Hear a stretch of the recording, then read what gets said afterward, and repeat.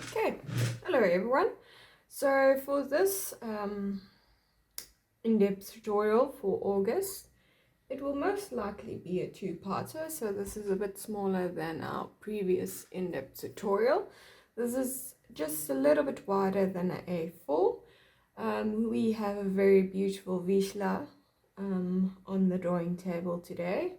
It's got some very nice short-haired fur details, some beautiful eyes, very nice textured nose, nice soft shadows as well, and yeah, so it's a very straightforward. There's no material, there's no collars, there's no metal, it's just the dog and its fur. So I thought this would be a very nice in-depth tutorial. It's got a beautiful pose, very nice highlights in the eyes. So we are doing that today. So just a breakdown of what we will be using material wise. So majority of my pencils are Cretacolor Graphite pencils. Then I've got one or two Koh-I-Noor graphite pencils, and then as well one Lira Rembrandt pencil in 2B. I will be using Cretacolor Graphite powder throughout the drawing, and I will be applying it to the paper with blending stumps of various sizes. Most of mine are dirty. You can use clean ones or dirty ones, doesn't matter. I like the dirty ones. And then a brush, this is a makeup brush, soft bristles, very easy to use. I prefer anything with soft bristles. If you can find a synthetic painting brush that has soft bristles, you can use that as well, but cheap makeup brushes work just as good. And then for erasers, let me just find mine. I will be using, for details, I'll be using the I'll be using the Tombow Mono Eraser, and then as well as a putty eraser, maybe for larger areas of highlights as well. You can use, if you don't have a mono eraser, you can use any pencil that you've put into a point for sharp details. There are other versions. You can cut up a normal eraser and it will do the exact same job. I just prefer this. It's easy to hold and I can get quite precise with it. So it's not that expensive. It's worth the investment. You get round ones and square ones. So yeah, we are going to get started. So I'm going to try and work methodically from left to right, and then from, as I go left to right, work my way down. So I'm going to work with this ear first, and then I'm going to do the face, this ear, and then leave the neck and chest for last, which is also our largest area of drawing that needs to be covered. So, but most of your focus will be getting this right, and then this will just be it. Addition, it's got very nice fur details, but if you did the focus tutorial of August, which was the Rottweiler's ears, we kind of already started working on short hair and the method that I use in creating it. So yeah, we're gonna get started.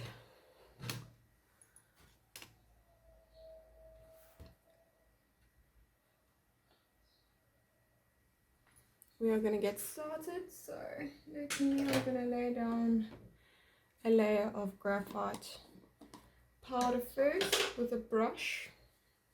Like I said, I'm going to work methodically from one side to the next. So I'm going to start with the left ear.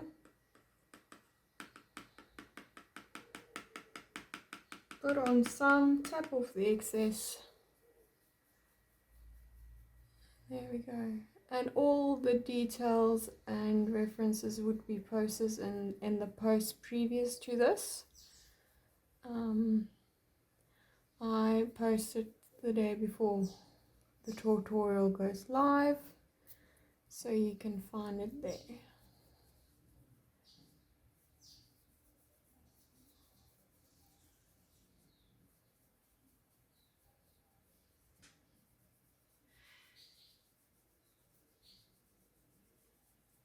I'll just post it beforehand because then you can prepare, get everything together. Have a little look at the reference photo, etc. Just gonna clean up around the edges. And I'm gonna take a blending stump, put some powder on it, tap off the excess, and I am going to put down a layer to contour out. This is just for the more shadowed areas, more shadowed parts.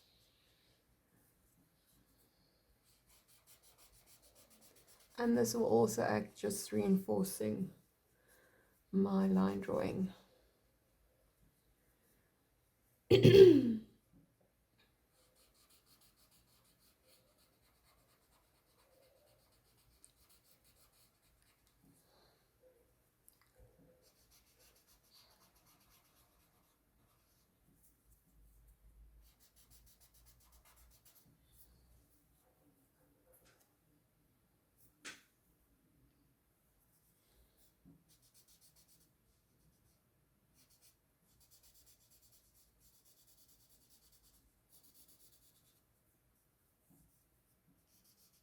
There we go.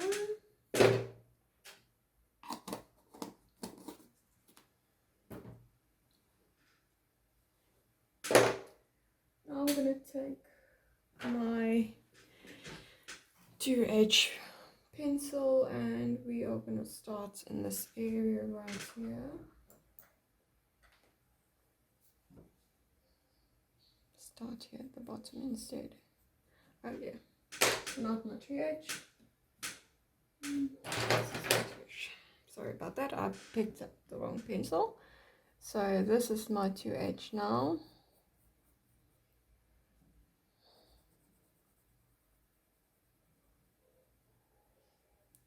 We are just gonna start filling in everything, building up the layers even more.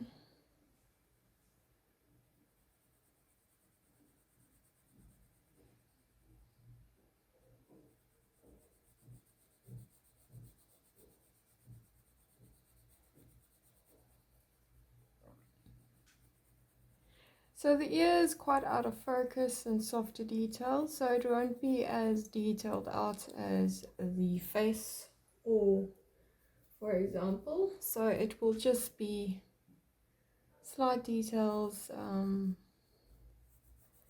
just to allude to the fact that there is fur there and the direction of the fur.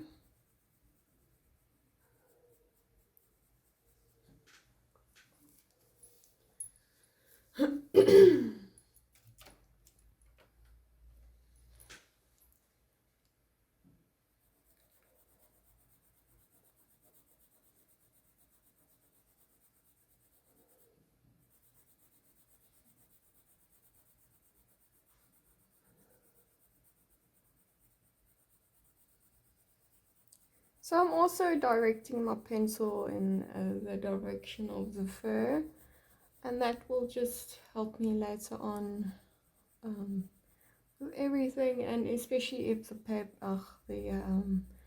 pencil makes indents, then it will be in the correct direction.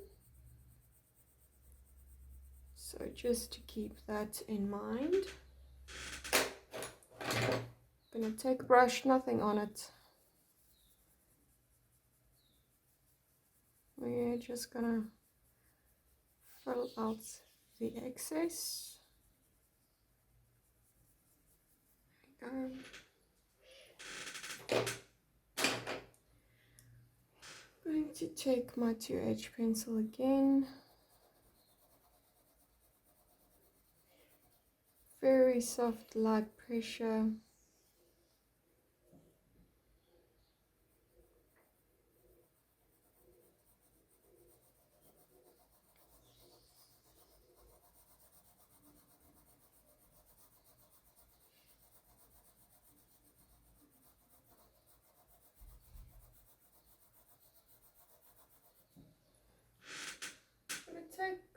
blending stump that doesn't have as much powder on it. I'm just going to blend that in. Circular motions. There we go.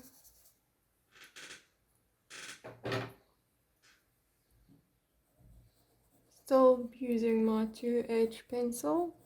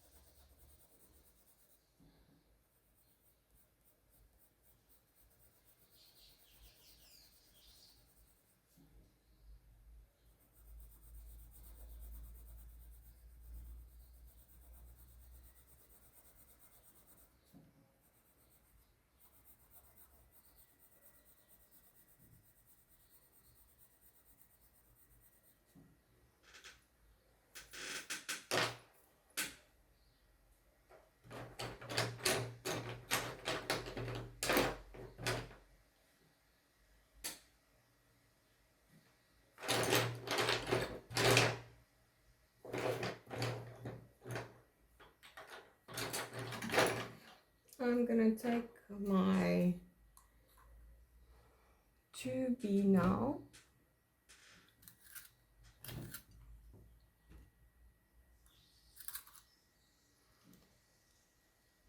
We are going to start here. Short strokes.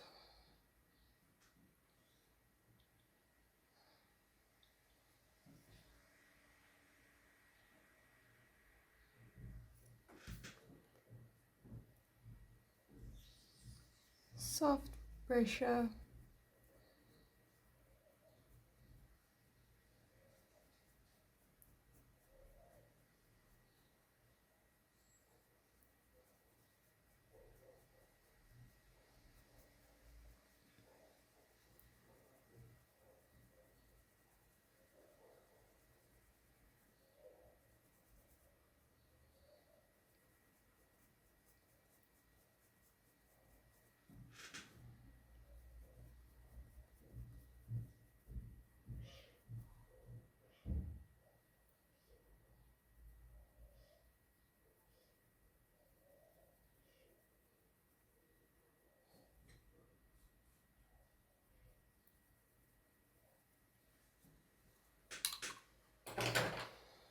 Just going to take a mono eraser and just quickly clean up.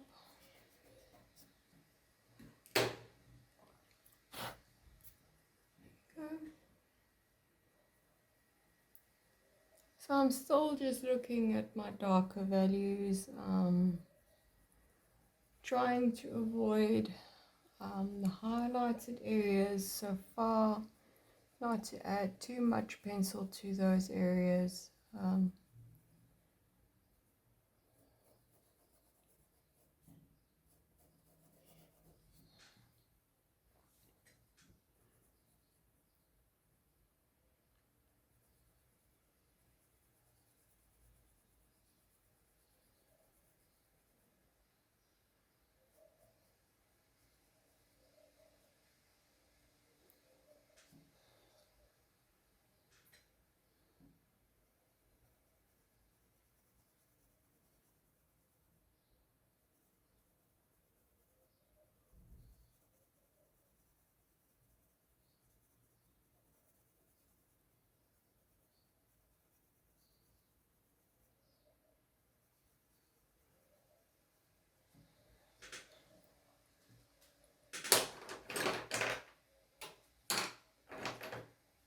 Take a brush and just circular motions, just blend all that.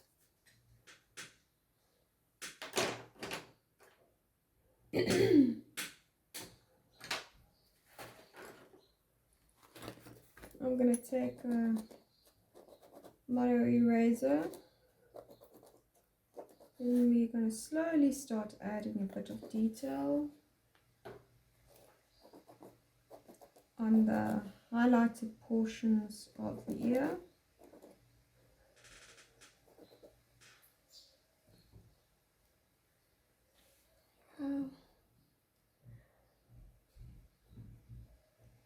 Give it a nice sharp point.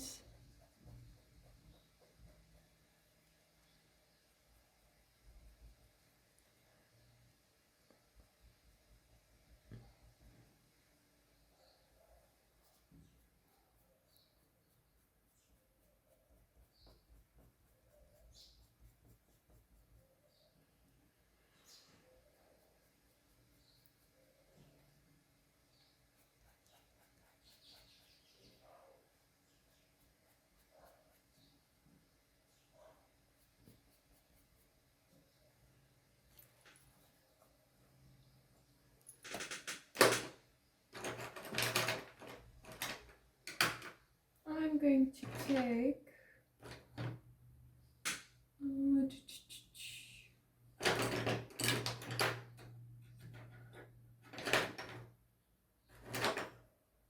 an HB pencil now.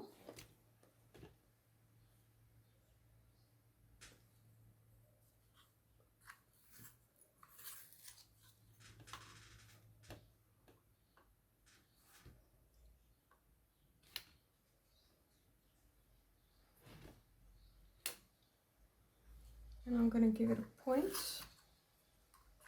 sharpen it up.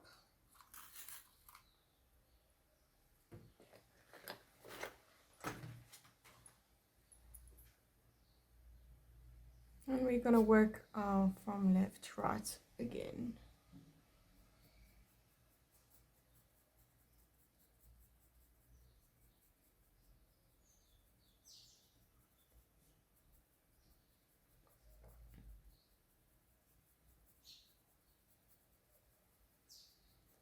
Short, sketchy motions, not a lot of pressure.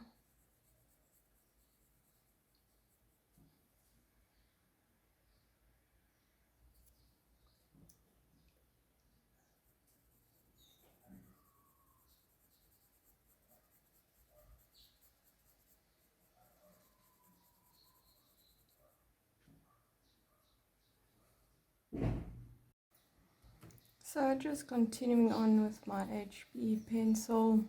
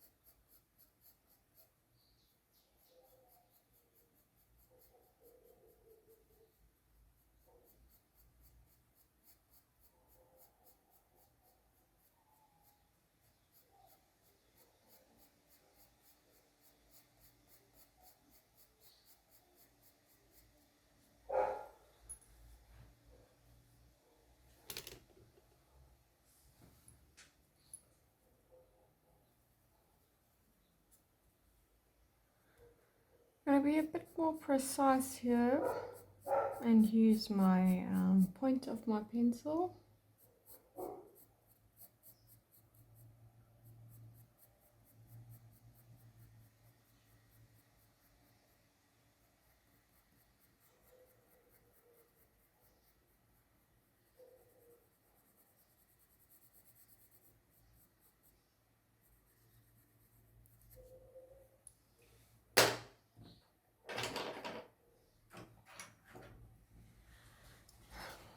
Back to my 2B.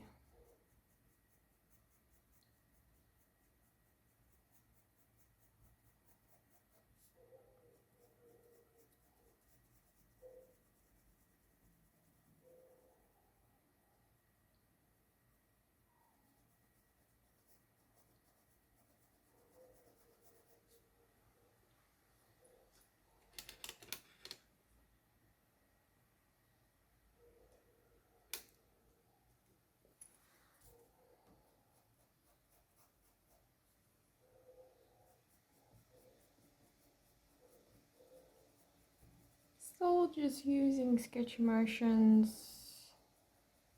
in the direction of the hair. Not a lot of pressure.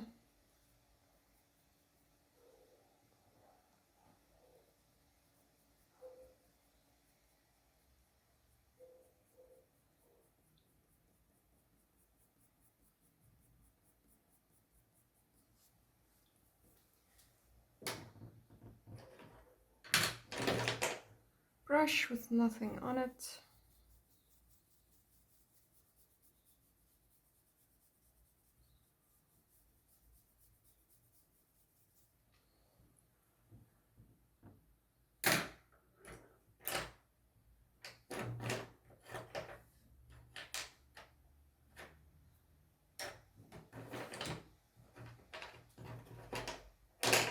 I'm going to take a 3B pencil.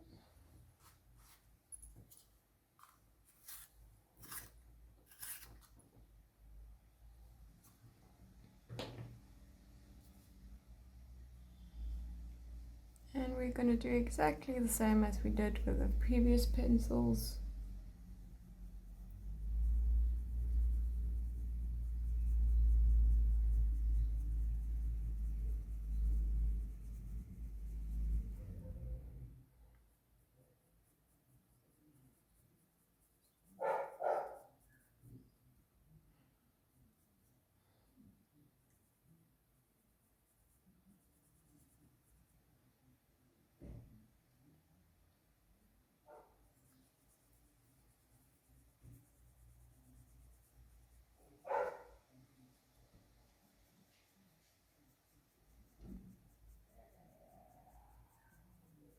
Still just continually using soft pressure.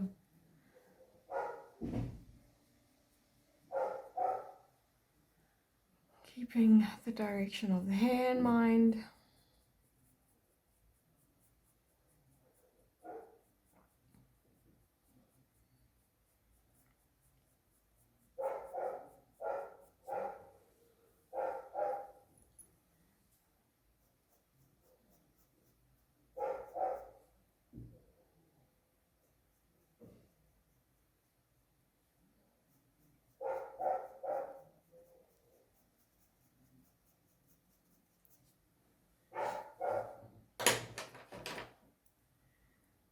To H pencil,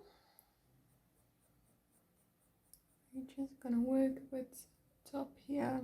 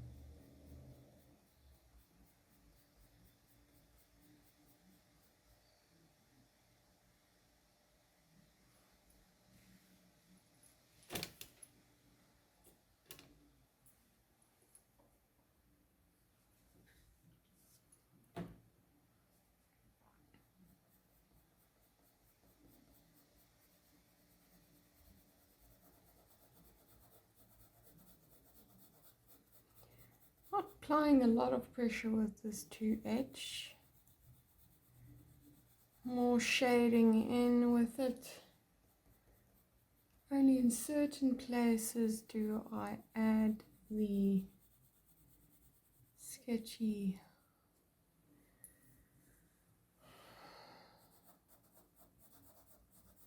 motions.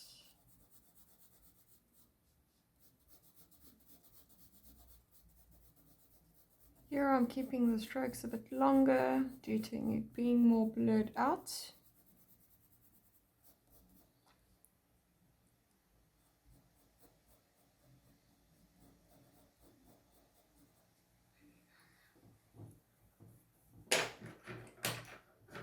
Take a blending brush, nothing on it. just blend. There we go. I'm going to take my mono eraser again.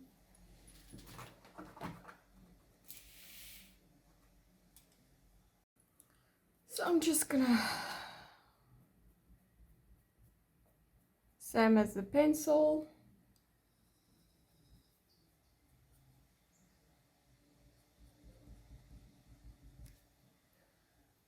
there we go. Direction of the hair important.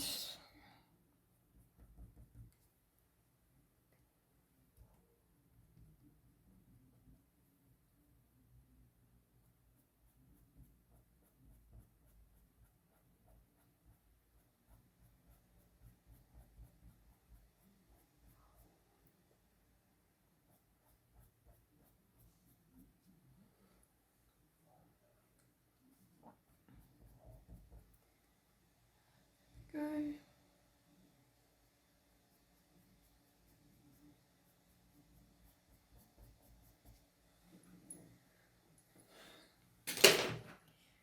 To B pencil.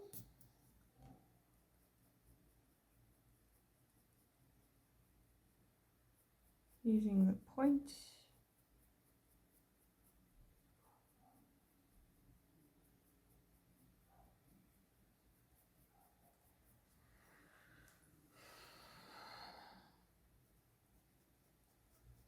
Very soft pressure.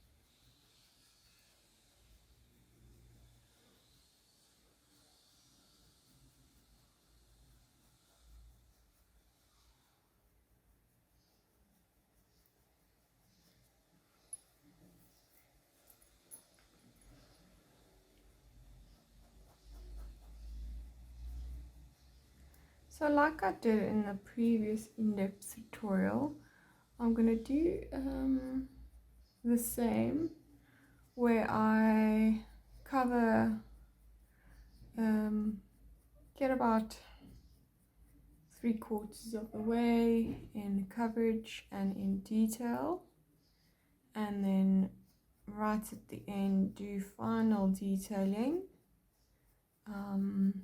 just to figure out the values and the tones, if it's correct, if it makes sense with the rest of the drawing. So I'm going to do the same thing here.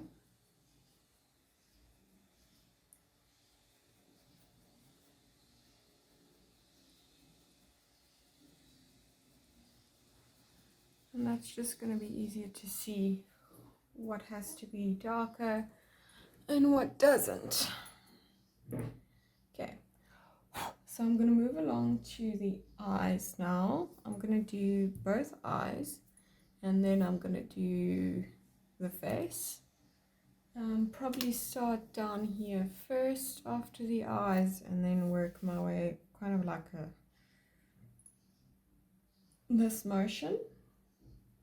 So I'm going to keep my 2B in my hands first. I'm going to start at the outer perimeter of the eye.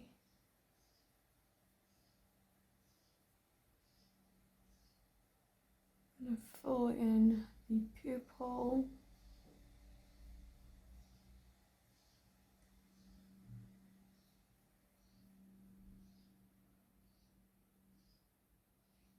gonna take it slow.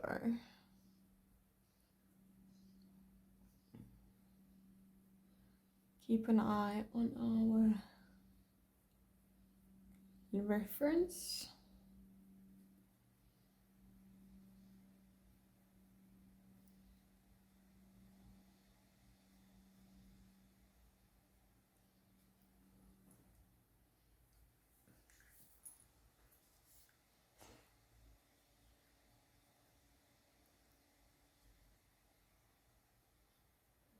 So it's gonna look a bit strange in the beginning.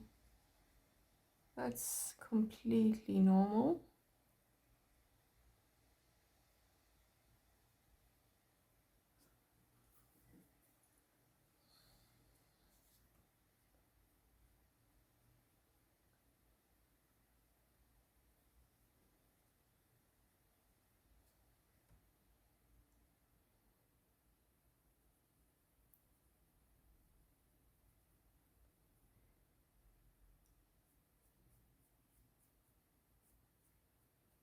Using soft pressure around the perimeter.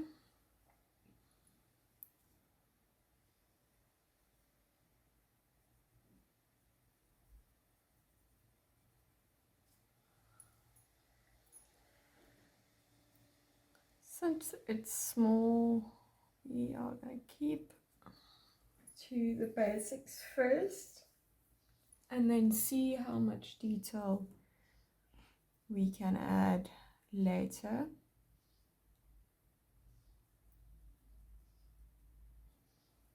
I'm just going to take some powder on a brush. And I'm just going to do this so that I can fill in the surrounding area as well.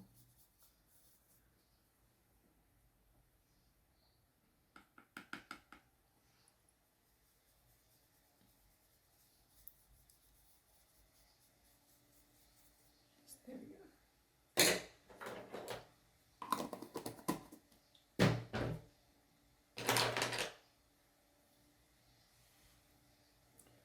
Back in with my 2B pencil.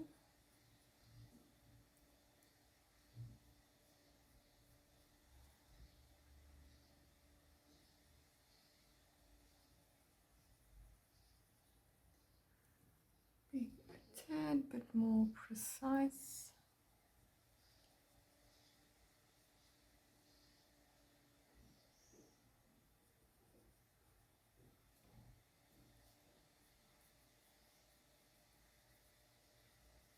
Where everything goes.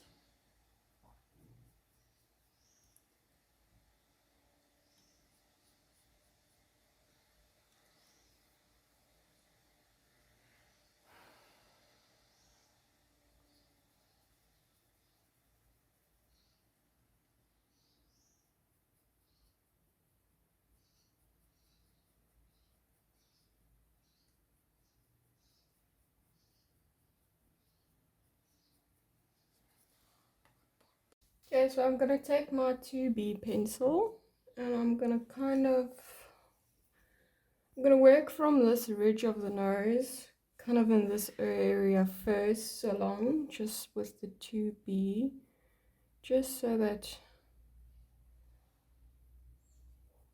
kind of start mapping out.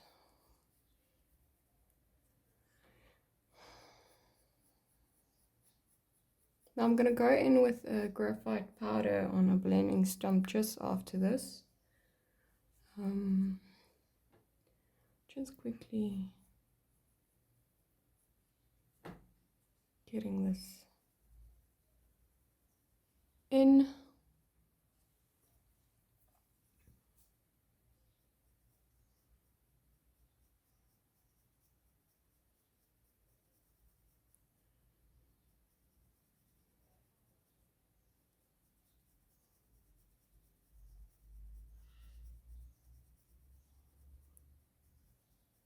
So there's quite a lot, it's darker here, but there's bits of little highlighted fur, and we will do that after a few layers of pencil with the mono eraser. So our goal is going to make it look like the reference, but not grainy, or that the highlights are integrated into the portrait and that it does not look out of place. Because this type of fur can, if you do it maybe a bit too heavy with your highlights, it can look a bit like plastered on or put over top and not quite blended in. Seem to have lost my dirty one. But I'm just going to take a blending stump with some graphite powder on it, tap off the excess, and we're going to just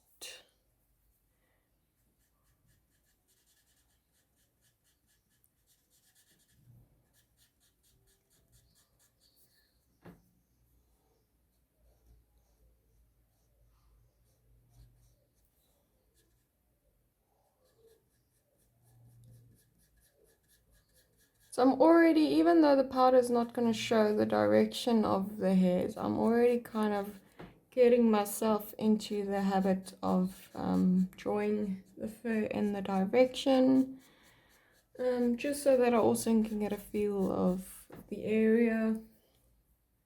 So it's just a good habit to have, I think.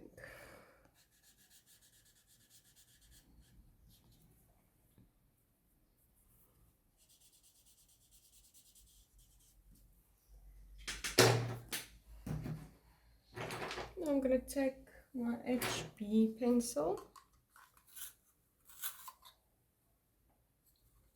And we're just going to continue on with what we did with the 2B.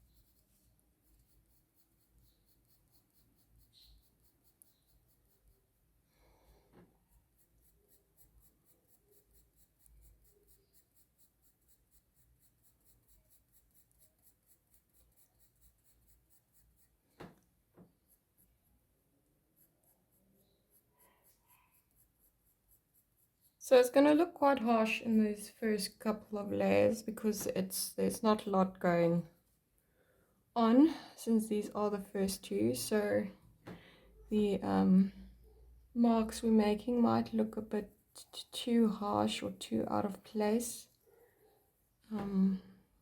but that will, once we blend everything in, will start to look normal again.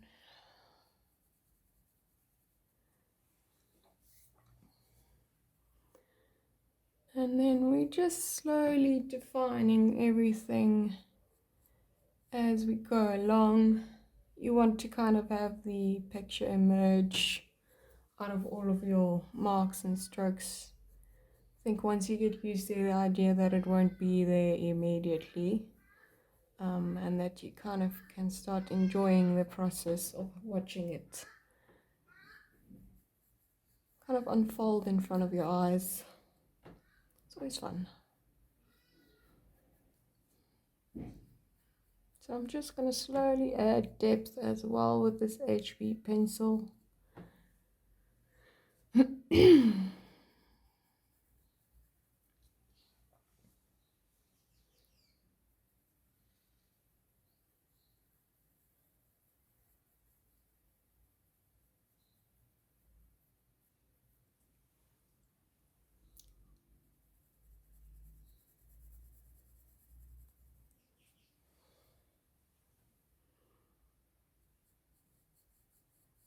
So the values in the eye is going to be very important, just to have it stand out and be like the first thing you want. When I draw eyes, that's the first thing I want viewers to notice. I want them to kind of hone in on the eyes first. So always try to get them just right.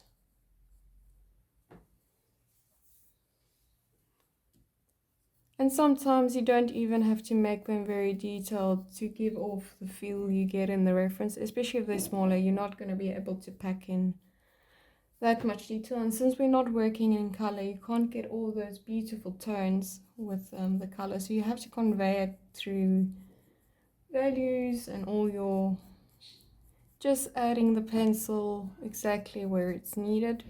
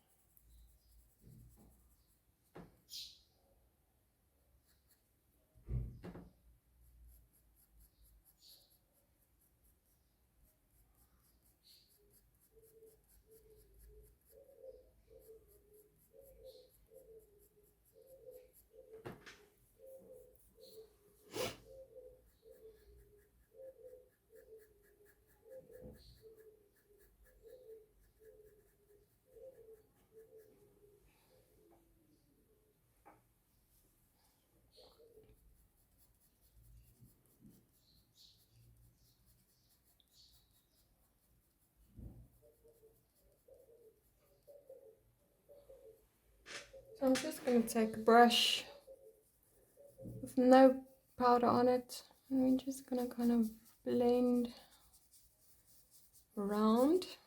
There we go. Now I'm going to take my mono eraser.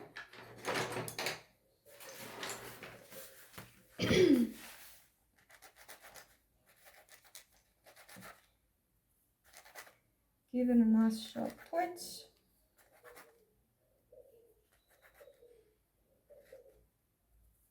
There we go. And we're gonna just start adding teensy bits of highlights. So I'm not going to make full strokes, I'm going to make it short so that it's not one line that is going through, that it looks a bit more realistic.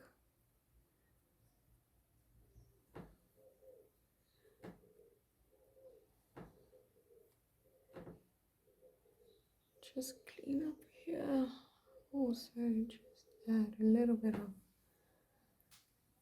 highlight there. So there is certain little highlights that will go in later with a jelly roll, just to make it a bit more prominent. Just putting a little wet little highlight there. It will just add a little oomph and a little sparkle that you won't necessarily get just from erasing it. Obviously, if this was much larger, you can just leave it blank. But we're working on smaller scale, so I just prefer to fill it in, erase it a bit, and then go in the end with a jelly roll. Here, making the strokes a bit longer than over there. It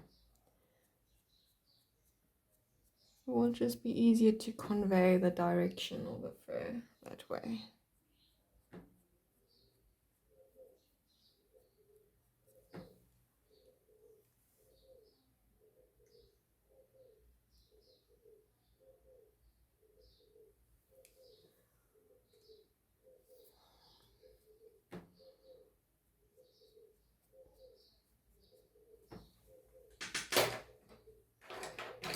Now I'm going to take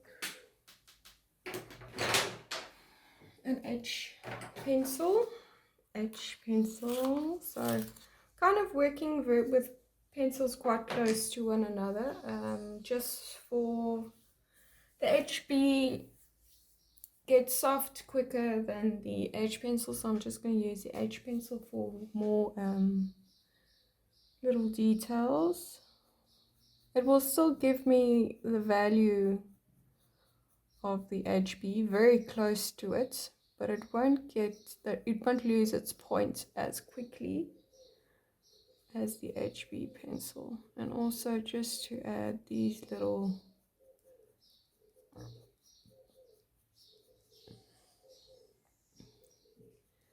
marks here.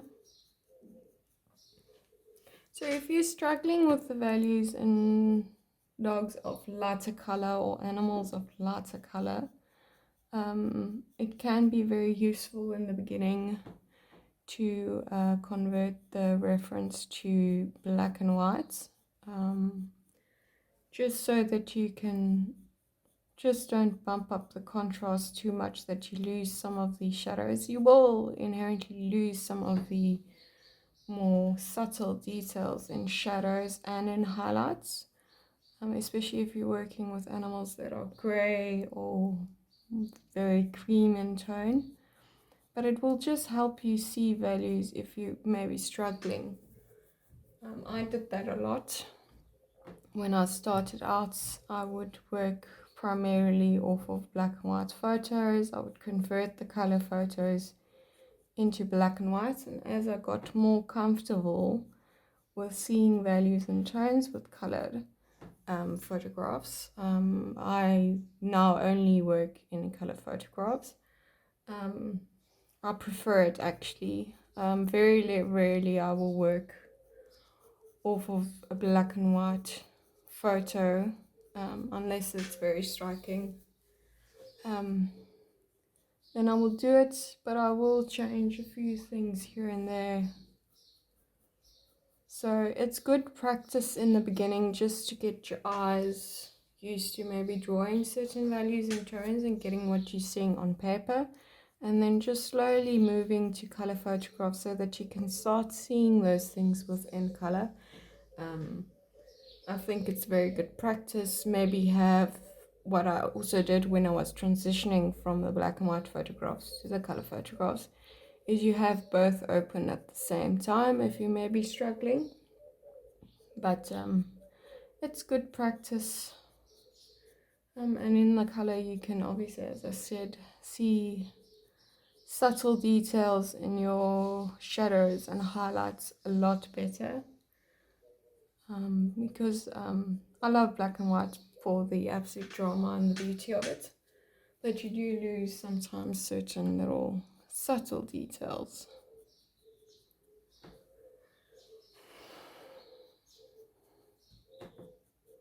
So I'm just not applying too much pressure with this pencil, just mainly putting in strokes of fur. And I'm kind of moving around the face in this area just to blend it in with what I'm drawing around it.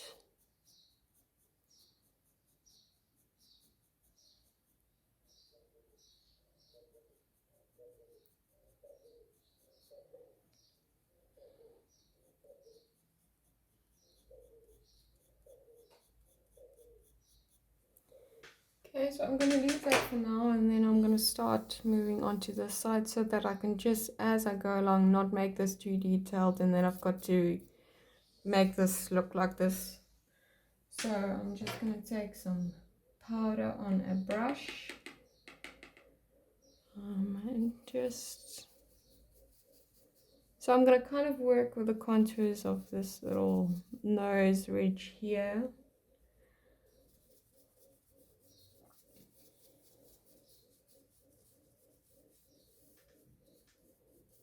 I don't want to overwhelm everyone by just going in straight with powder everywhere and then working everywhere from, which I would normally do, but it's harder to follow. So I'll just do that. It's good to change up your technique sometimes. So I'm just going to take my H pencil And I'm gonna start just mapping out the eye first. Getting that down and correct.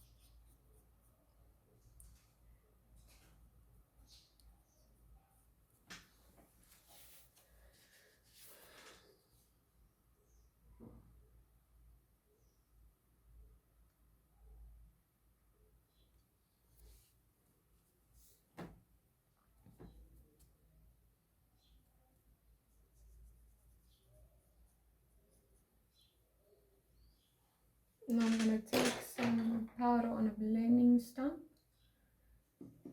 and we're just going to map everything out.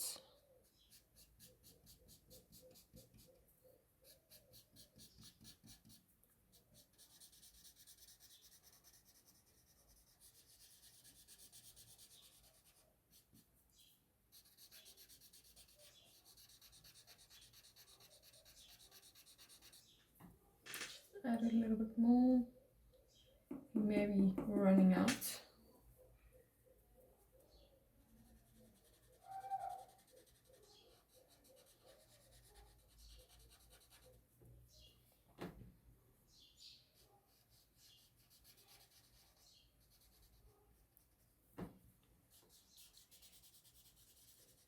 I'm just gonna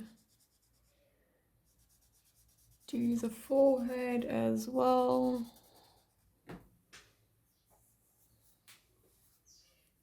And we're just gonna do this little nose ridge. Just as kind of a barrier. There we go, just so that you know where we're going. Just gonna take more powder on my stump.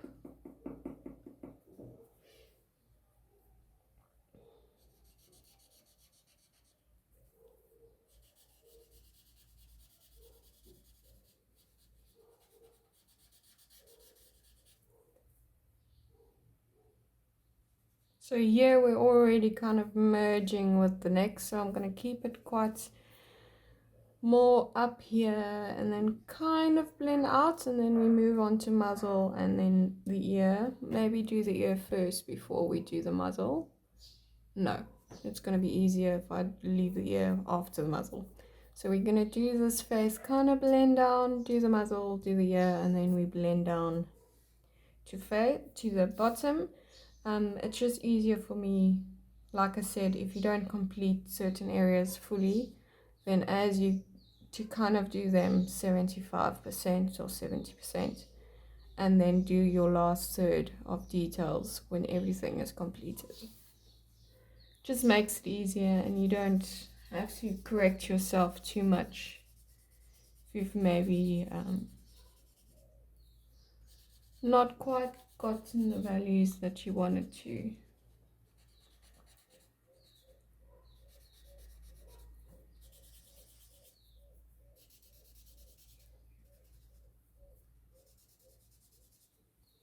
Okay, now I'm just going to take a brush, powder on it, tap off the excess. This is not going to take away from the markings I made with the stump. The stump puts the powder in quite a lot more into the grain of the paper than the brush does. This will just be to darken up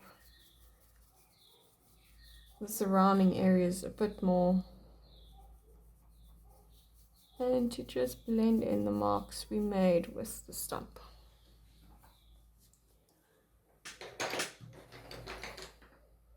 I think I've seen a Vizsla in real life maybe once. They're absolutely beautiful dogs, very hyper active. Really like them. I'll probably, just for a very different coat color, and kind of the Weimaraner as well is absolutely beautiful dog. So we're definitely going to cover a lot of, there's so much to cover. Can't, should probably start making a list or something.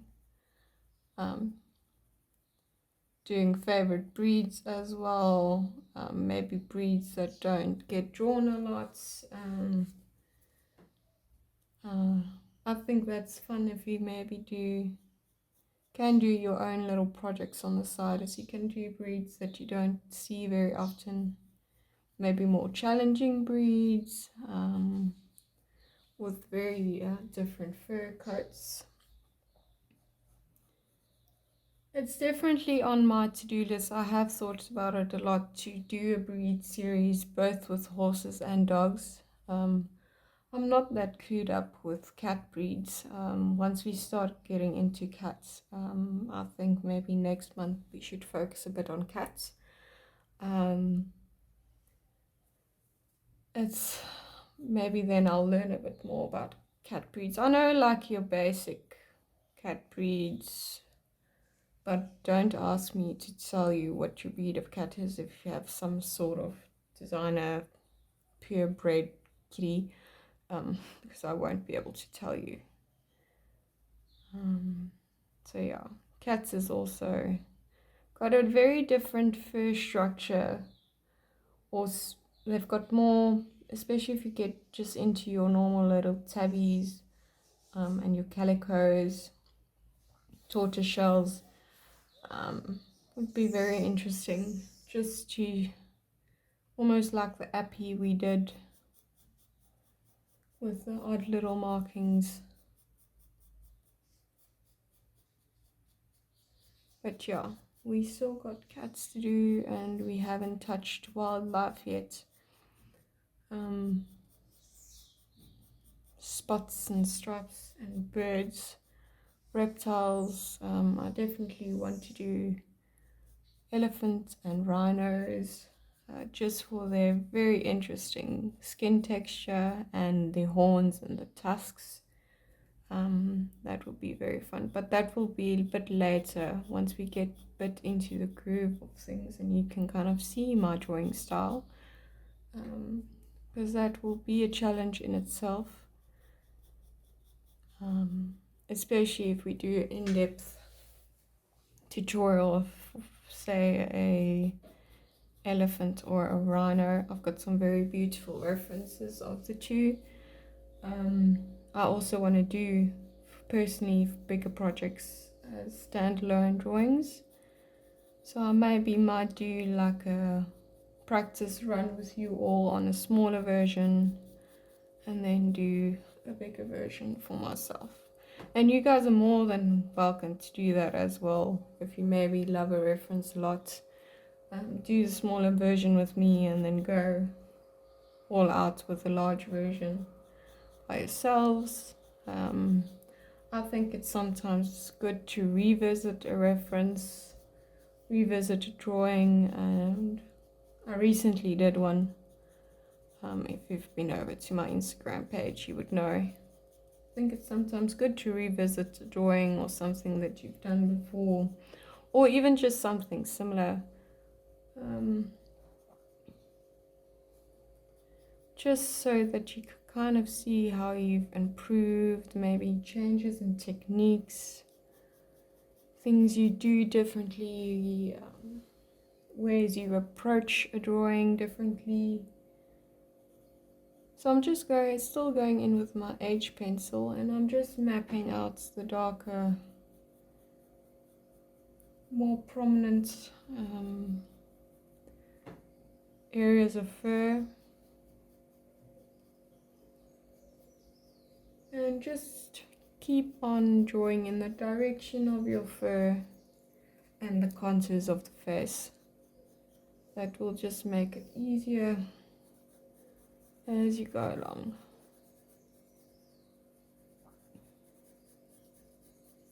Just gonna kind of give this a bit of a line so that I have something to work off of. Because this is going to be a darker than this little side, so it doesn't matter if there's this prominent line there, because it's going to kind of be blended in as I get along.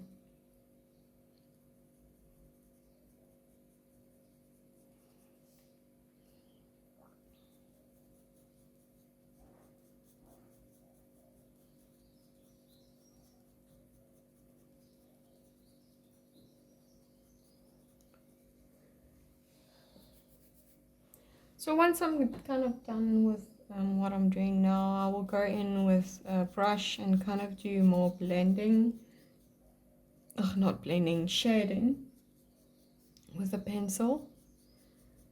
And then add details over top again with a darker pencil, and then go in with my mono eraser. I'll most likely do the shading with a 2H.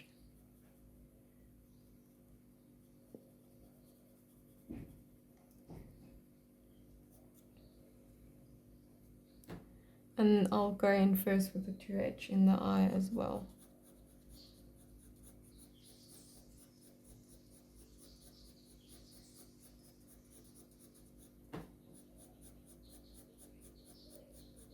So the 2H will build up on the H, make what the H put down darker, and then just fill in also the gaps in the lighter areas.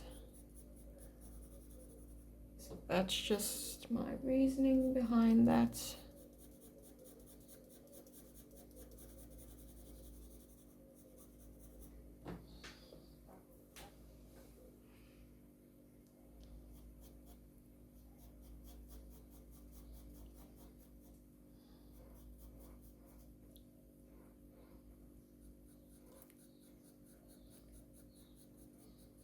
Also just work a bit on the shading in the forehead as well.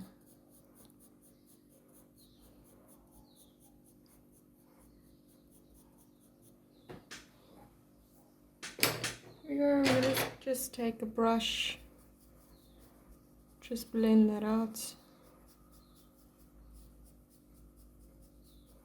Not putting any powder on it. Now I'm going to take my 2H pencil. I'm not going to sharpen it because I don't want the marks. Just once, I'm going to start with the eye.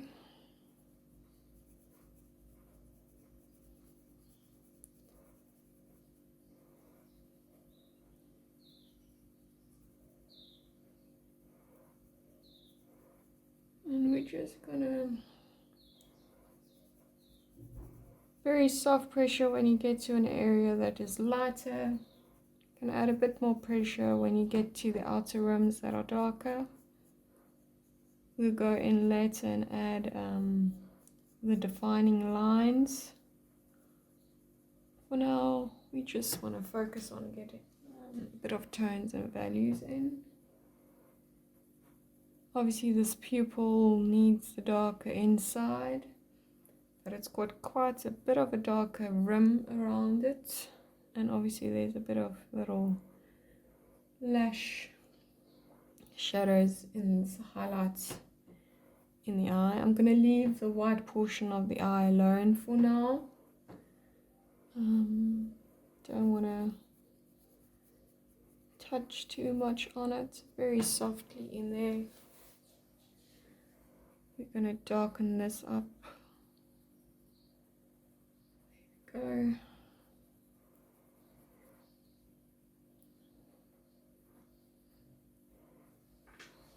And obviously with the jelly roll, we'll be able to put in this very wet white highlight on the rim under here as well. So, but that will be one of our final steps. when we finish up. So I'm gonna kind of shade in the direction of the fur, but this is not to put in detail. We are merely darkening up everything. So you can use circular motions. I like using circular motions, even if it's more like just an overly type shape. You can use that as well. Just going to go over the darker areas more than once, just to keep them different from the highlighted areas. Now we'll be blending this step with a blending stump and not the brush, just so that I can have a bit more precision on certain places. So I'll be going in maybe a bit of a smaller one.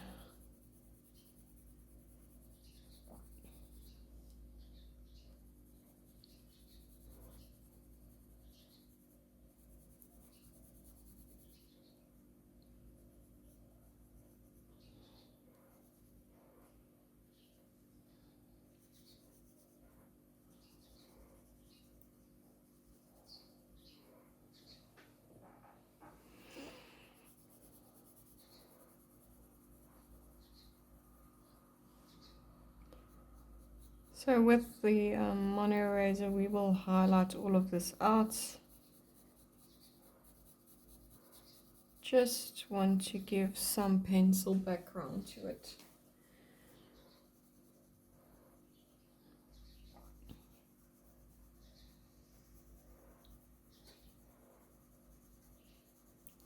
And it's okay if it looks messy. It's a lot easier. It's actually quite easy to clean it up, as long as you give soft layers and don't go in too harsh, and you just slowly build up everything. So the reason I'm just doing this is so that it's easier when I go to the muzzle. Just more of a kind of an edged line.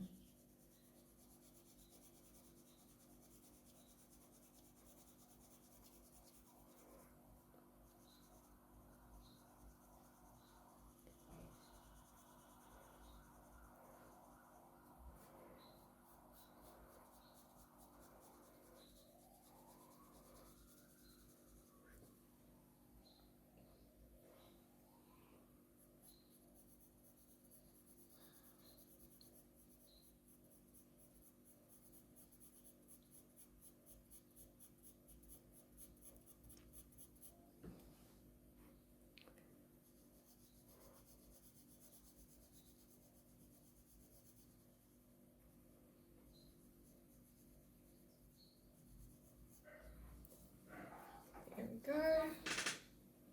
Maybe just a bit here.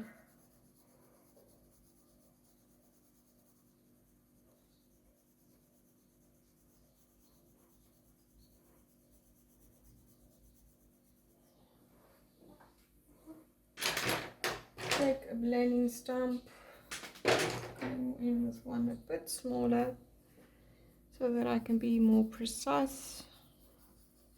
And this I'm going to do circular motions.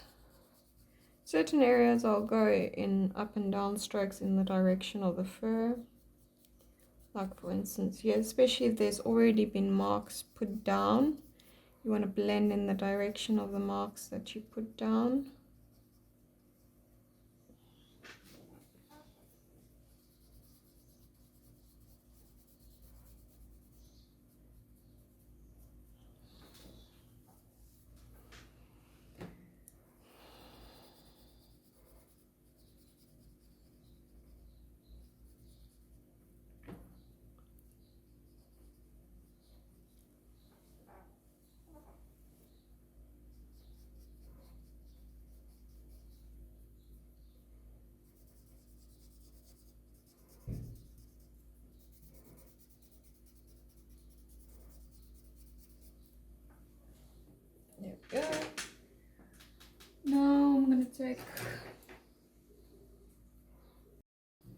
Okay, so now I'm going to take my mono eraser, give it a nice little point. I'm going to start on this side.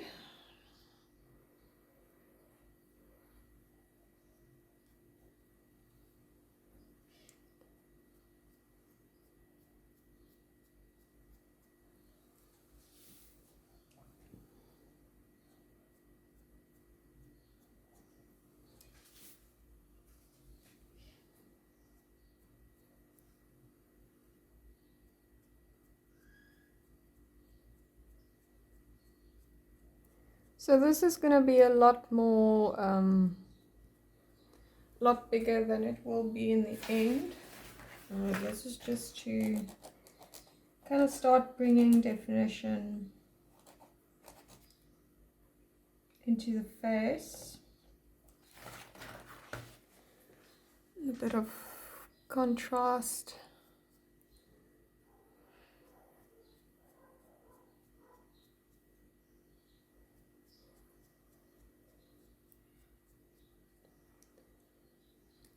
Get also a bit of direction over here in the lighter parts of the face.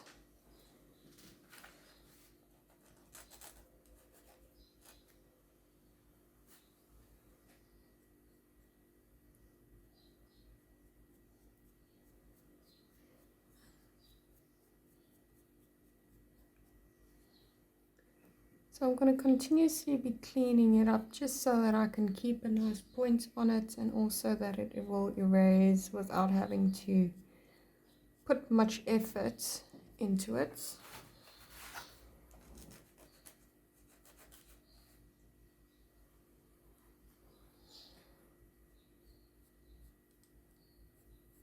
Needs to be a bit sharper.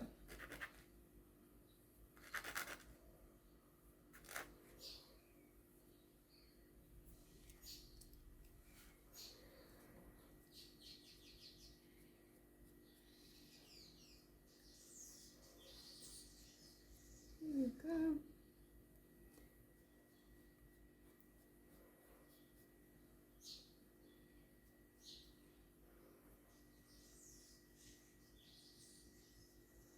And this will just also help reinforce the direction of the fur. You already lay down with your pencil.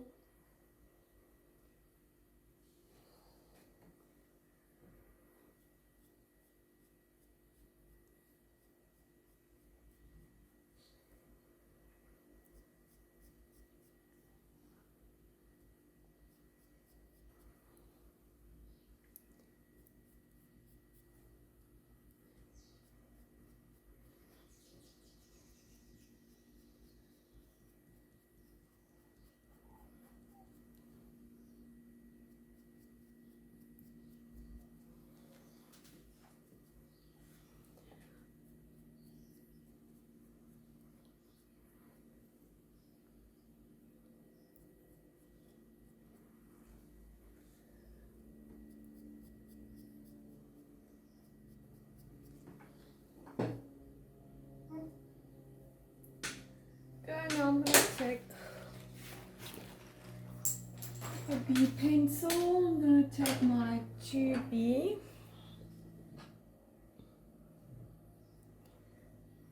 Just going to start putting in a bit of depth around the face. On the side.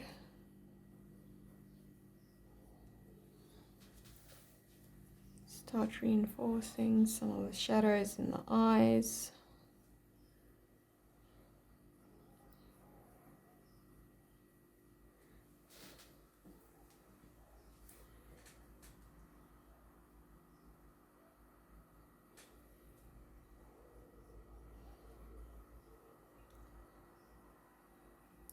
Just darkening up the pupil itself, not this whole little area we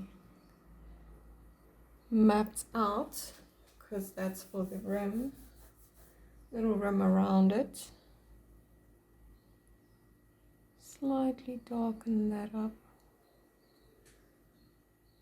Obviously we still got a lot of depth to add. haven't had a full range yet.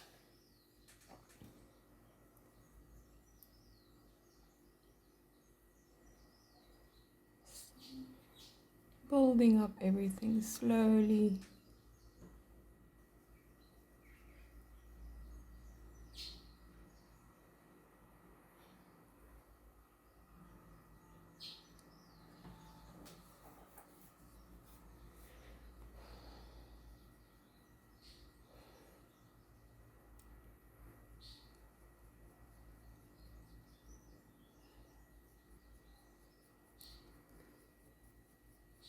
Now I'm just going to use our fur-like strokes.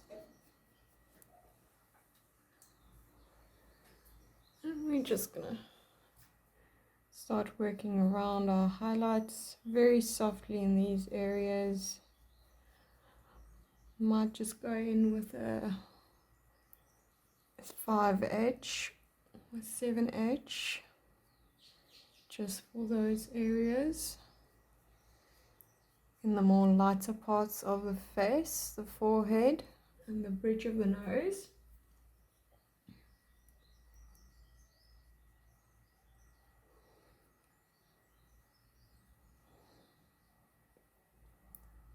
Just going to reinforce the darker sides of this as well.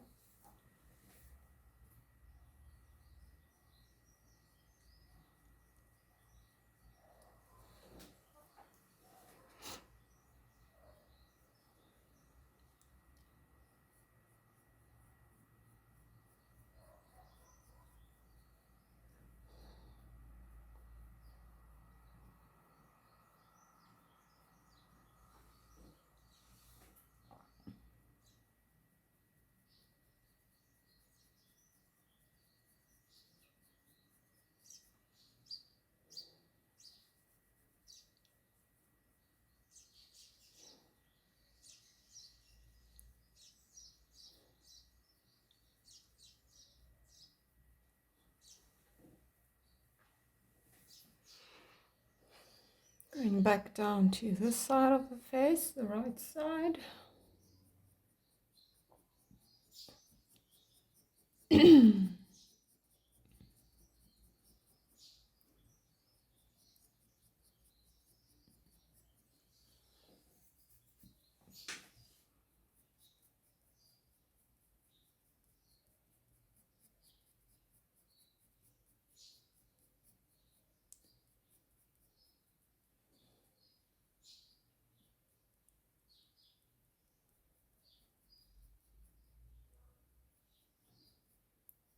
Keeping these hairs and strokes very short, as there's quite a lot of change in direction and a lot of hairs meeting there that goes in different directions.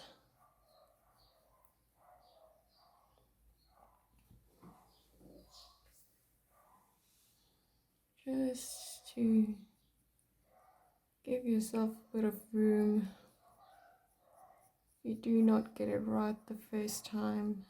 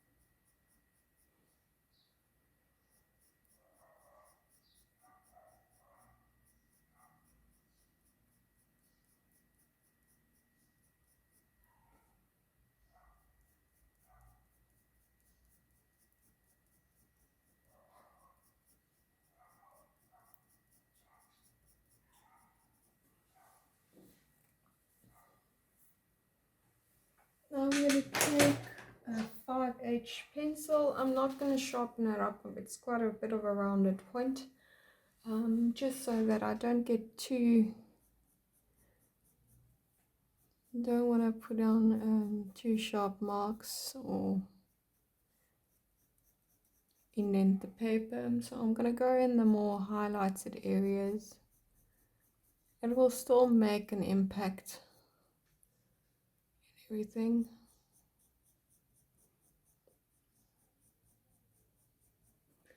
But it won't give off that much pigment.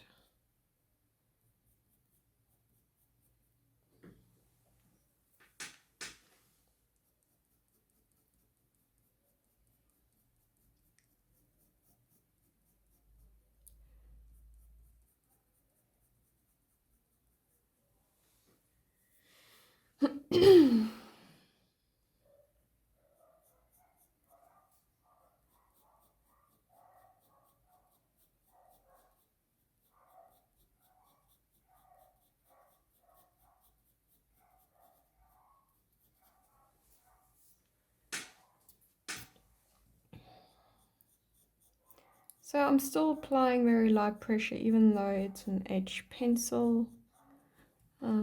Just working my way around where I took out some of the highlights.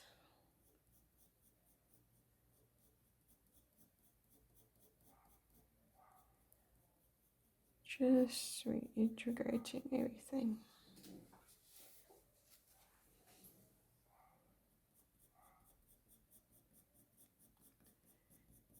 This just will add detail in the lighter areas without actually adding too much pigment.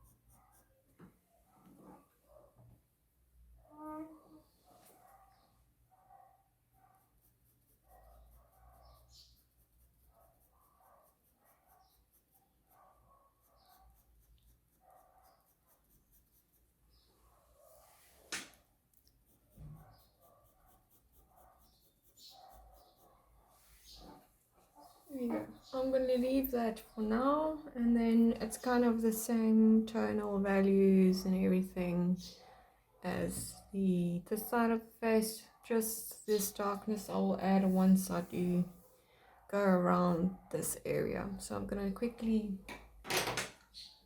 put graphite powder down on the muzzle with a brush. I'm not going to use the blending stump just now yet. In the following step.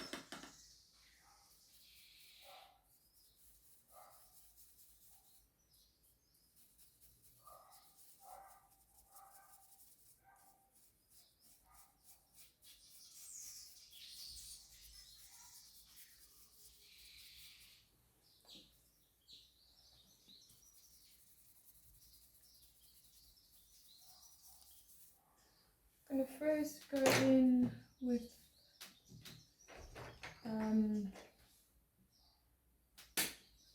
the edge pencil. I'm not going to sharpen it up.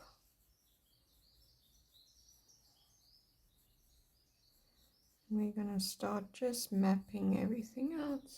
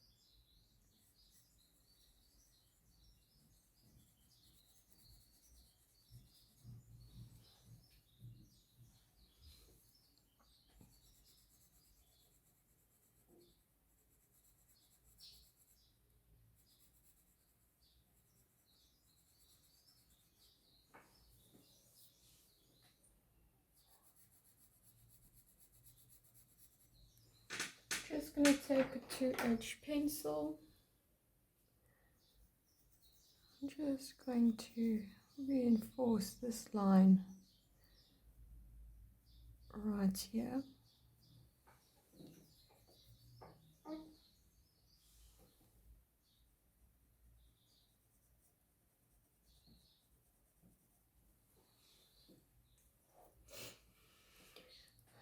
Back in with my H.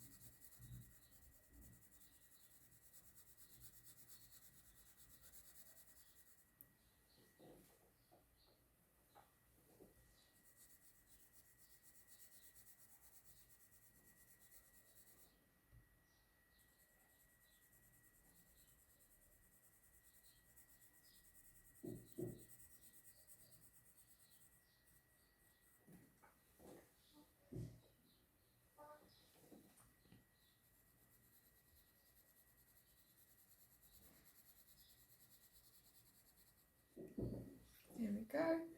Now we're going to take a smaller blend. No, we're going to take, found my dirty one. Graphite powder on a blending stump. Really tap off the excess. Start in my darker areas where it will deposit. It will obviously deposit the most powder the first time you touch your paper. So I'm going to start in the darkest areas and then work my way to the lightest.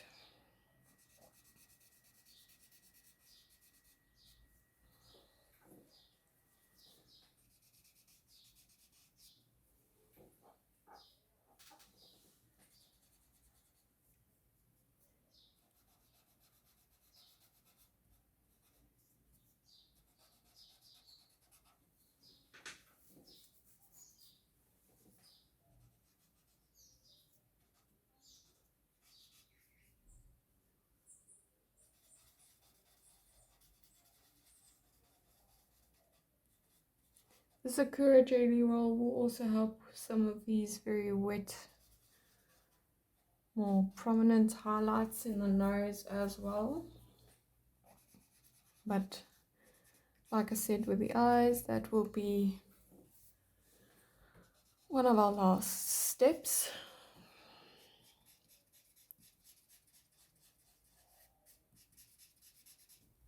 There we go. I'm just going to take a brush with some powder on it again.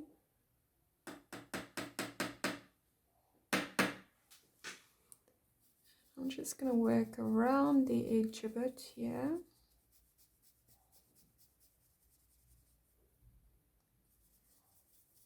And here as well.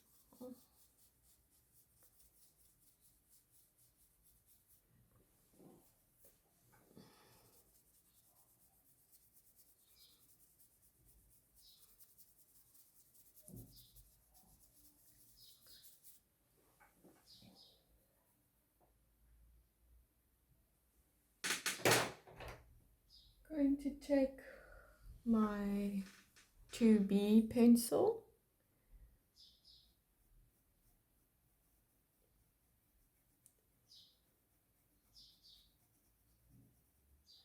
Yeah, almost had a thought that I might have to take a different B pencil, but I changed my mind. This will do for now.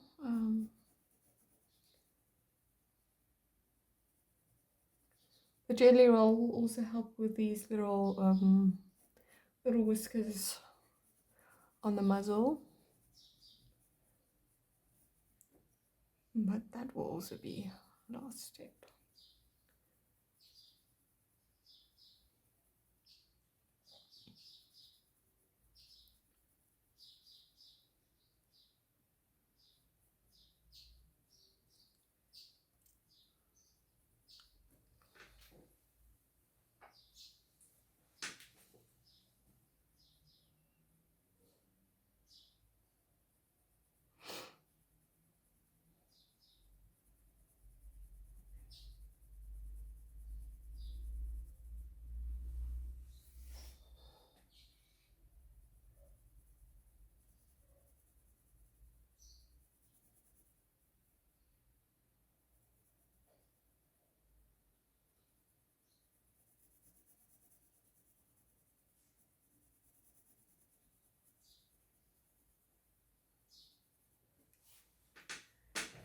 Just going to take a blending stump and just blend that in.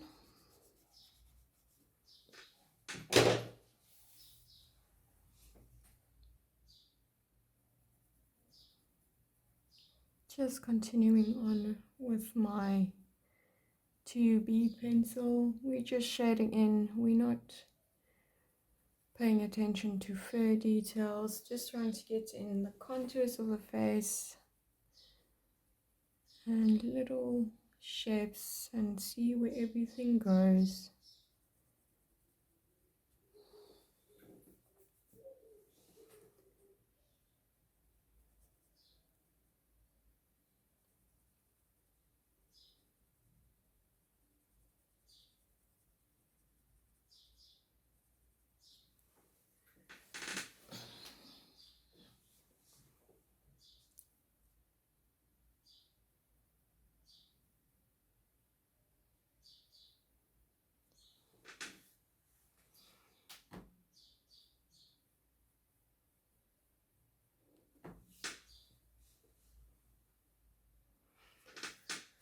And just gonna take my mono eraser. This little shape of this nostril, kind of lost it a bit.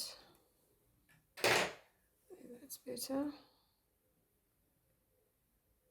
So it's not rounded, it's more got a little bit of a teardrop shape, just a tad.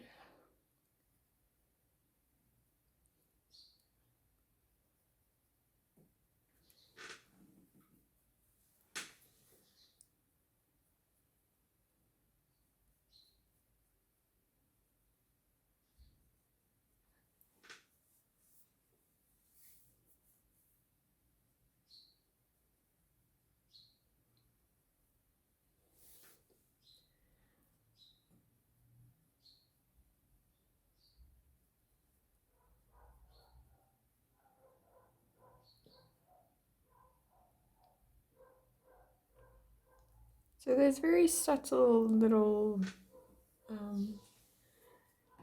details in the nostrils themselves. I'm trying to be mindful of that as I shade everything in.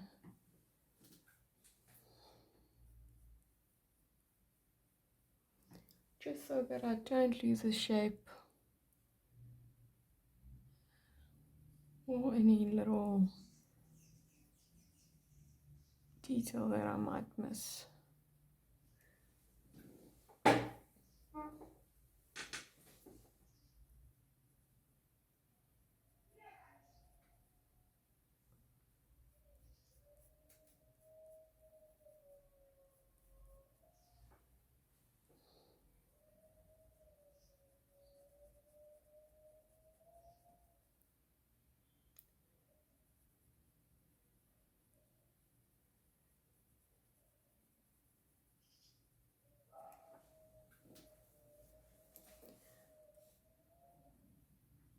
Just looking at the shadowed areas. Not everything else.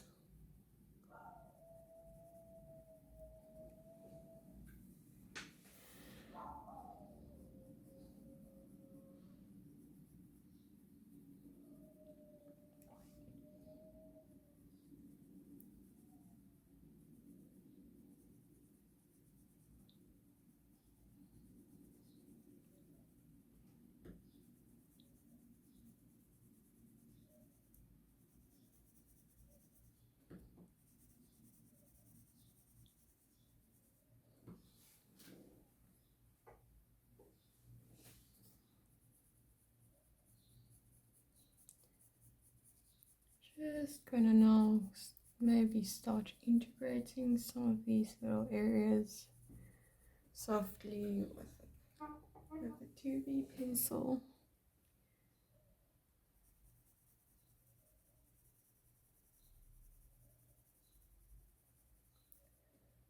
This is very rough stages, just mapping everything out.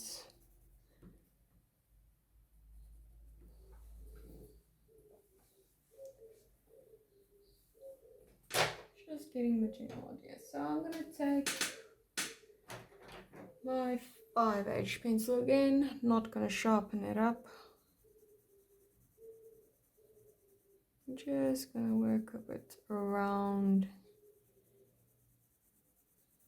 the areas we put in with the 2B pencil.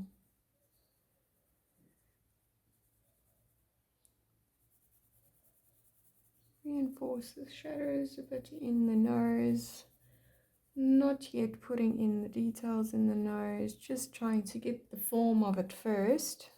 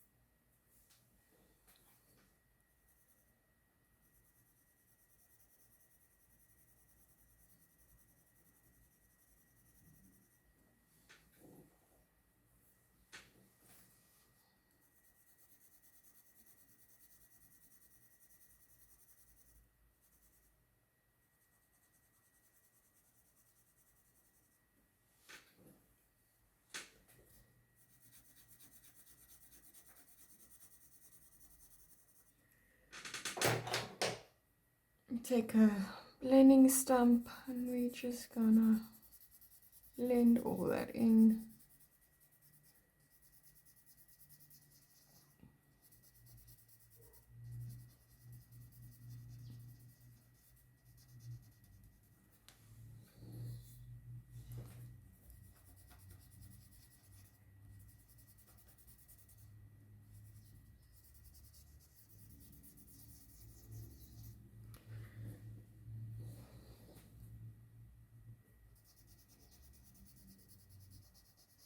Just gonna blend out that line. If you have any lines between certain areas, just blend it out, unless it's like these little little muzzle lines that they get with their whiskers. There we go. Now I'm going to take my mono eraser.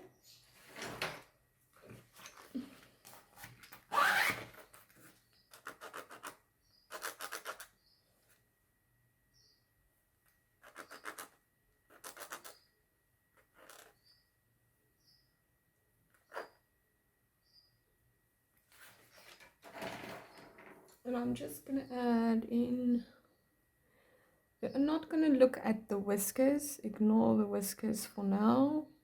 Merely going to look at the fur.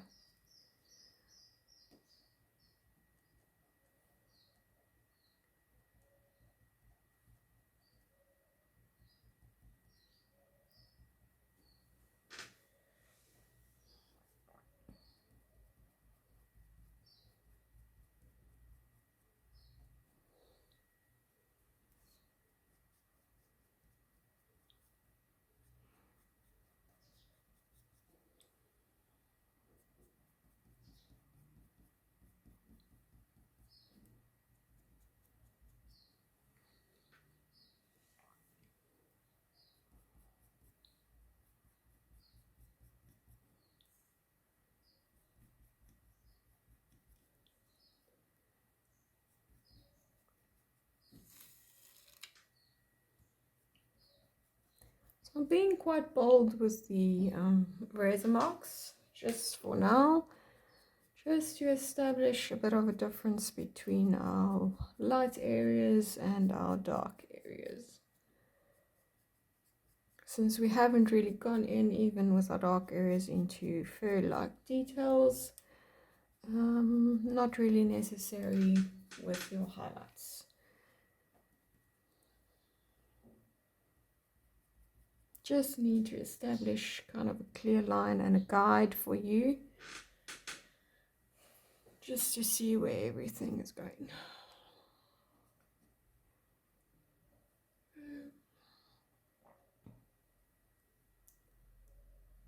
So just putting in a little bit of little highlight lines in the nose as well.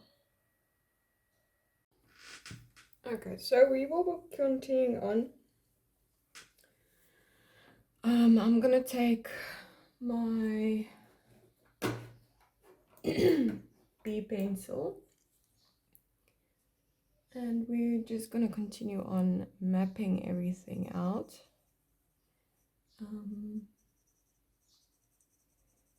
Creating a bit more depth with this pencil, ever so slightly, and also starting to add in some fur details.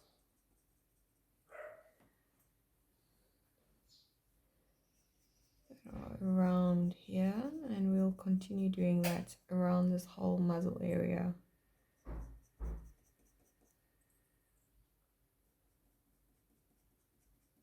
Everything still has to go a few shades darker, but that we will do once everything is about 75% complete. You guys already know that's my preferred method of tackling my drawing, so we will continue on with that little method.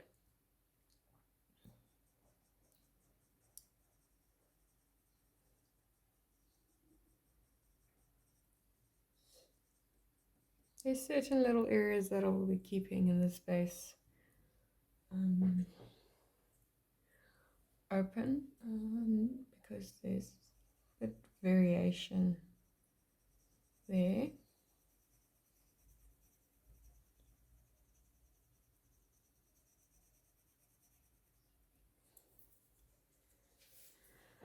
And we'll see how far we get.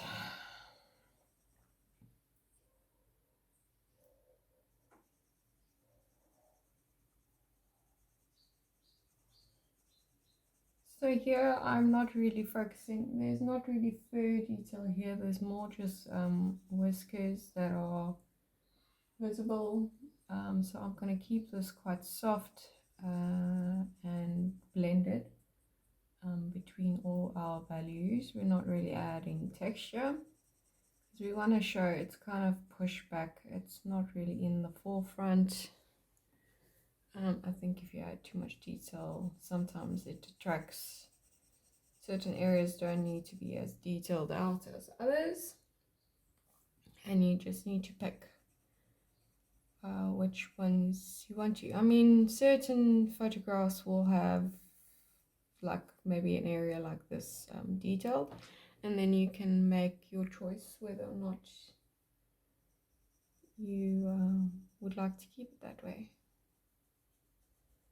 I think once artists start realizing they can chop and change and put their own little spin onto things, I think that's when they really start getting into their own style, and start creating their own style, start finding themselves in the medium, is when you start making decisions like those, where you see a reference and you're like, oh, I will change this, I will darken this up, I want to bring this more into the light, you know, those types of things.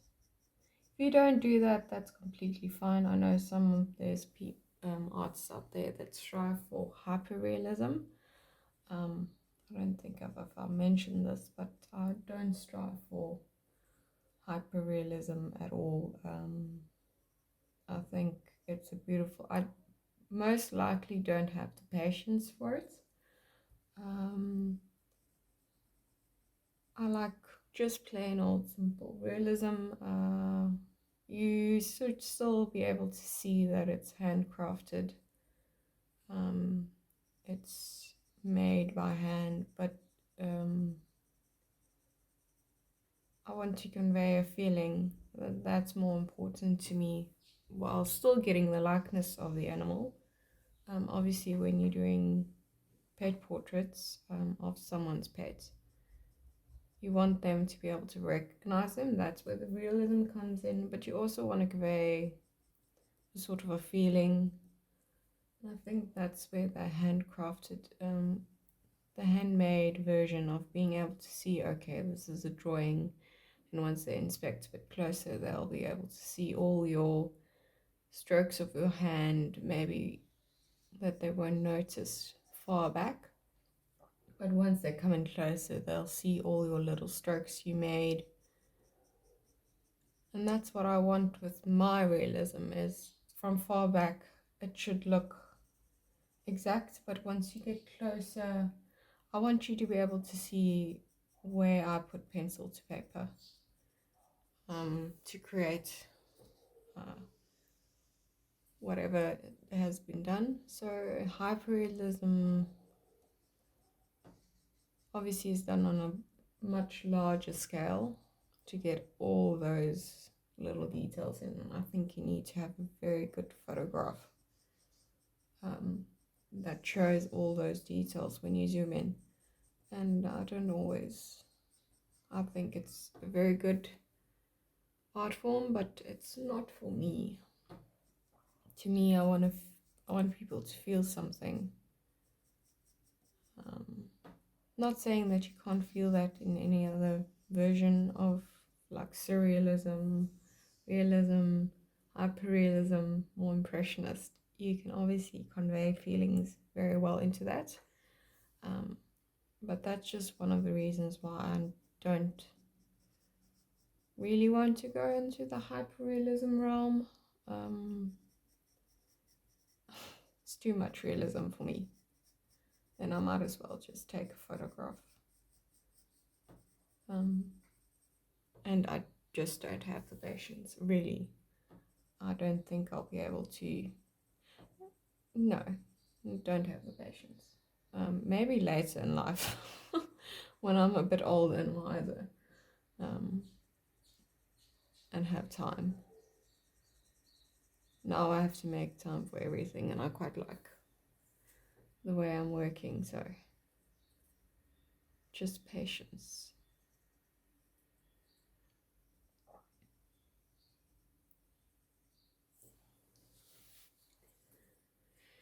So we're just continuing around with this B pencil, very soft, not really adding too much pressure to the paper with the pencil. In certain areas I'm more adding shadows with the pencil, not really sketch-like motions to add fur details. It comes in here and there with the pencil's texture on the paper, the way it lays with the grain. But not so much important just yet. We're just trying to map everything out. Yeah, I'll add a bit more texture.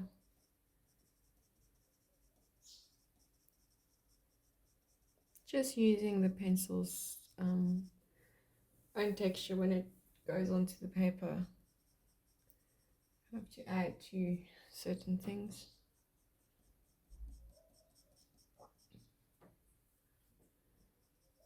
Not adding too much depth, ever so slightly. Once I go over places that already has a lot of pencil on, it will obviously add to that depth and create more.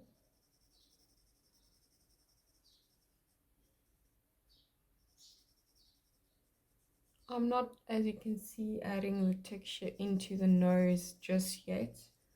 I want to get my base values down first and then I'll start adding textures. I'll add them over top. It's just easier for me once I start erasing things and adding things. There will already be an established base value underneath it. That will kind of give it foundation. Yes. I always like drawing details over top of something, not only on just white paper.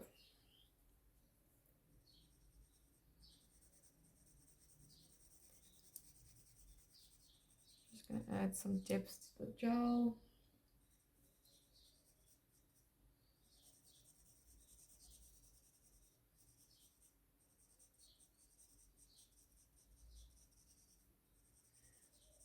Obviously I'm leaving this kind of more till we add in details of the neck.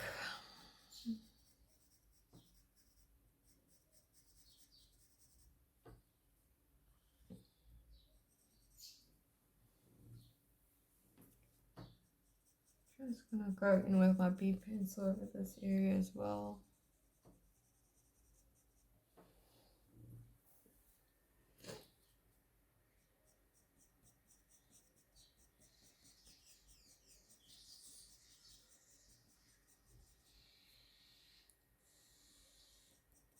And adding some over here. You're gonna, obviously this is still very light, so it looks very odd, especially this little ring here, but that will all just melt away once we add all our other little details.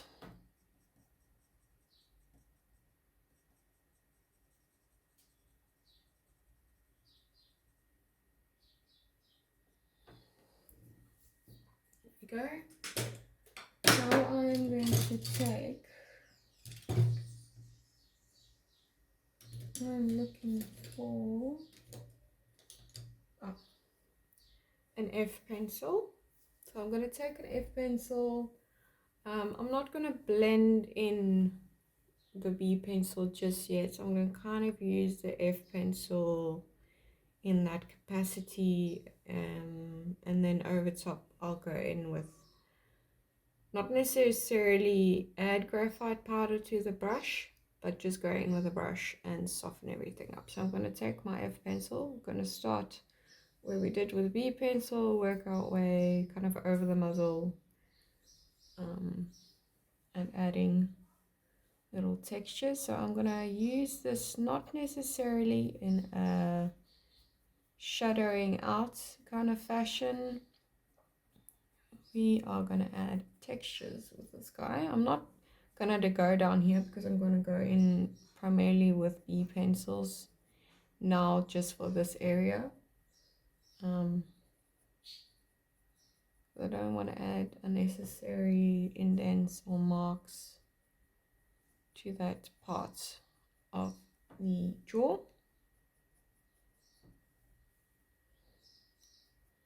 And like I said, afterwards we'll go in with our jelly roll to add in the whiskers.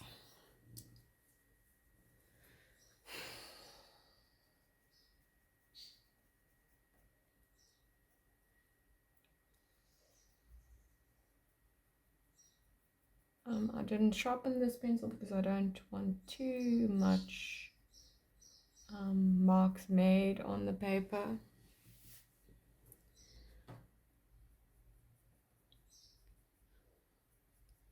So I'm just more pressure than your B pencil, but still not too much.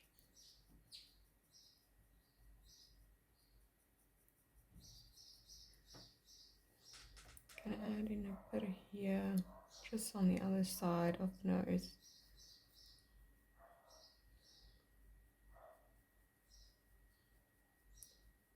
See, this F pencil does pack quite a punch. It does stand out. That's why I chose it rather than a 2H because the 2H might just have been a bit too soft for what I was going for.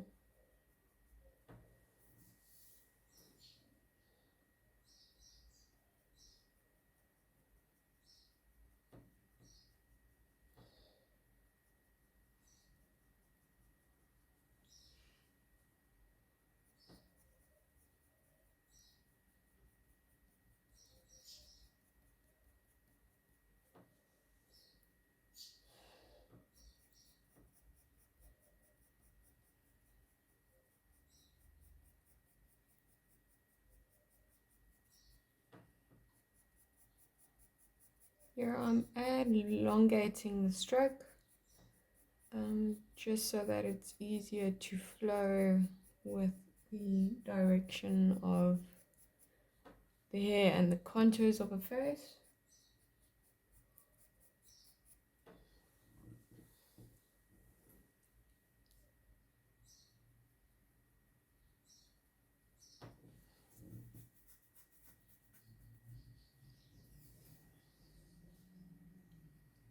Going down here. Kind of leaving this alone, this little ridge just there for now.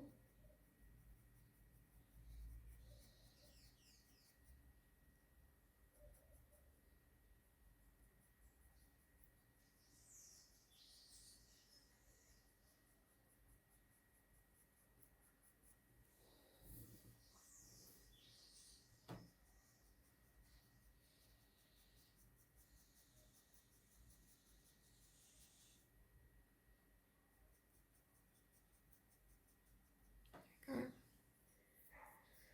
Now I'm gonna just take a brush quickly and just no powder on it. Just going to, in circular motions, soften all of that work.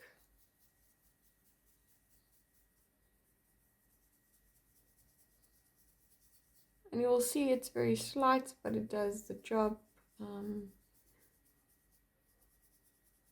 And it just gives a slight little haze on it. Now I'm going to take a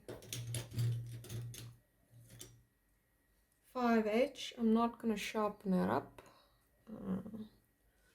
And we're going to work a bit on this little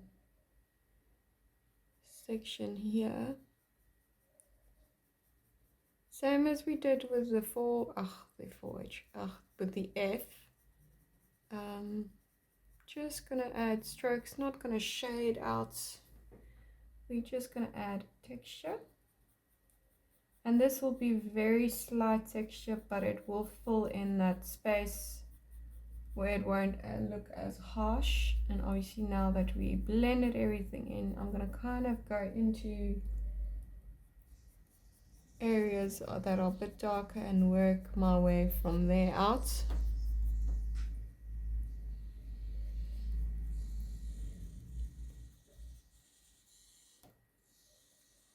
Just these slight little textures that you add with another kind of pencil that really makes the difference.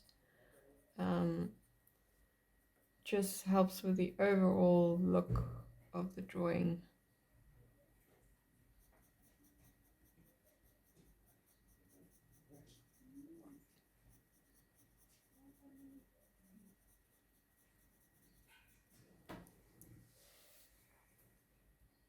And I'm just gonna go around everywhere.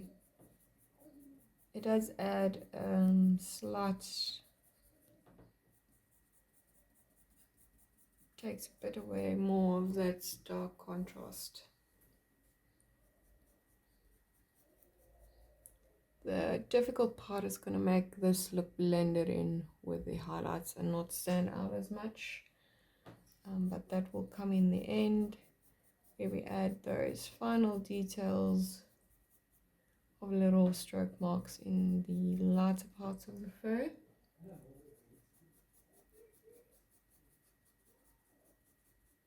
That will look integrated into the darker areas that it looks like it's all coming out from the same space.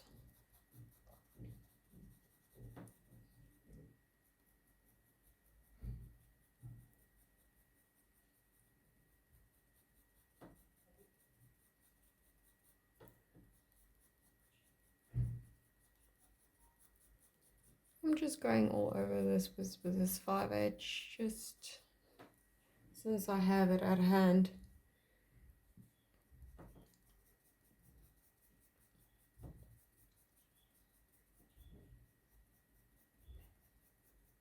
We can just start making a bit of progress all over the face.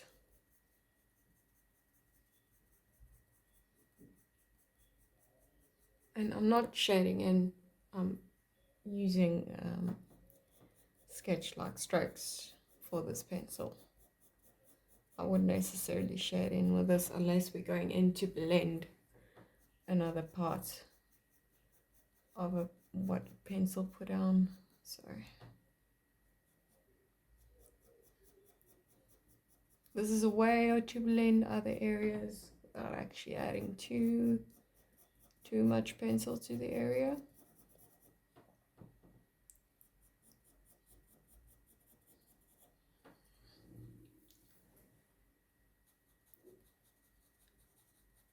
Just adding slights, just adding all those little extra little details.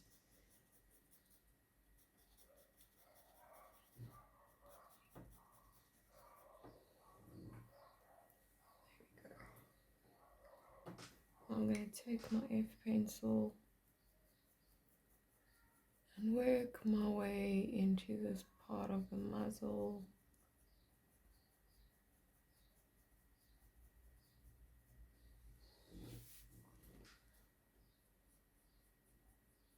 Adding little details.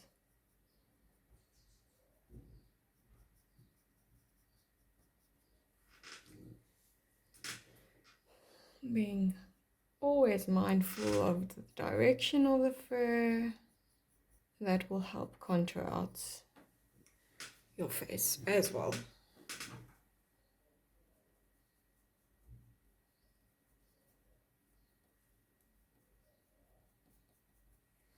There. Just going to do this side as well.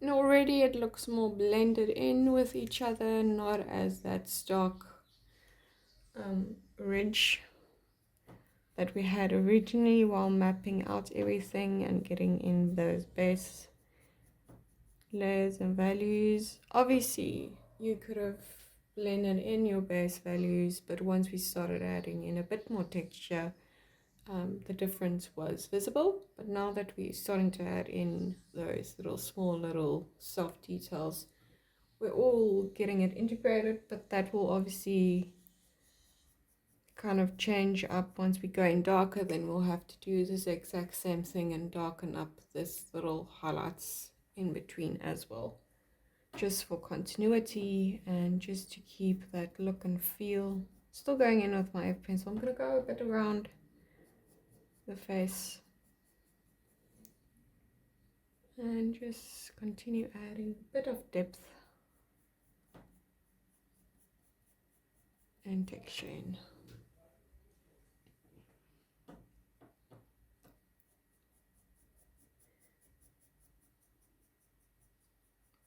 But so far I'm quite happy with the initial layers. Quite happy that I've kept the contours of the face right and in their correct places, that I don't have to faff around too much with them as I go along and build up my layers. So I think that's very important, to just get everything sorted in those initial layers, so that once you start getting really stuck into the drawing, you don't have to faff around with sizing of things and contours and maybe proportions. You figure that all out in your initial stages, and just be very wary, mindful of that, so that you don't have to kind of erase a whole section because you missed something. So just going it back in with my 5H just for this little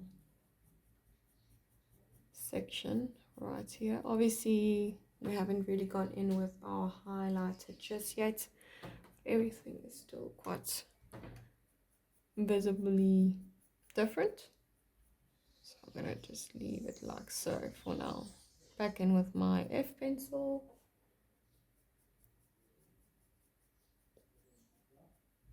So I'm kind of working all over the place now, just to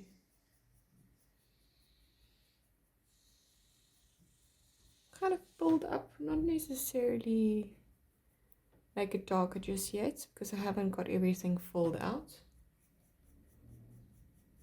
but just adding those extra little bit of details.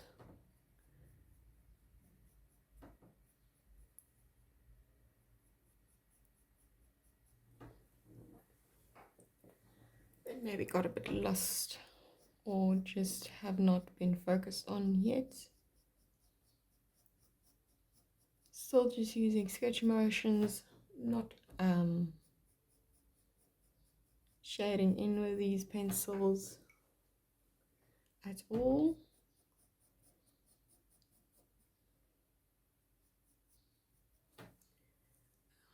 5H.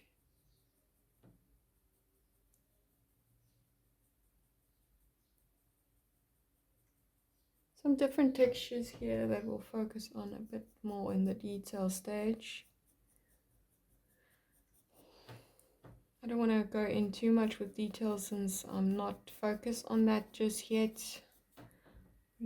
That's why I haven't touched the textures in the nose at all, because I kind of want to get in that mindset of details, so I kind of leave everything, but they kind of group together, that you don't get overwhelmed or maybe miss something. So that's just my reasoning behind where I do things. Prioritize, work my way in layers, keep it true to the layers. Here we go.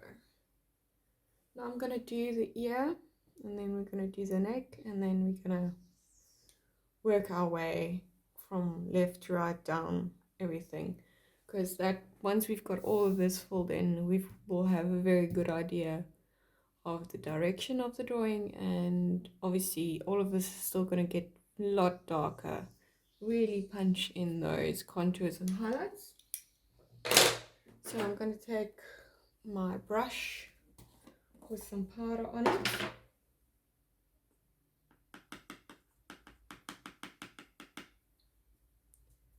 I'm just going to add a layer of powder onto this ear. This ear is quite like this, not as, let's say it's more fuzzy details in this ear. You're more aware of the short fur on this ear than you are on this one. Go quite out of the lines and just clean up once I get to the outside perimeter. There we go.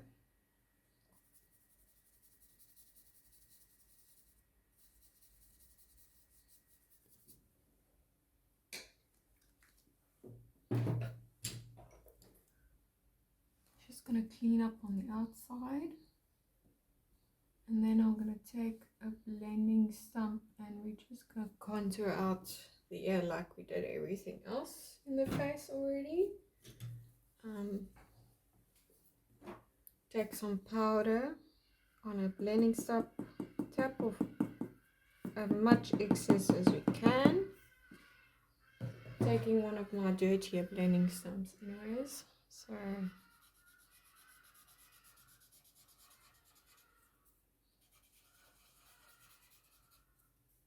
and I'm gonna kind of fill in this underneath section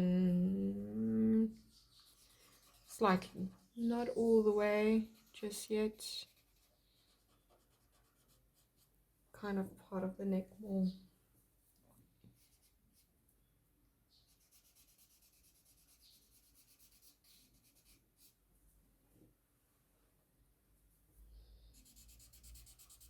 So I did add little marks where some of these are. Obviously, before you go in with the powder, you can obviously do this step and go with powder over the top.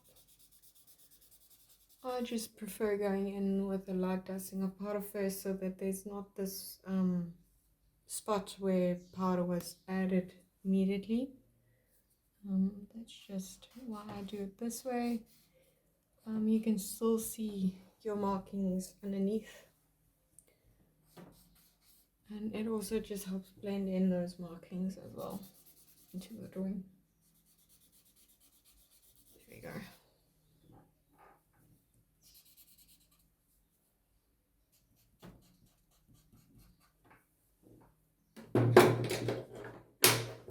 Just gonna take my brush, nothing on it.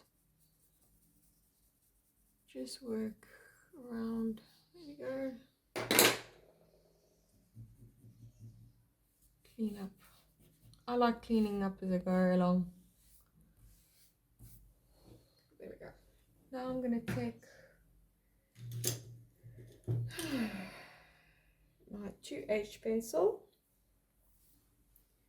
Work from this way to this way. Obviously, if you're left-handed, you can put something down, obviously, wherever there's already a pencil so that you can lay down. I just use like tracing paper, and then whatever surface if you're working like me on a tilted surface, I just use masking tape and you can just lay down.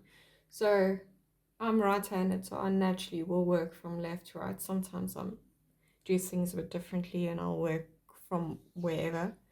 But obviously if you're left-handed and I'm working on a section that you've already covered with pencil, just put it on tracing paper and you'll still be able to see everything you did, and you will prevent your hand from smudging things. So for my lefties out there, my brother's also left-handed, so I know I sometimes just don't notice it anyways. I'm one of those people. I rarely notice things once I kind of get used to it. Becomes a norm, you know. But yeah.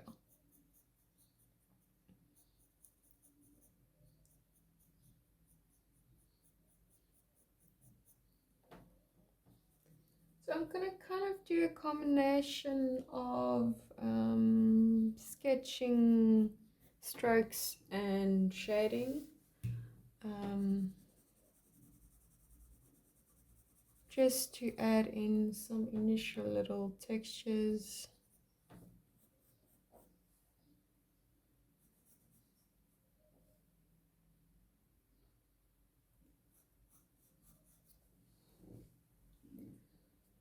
Just defining that little bottom section there for myself. Obviously, since the 2H doesn't make quite a difference, I'm just using it in that kind of sketching capacity.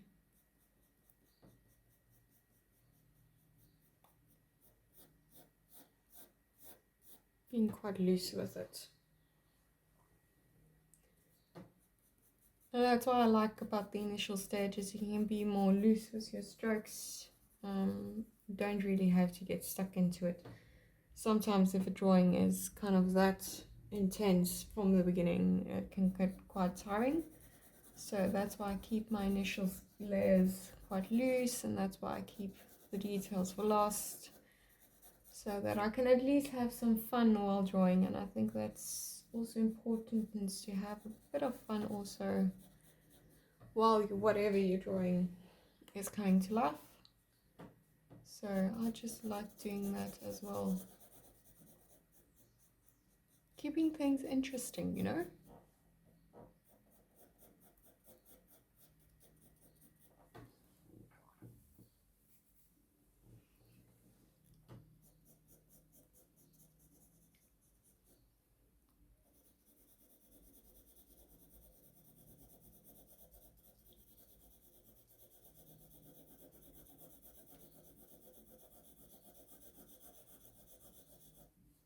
Being quite liberal with my strokes.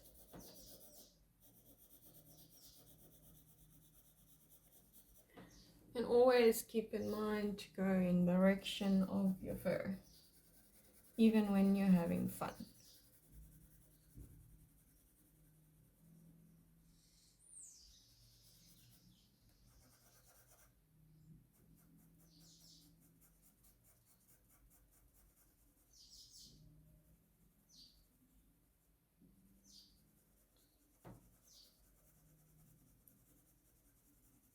Also just using this pencil to kind of fill in from all the edges in between.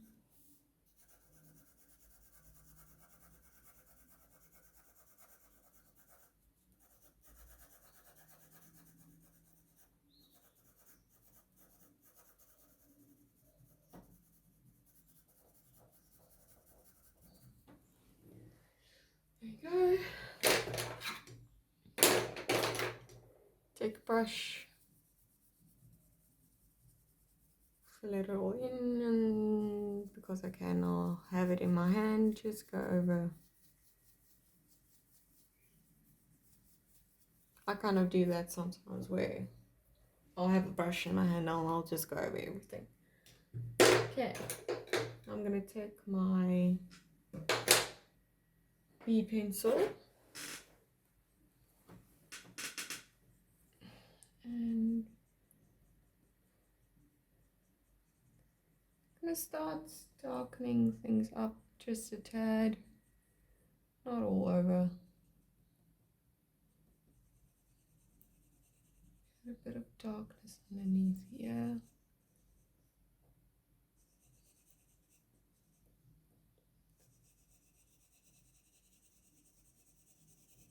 Ever so slightly.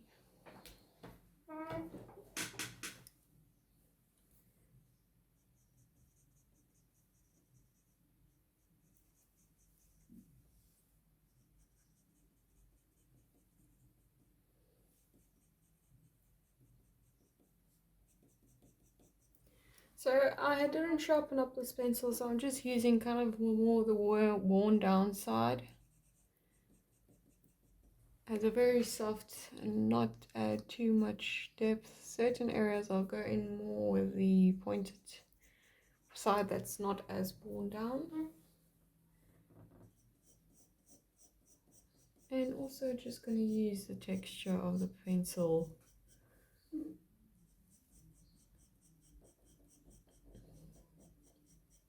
Still just being very loose with it.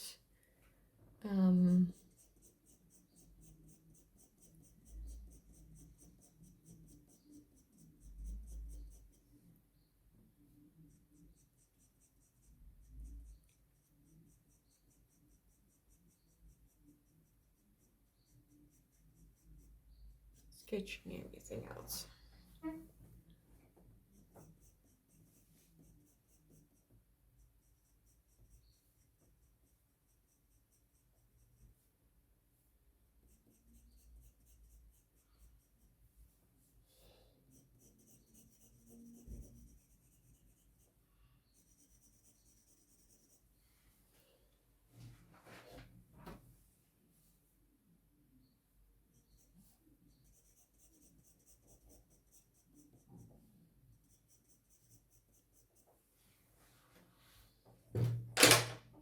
I'm going to take a blending stump, not my dirtiest side, kind of dirty side.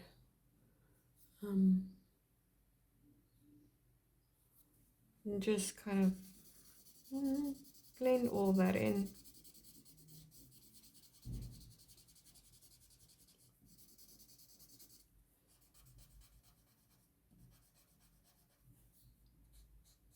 Gonna be going to the edges as well. Don't worry too much, we still got some highlighting layers to go and more pencil layers, so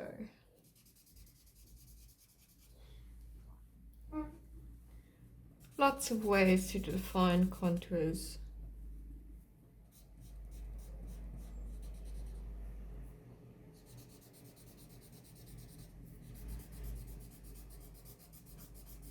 And kind of filling in the gap with the powder.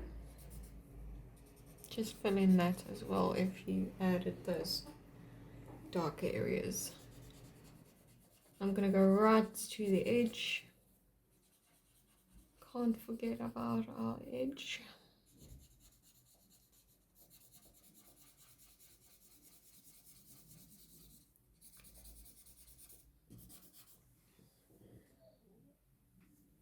There we go. So soft. Kind of see it's an ear, kind of not all fuzzy and blurry and not too in detail.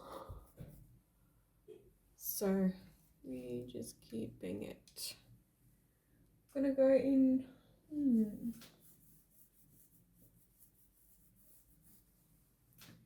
With my F pencil. And we're just gonna continue our little left to right business.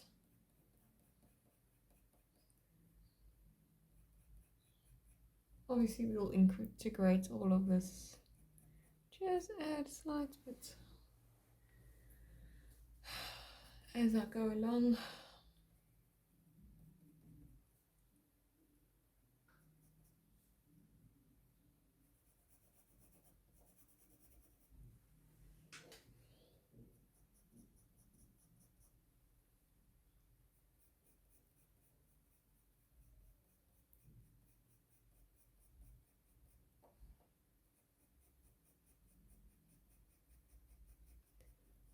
And like I did with the initial layers, I am going to use more sketch-like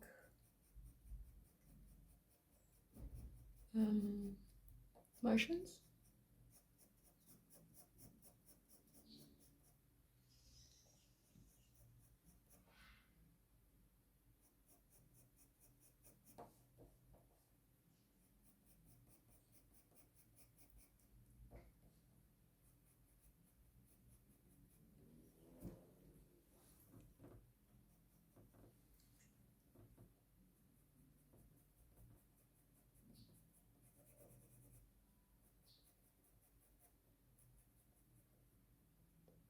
Just defining this darker edge as I go along, just so that it doesn't get lost.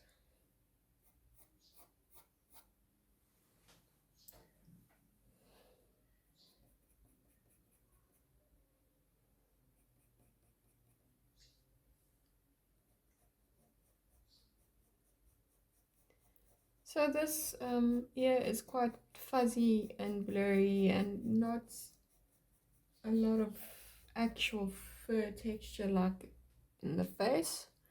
So we're gonna try and keep it that way. It's almost the same texture as this little area of the other ear.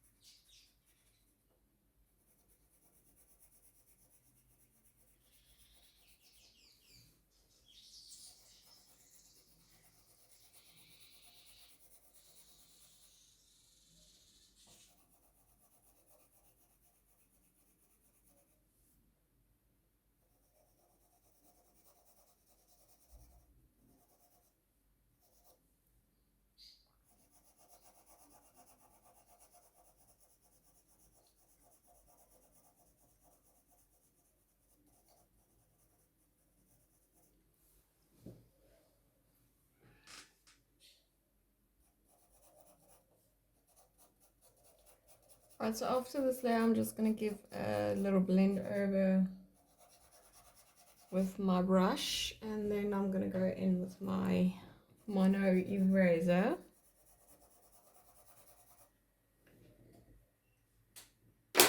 And we'll start adding our little highlight details.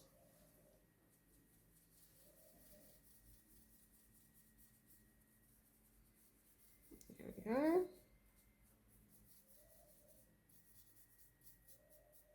Just using that to get rid of some random fuzzies.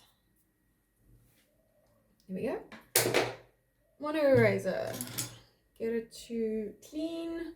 Obviously, you know the drill. If you don't have a mono eraser, you can use any other form of eraser that you have that you can get your point. If you just have a regular eraser, you can cut up it into smaller pieces, into sharp little points. That will also work. I did that before I had this little handy little thing. So we're going to start where we normally start, at the top, left, and work our way down. Can widen this up, this little ridge here a bit more. Let me just quickly do that. See, it's a bit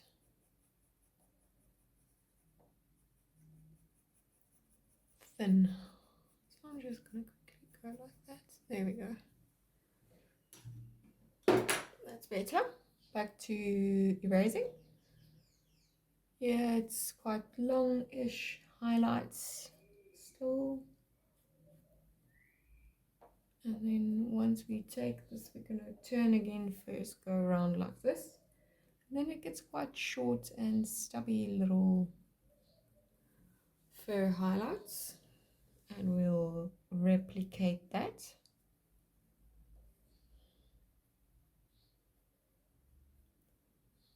Obviously, this is not very precise just yet.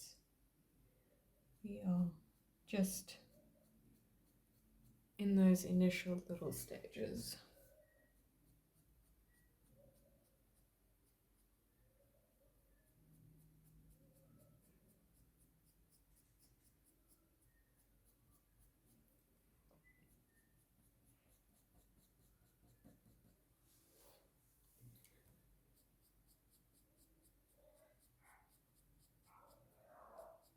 Yeah, it's also a bit longer. So I'll do that same as with the pencil, long strokes.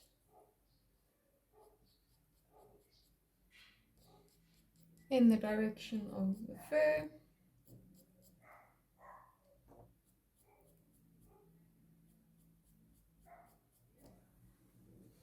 And that just also adds a little different dimension to everything.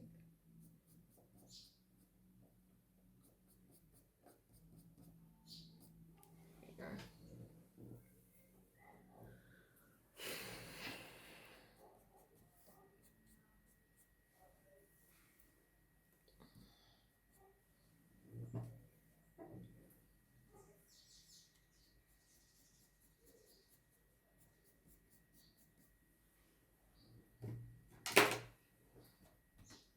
Okay, so now I'm gonna go in with a first with a 5H pencil and then work my way up.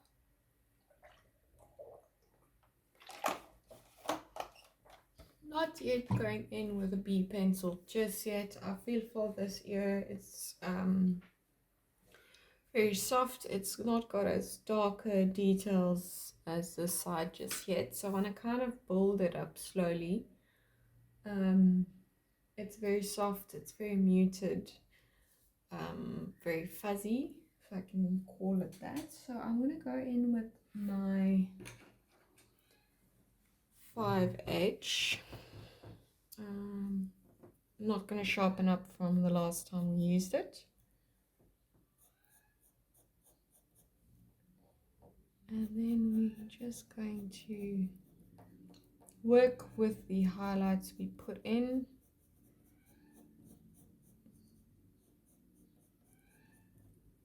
Obviously later we are going to go in with a V pencil just to darken everything up, give a bit more dimension, but that will most likely be in the end, since this part isn't as dark as the other parts. Maybe just this little area here, but it's not as dark. It doesn't require as much contrast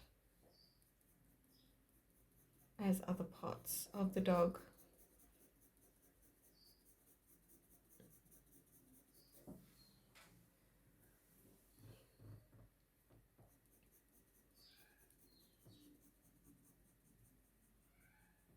Just going down to the edge as well.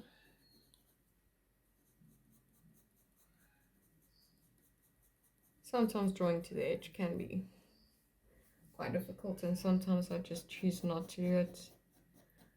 But you have to. No, it's that fine line between actually putting an outline in, and keeping it still keeping it in focus without actually having to put a line there. That's why I sometimes find it easier if it's quite a furry animal, that you can just go over that outline with your last pencil strokes and put in fur. But that's not always the case. Like in this Vizsla's case, it's quite groomed, quite short hair, so that it has some of these little fuzzies coming down here, but it's not that visible that I'll put it in. I'll most likely ignore it and not put it in because it's quite faint. It won't really add to the overall drawing, but just in mind that you need to draw to the edge as well. And that's why I keep my line work quite faint, that if it's quite in this case, a dog that's quite short hair and it doesn't have that fur that just flows everywhere, that the outline is there but it's quite soft and it's not visible unless you write up to the drawing.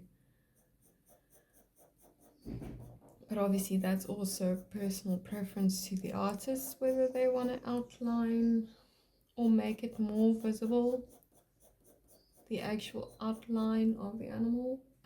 I prefer to keep it soft and realistic, it's not line work.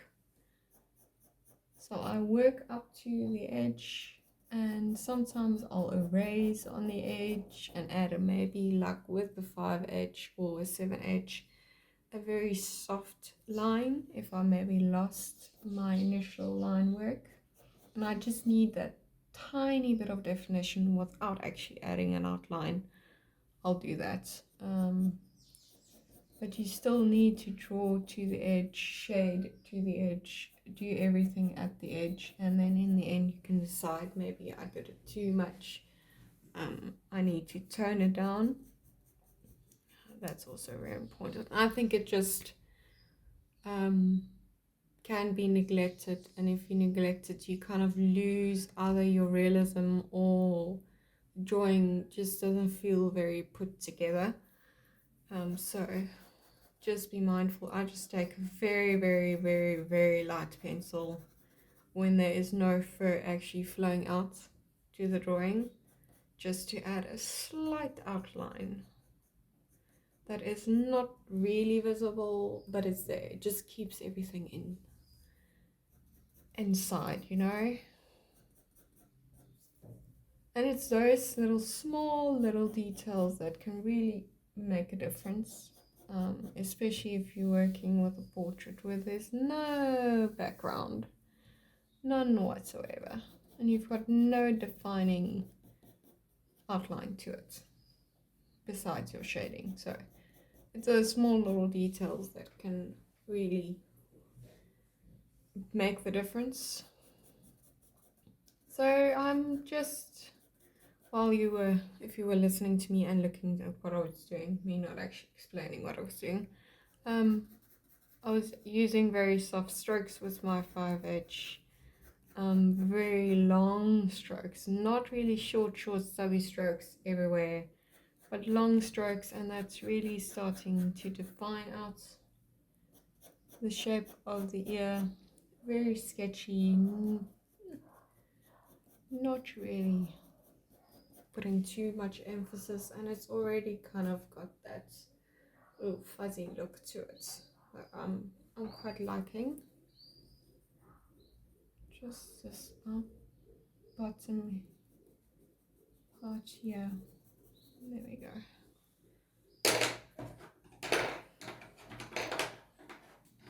Just take my brush, nothing on it, go over the top. I'm gonna take my mono eraser, clean it up a bit.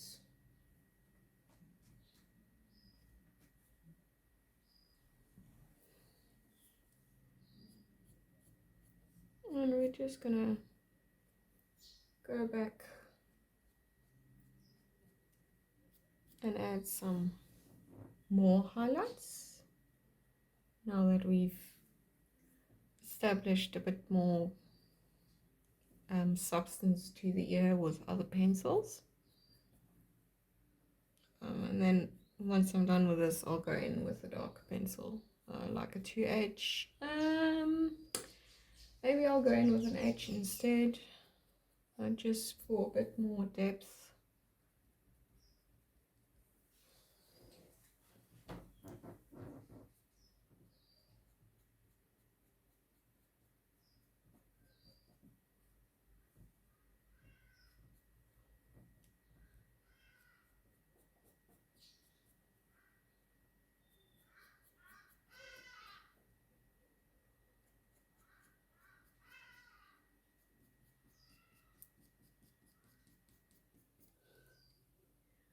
And just using the same as, not really adding pressure with the brush, but with the eraser, just kind of using it like a pencil, and it will take away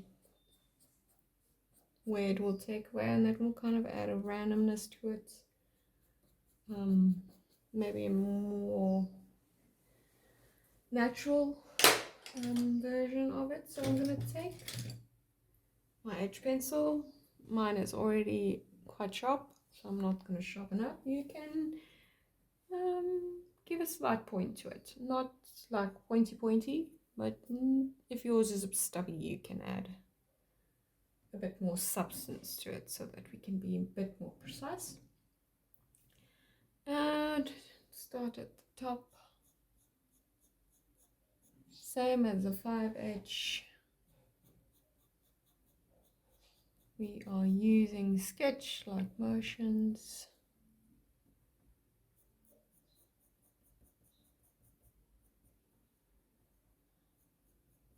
And this will add, especially over places where there's already been pencil, it will add depth.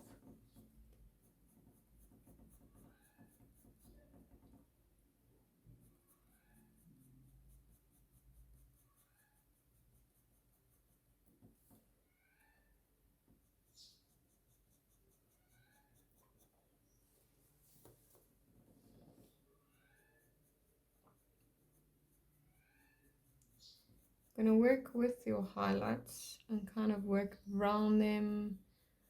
If they're a little bit bigger, you can go kind of split it up.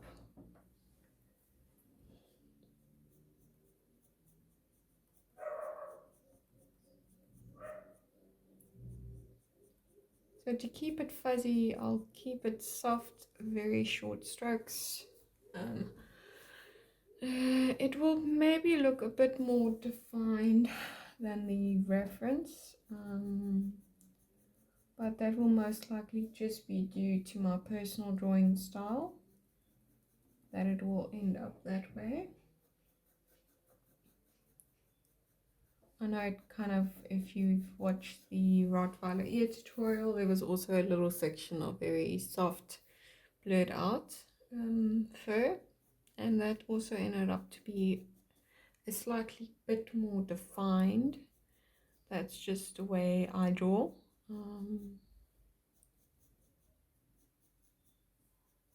And as well, the personal decisions are made with regards to that section of the ear.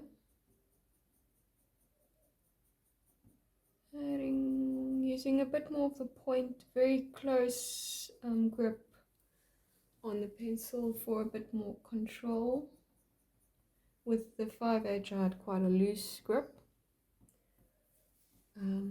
Just want a bit more control with this pencil.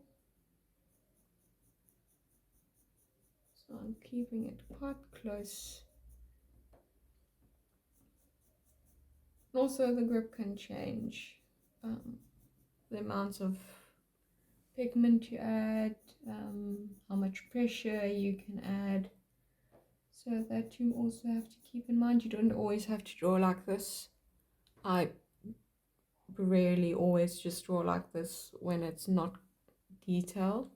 When I don't want it precise, I normally draw quite far back or to the middle with my pencil. And even if I'm here, I'm got it quite loose, I'm just using the top of my finger to kind of direct the pencil. So yeah, there's quite these small little technical things that can change a stroke, and it's just small little minor details that maybe you won't think about. Maybe you'll naturally already do it, the way you hold your pencil for certain things, but yeah, that's just also something to keep in mind, is the way you hold your pencils, and also just understanding what it will give to you, maybe the different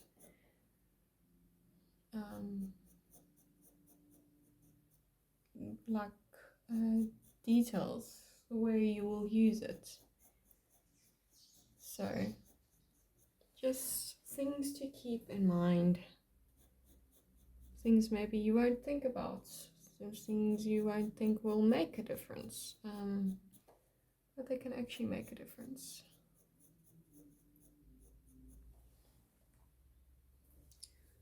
Quite liking how this ear is turning out. It fits.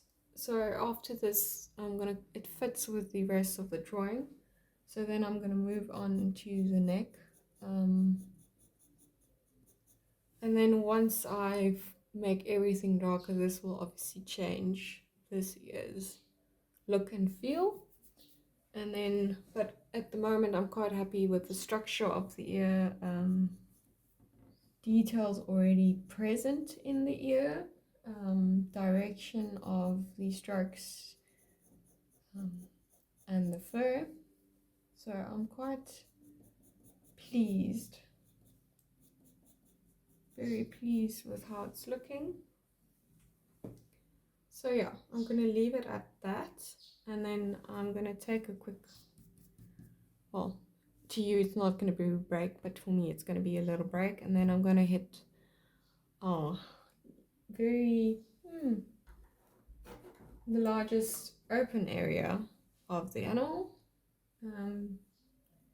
and we will got some very interesting little contours and things in the neck, and then we'll do detail out everything, and then we'll really get stuck into the drawing. So yeah, I'm gonna take a quick break. For you it's not going to be a break, you can take a break as well and come back with me, just to eat some breakfast, you know. And then we'll continue on working. So I'll be back now. Okay, so back from my breakfast break. Now we're going to move on to our chest and neck. So same as we did with all the other areas of our drawings thus far for the initial stages. Going to take some powder on a brush, tap off the excess, And yeah, I'm really gonna take my time with the powder stage to really define out. So I did make line markings with the initial, all the contours and little shapes, all that.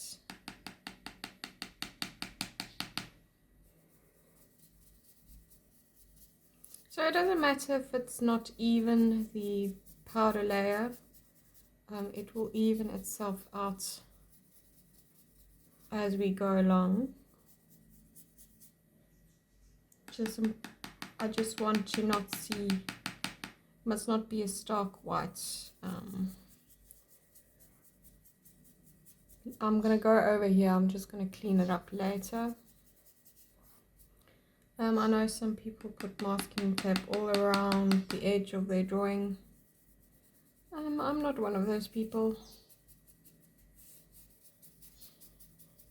I don't mind the messy edge sometimes down here where I stop the drawing. Okay, now I'm gonna take my blending stump, take some powder on it, tap off the excess.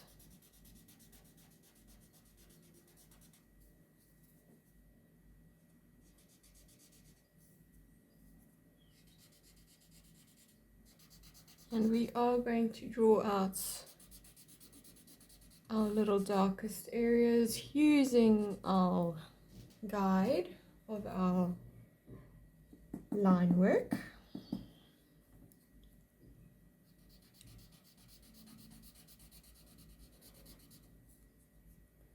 Obviously I can't get precise to the edge with my brush, so I'm going to use my, it's going to look a bit odd now, not gonna lie, because it's not all seamlessly blended in with one another. I'm just going to take whatever is left and just kind of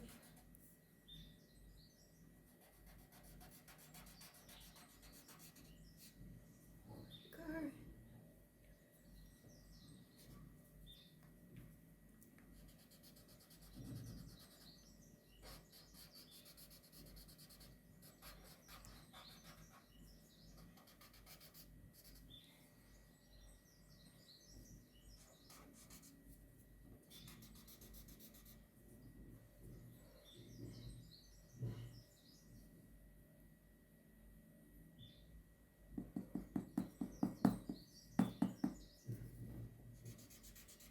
I'm going to keep this area quite more light as it's more subtle differences in the contours. It's not as deep as that.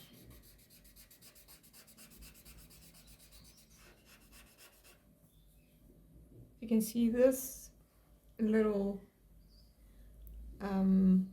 piece of line work I put in here was a very soft contour of the top of the shoulder. Very top here. It gets a bit darker. Add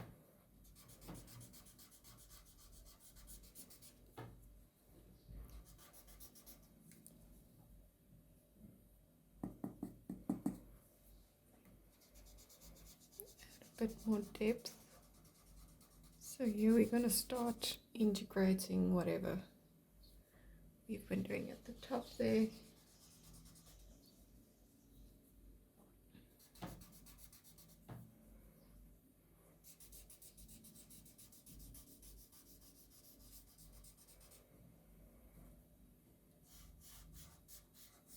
Kind of just using the side of the blending stump to kind of fill in more. There you go. As you can see, this is quite a quick and easy way to build up your initial layers. As long as you start from your darkest point, work your way out, your powder will dissipate naturally and kind of already help you with shading. So that's just a little tip. When working with a powder, start at your darkest point, and if you don't have a darkest point, really tap off the excess. Maybe go in first with another piece of paper or tissue just to kind of get rid of that initial excess, and then you can go in with the rest of your drawing with your powder. There you go. Just gonna take more powder, maybe deepen up some of the areas even more. So since this area is dark, I don't mind that powder really kind of stuck to that area.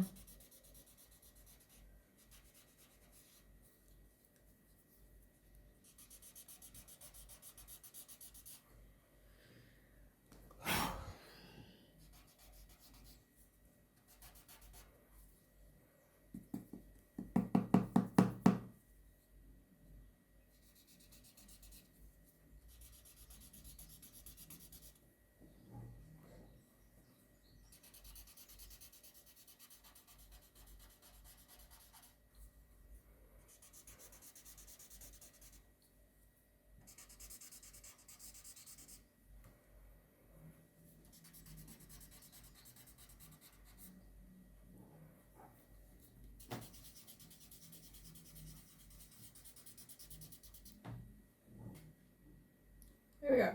Okay, I think that's good enough for now. Kind of see what's going on. Okay. Now I am gonna add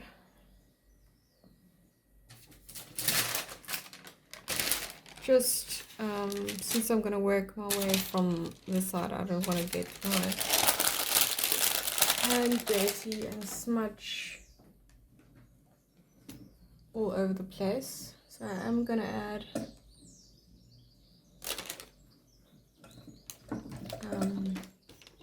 oh dear.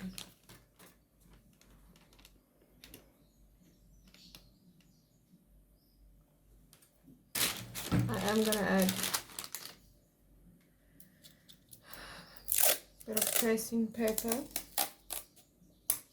just so that I can move around, since we've now actually covered the whole drawing.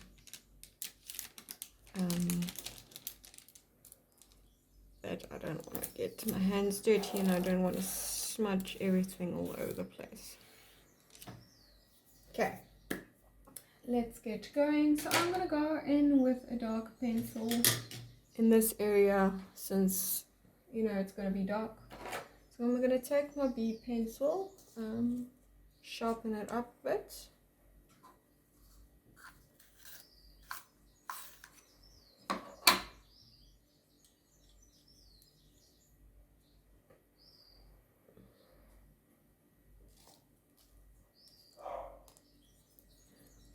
There we go.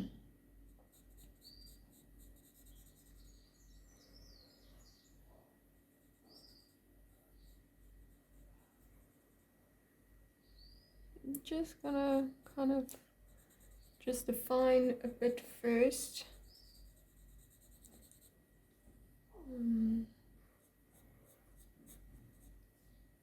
Very soft pressure. Very lightly here initially. It's gonna be more about the soft blending in this area than anything else. It's gonna be very subtle little highlights just to indicate a bit of fur. But other than that, will be a bit more about just the definition and the shadows itself.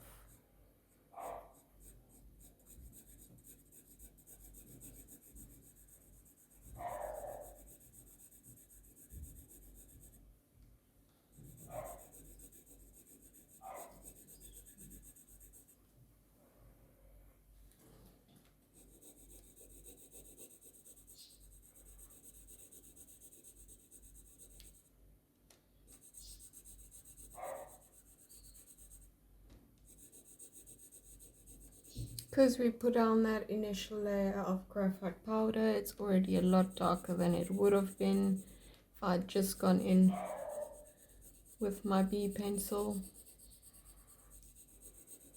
Yeah, I'm gonna kind of leave it because then we kind of go into the highlights and then we start having fur texture. So I'm gonna leave that for now, just like so. And then we go back to the top.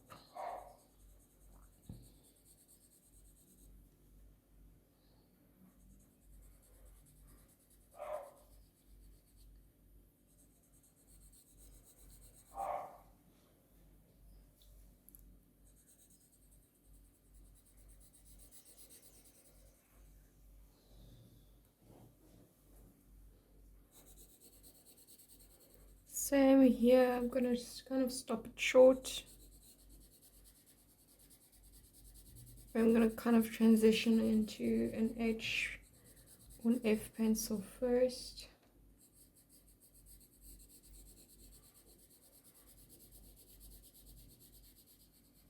There we go. Now I'm gonna take my 2H and I'm just gonna use it to blend in this B pencil.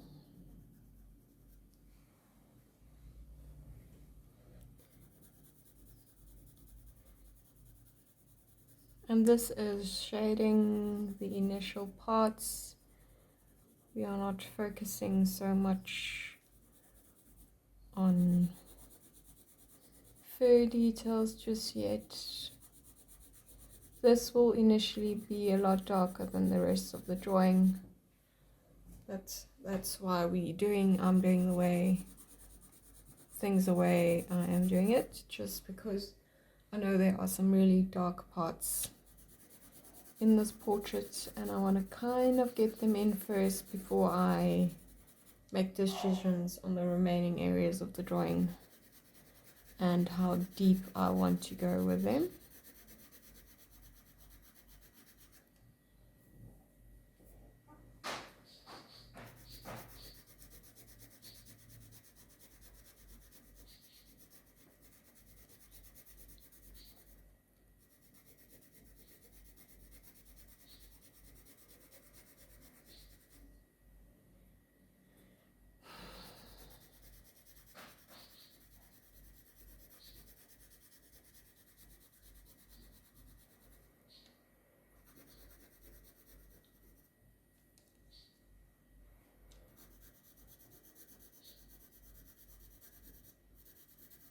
So this neck is going to be quite messy initially. That's just the way it's going to be. I'm just going to move my paper over so that I can get. I'm going to go in with my 2H. No, let's go in with the B first.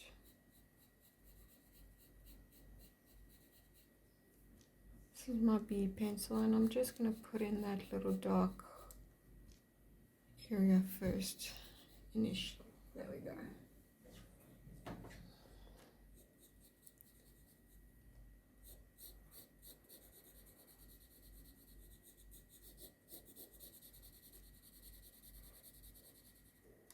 Adding this darkness here underneath the ear.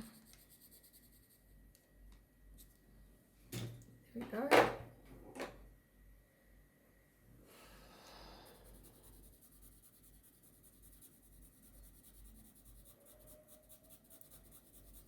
Not focusing on the textures just now, but I am, while I'm shading, going to go in the direction of the fur, because I'm not really shading the entire thing, I'm more sketchy shading, so there will be some visible lines.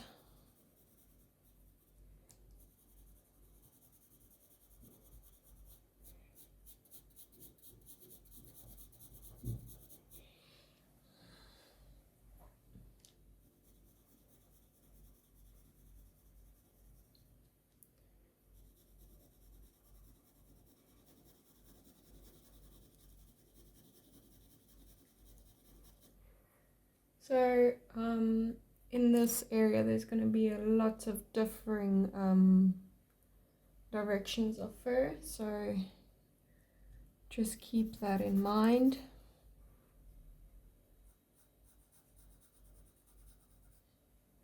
Just defining the gel.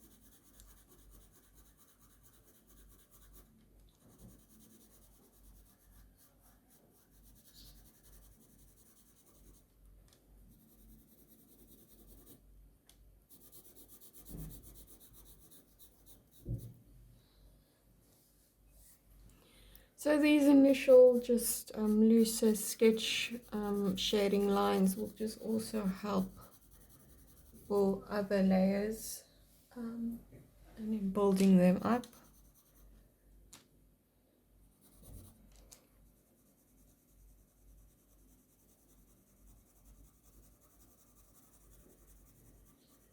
It's gonna look odd for a while before it starts making sense.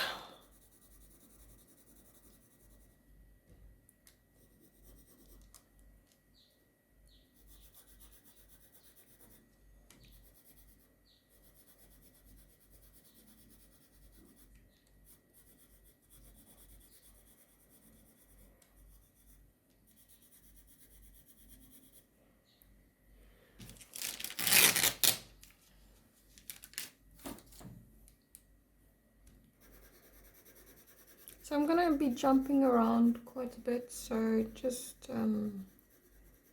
try and keep up. It's just these, when working on larger continuous sections, I can't work in blocks. It's just I have to work everywhere at the same time. So I tend to jump around quite a bit. So as you can see, I now have a very loose grip on my pencil. And it's just helping. I'm not minding these initial marks. It just helps, especially for these larger areas, just so that you don't have to lose your mind before you even started on the drawing.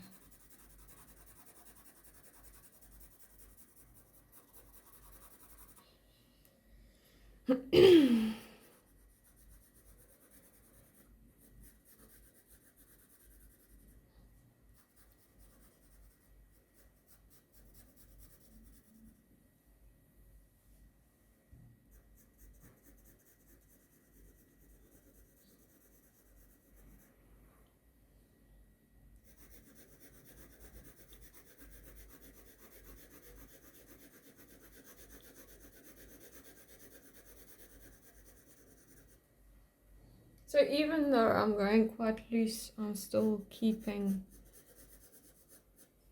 the strokes directional to the fur.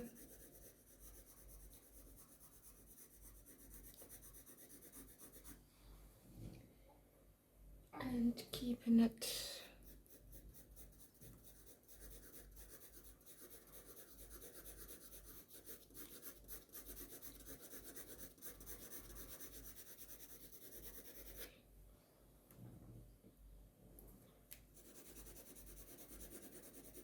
so there's a lot of different ways to approach those these initial layers. This is just one of them. I switch it up obviously depending on the size. And obviously kind of the type of area I'm drawing. Because this is quite an open chest. It's got a lot of different directions of hair. it's going to be more about the feel, getting in those really important details, but just kind of moving and flowing with the contours and the shape. Getting that down first is more important to me than the actual fur texture. That's not going to say easy to build up, but we don't need to focus on that in those initial stages. You need to get everything else right first, and then you can start focusing on those nitty-gritty little details. And obviously you can already see kind of the direction everything is going, and getting kind of the feel of where we are going with this drawing, especially in the chest. So we are going to take a brush, and I'm going to maybe not go over as quickly, but spend more time just blending everything in.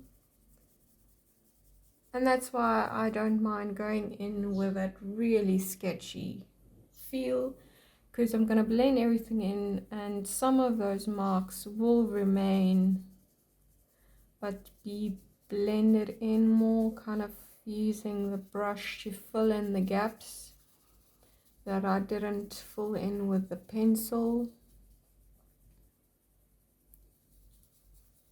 So you can either use circular motions, up and down motions, left, right. I kind of switch it up. The way you blend is not really important for this step, because you already got in those marks with the pencil. The blending is not really going to make a difference to the direction of those marks at all. We just want to soften it out, blend it in.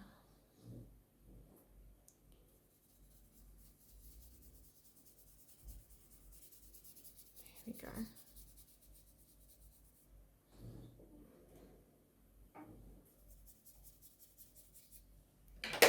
Now I'm going to just take a putty eraser and just clean up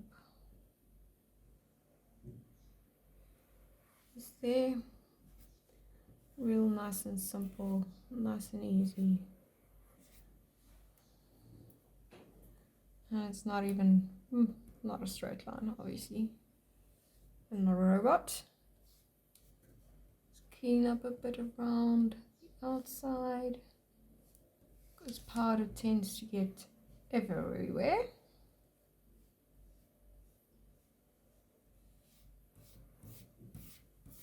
Okay.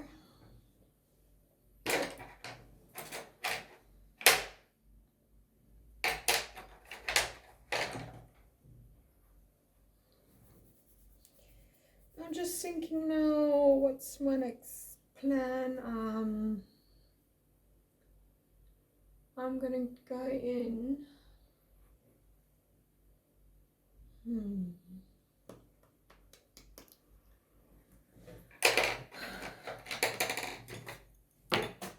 Yeah, with my H pencil, move my tracing paper back in. And now we're just gonna build up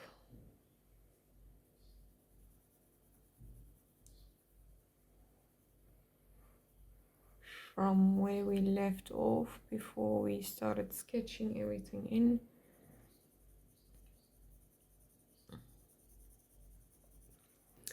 And this H pencil is just gonna build up obviously on what's already there.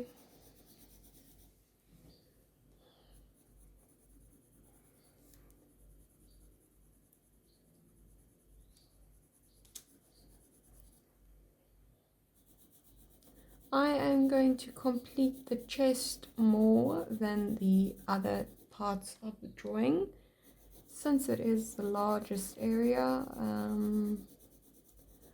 kind of want to complete it in order to give me a guide as to what I'm going to do with the remaining parts. Not fully completed, but completed more than the other areas, if that makes sense. I usually tend to leave the largest areas for last, because it can sometimes be quite intimidating starting with them first. I just kind of need to get into the groove, kind of get a game plan for the drawing, because it does sometimes change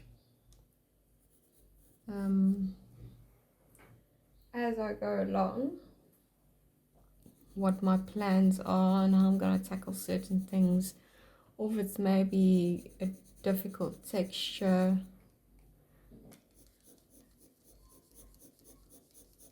So I'm keeping my grip quite close to the end of the pencil, just for a bit more precision.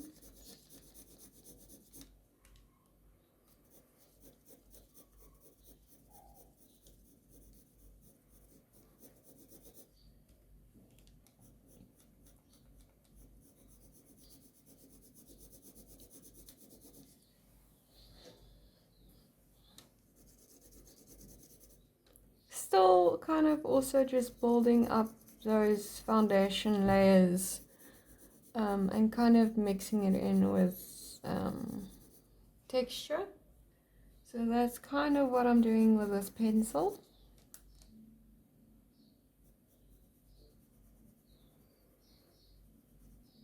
And kind of just finessing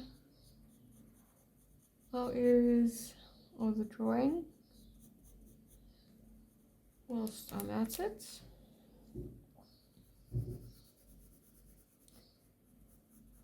Since I put in those initial sketch lines, I don't always have to look at the reference quite intensely to figure out the contours and the direction of the person. So I kind of already put a little guide in for myself.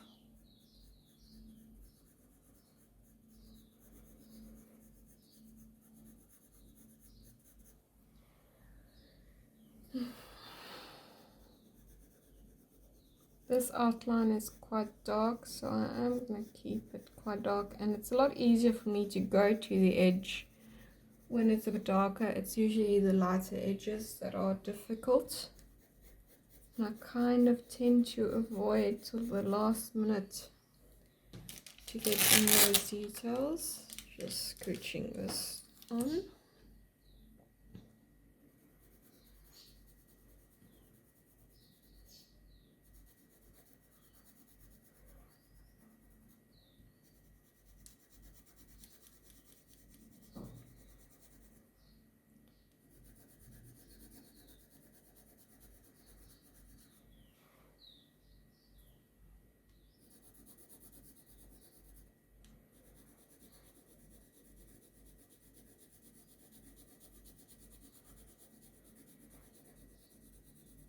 So I'm still ignoring the most highlighted areas, just looking at more shadows. There where there's highlighted things, I'll just lightly go over with my pencil.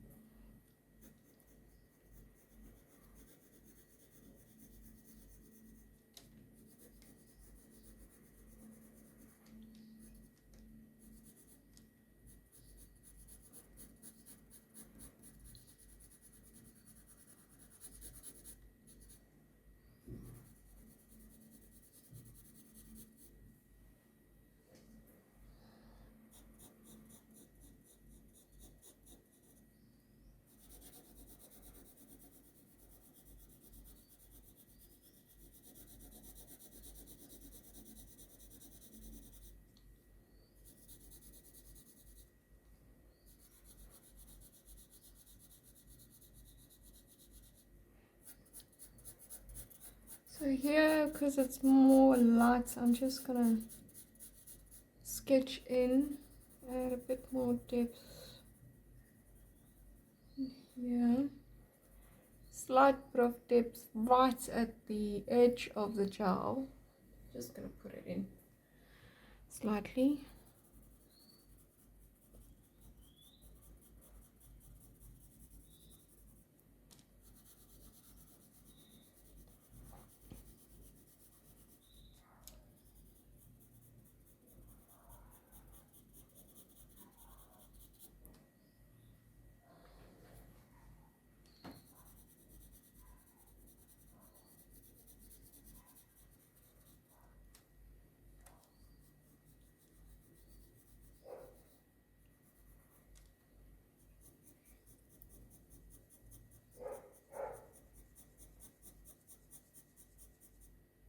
Here's an edge of different direction of furs, so just keep that in mind.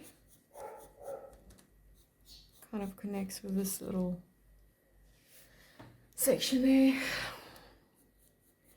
You should always kind of see where the fur starts and ends, and then you kind of move it in that direction. It also helps to get the movement and the shape down. Here it kind of goes from that way and it starts moving down, and then there's this little point where it's different little sections and directions of fur converging in this little area there.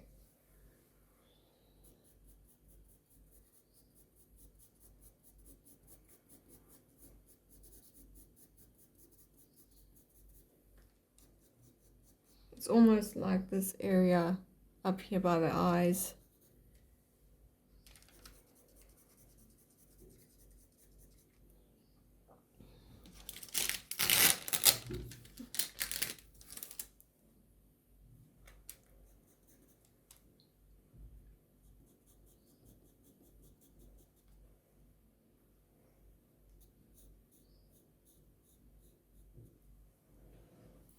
Just giving that slight bit of an edge just for definition.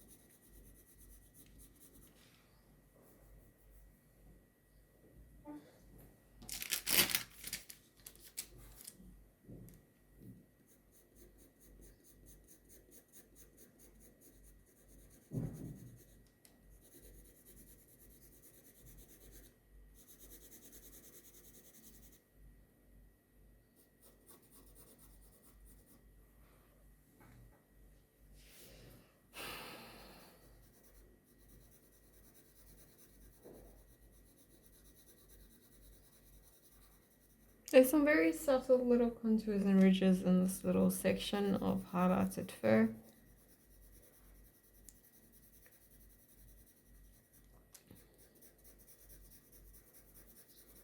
So I'm just kind of alluding to it slightly, not really putting it in just yet.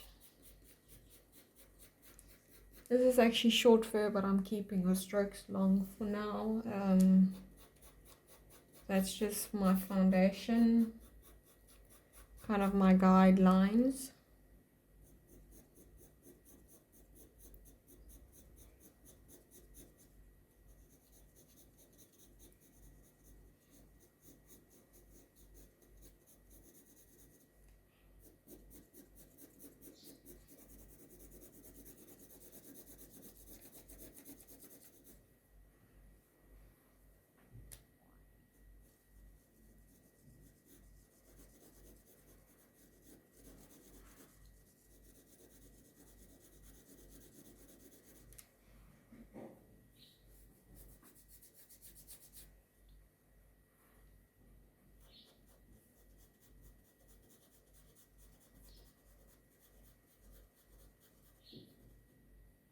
Here's a little whirl on the chest that I will focus on a bit later. Not just yet. Some areas I kind of leave till the last details. For some reason, I can't tell you why I do that. There's just some places which I just completely ignore. They usually tend to be small little areas that are kind of, they're there but they're not very significant to the drawing. Since this little whirl is quite at the bottom edge, it will not be as detailed because I will kind of fade everything out as I go down, so that there's kind of a natural end to the drawing. So this is not the same as these top outlines, because this kind of ends the drawing, so I'll kind of diminish the details as I get to the edge, so that it's more of a kind of softer stop to the drawing, that it kind of fades away. So I kind of, when it gets to these little bottoms, I'll kind of ignore it, sometimes come back to it, not really pay too much attention just yet. I'm gonna take a blending stump, nothing on it, one that's a bit cleaner, not the dirty side, and very, very lightly, not adding pressure at all, just letting the stump do its own thing.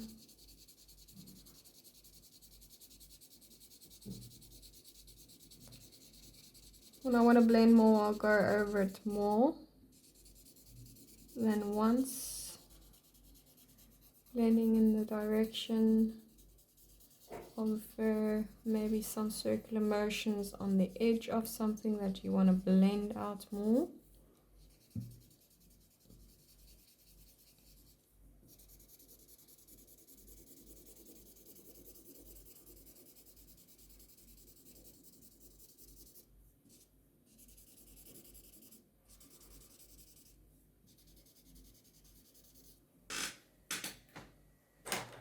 Okay, so I'm gonna take my B pencil now. Just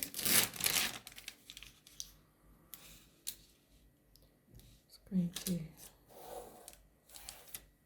put on my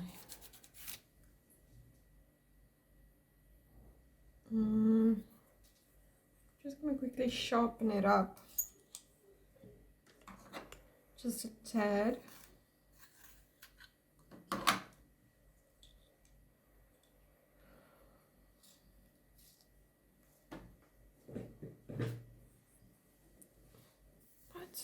So left, right, kind of down, left, you know how we've been working.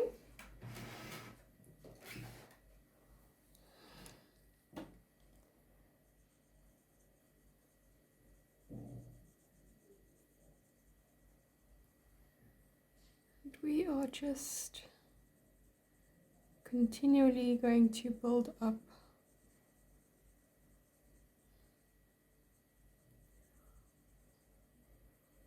all of our values.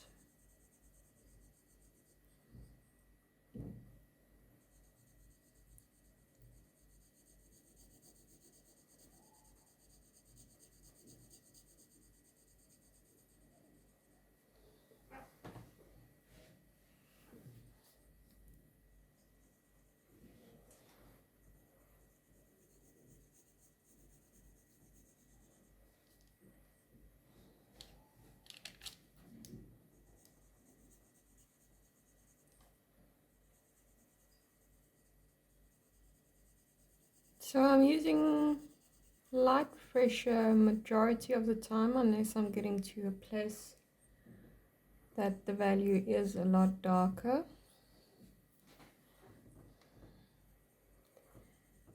These dark values are going to look out of place, as this is going to be kind of our benchmark for the remainder of the drawing.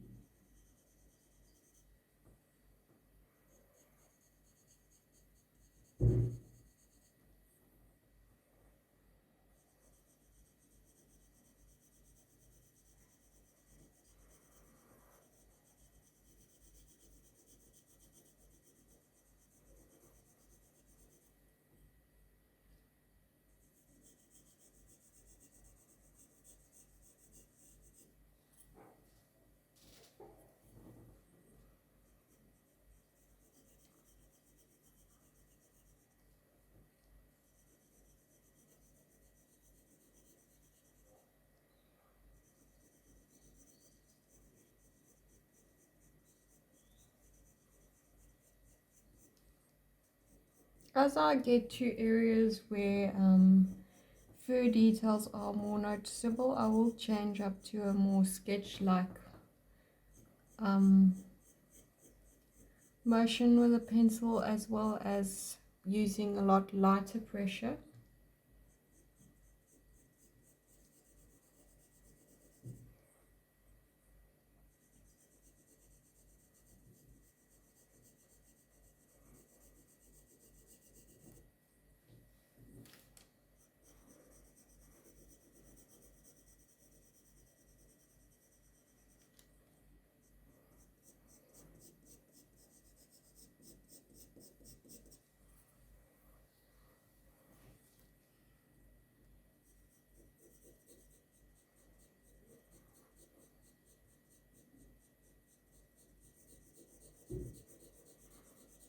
And also it's gonna look a bit odd since we haven't really gone in with our highlighting layer with the eraser. I'll most likely do it after this layer with the B pencil.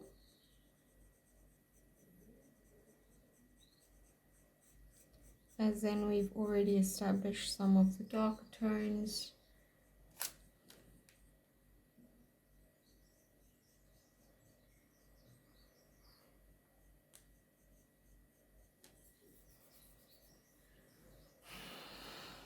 And then it will be more contrasting and add a little bit more punch.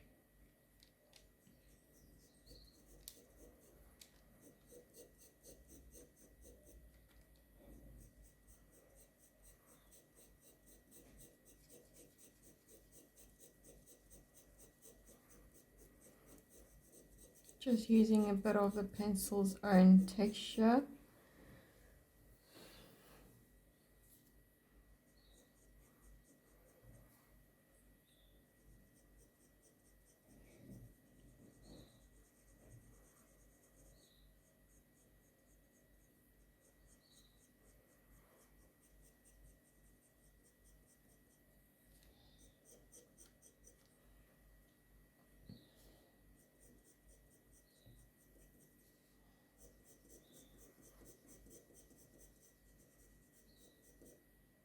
Use a lot of light fur highlights.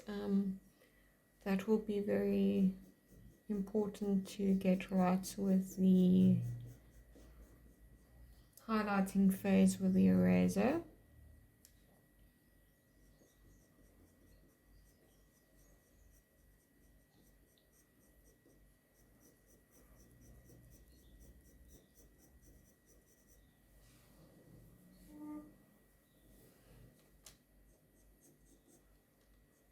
And back to the top.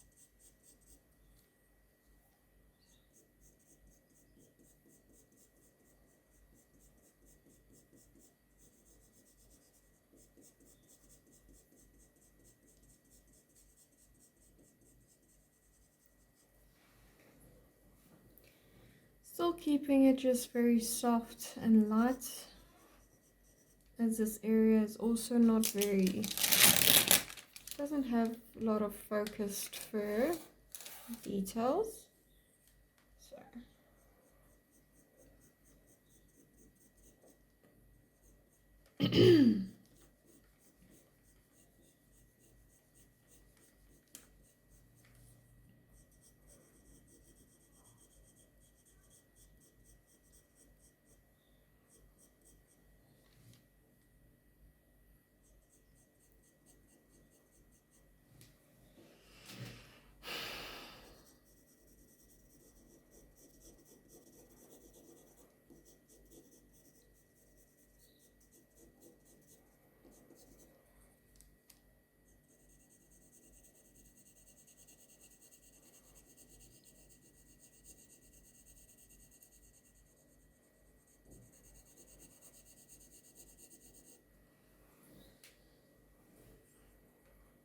I'm shading in first and then I'm going in with details,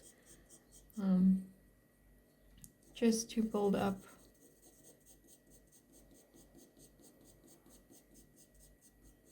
that foundation.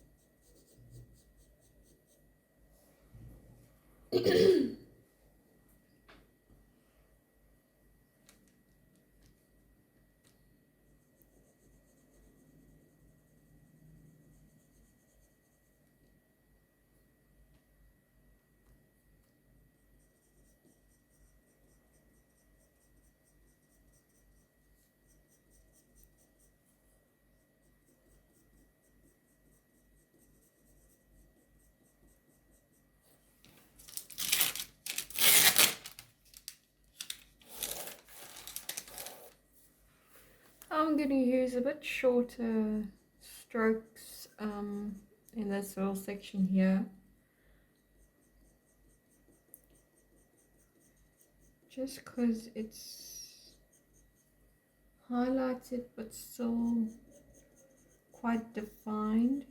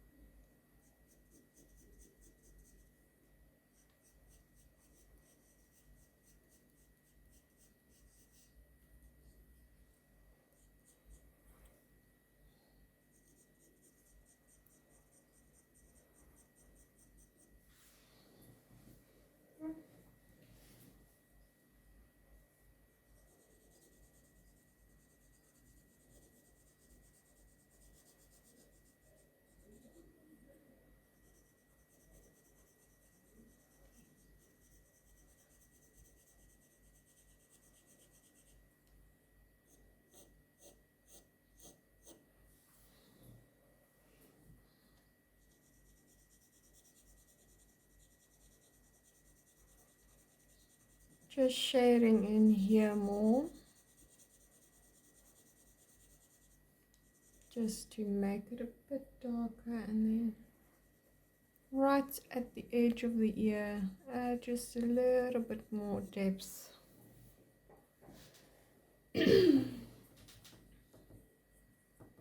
looks quite out of place now because not everything in the drawing fits. Is right values that they will be in the end.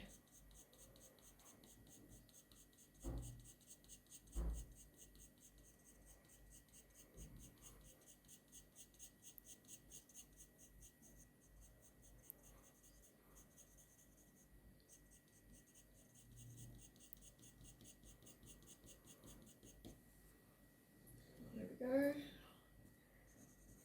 Starting to fit in more. I'll play around with this more once I go into the face.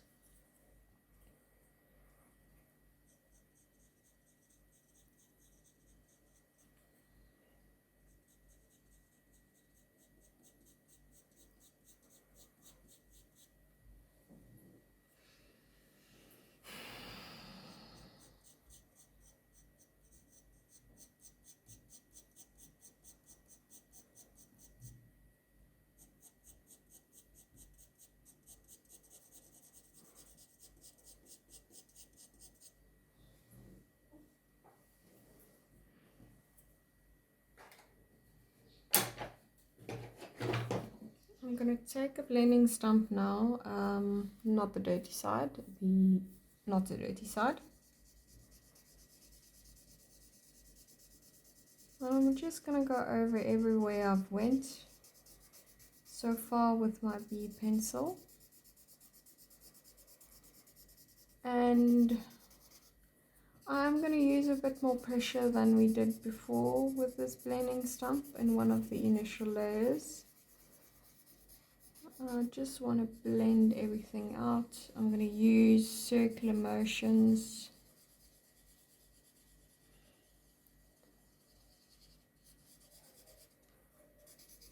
The texture will still remain underneath. You're not going to be able to blend it away completely. It's just more to get it looking cohesive again. And then also I'm going to go in with my mono eraser and start adding in highlights. Also define some of these edges.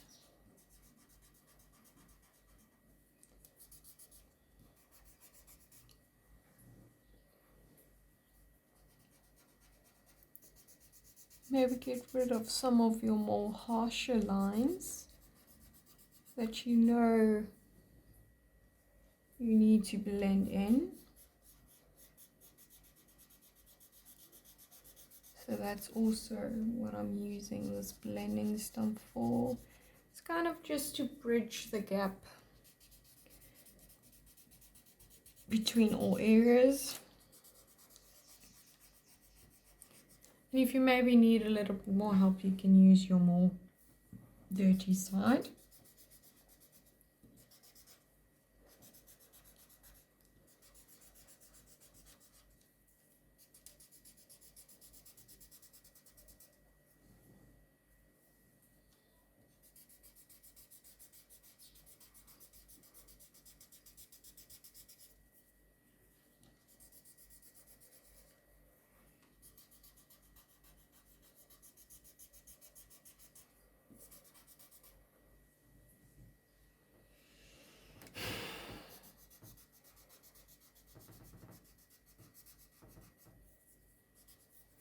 So for here, I just need a little more.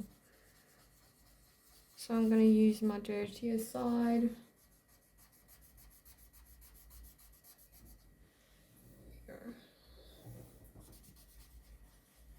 Here as well.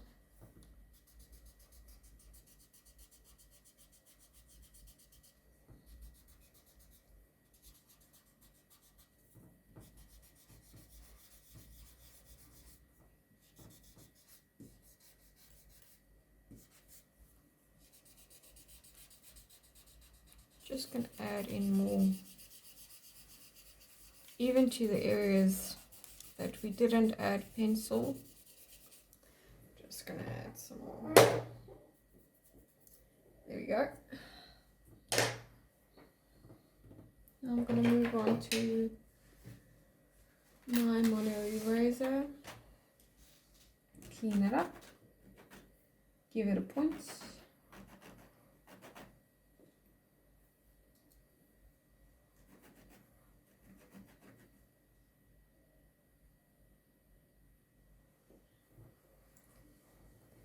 And we are going to start like we do always, left to right.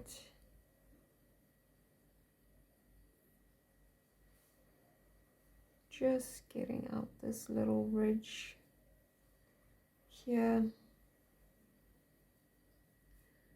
I'm gonna go in everywhere with this just to highlight a bit out, and after I'm done here I will clean up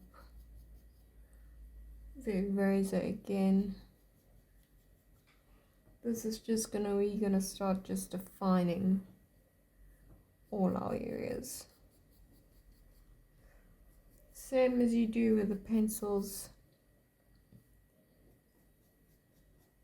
Sketch motions.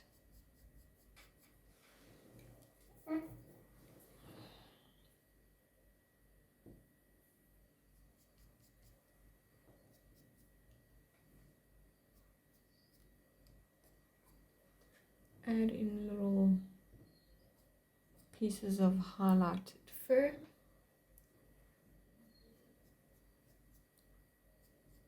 Even in the shadows there will be some highlights, but that will be muted down as we continue working.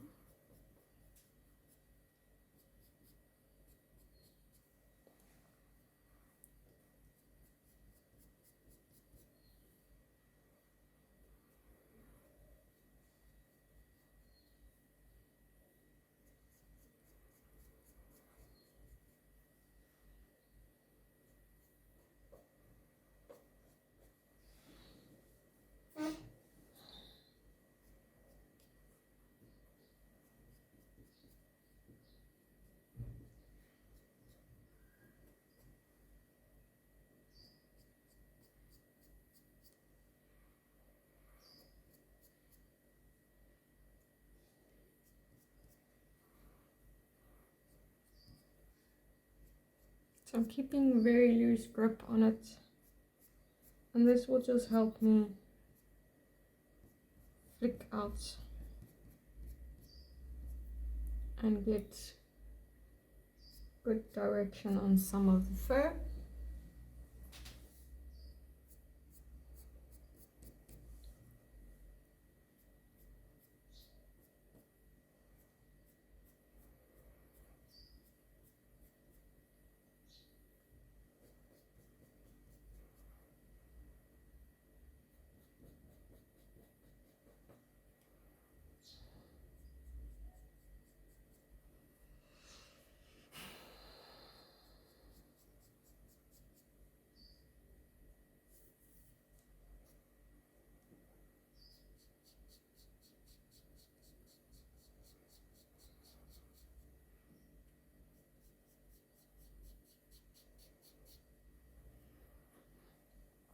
Gonna clean it up a bit, get my point back.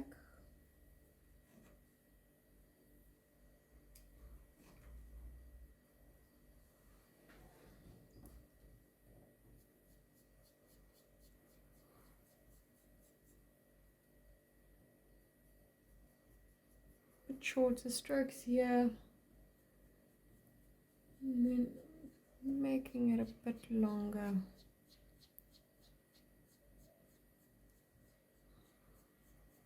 Back to short.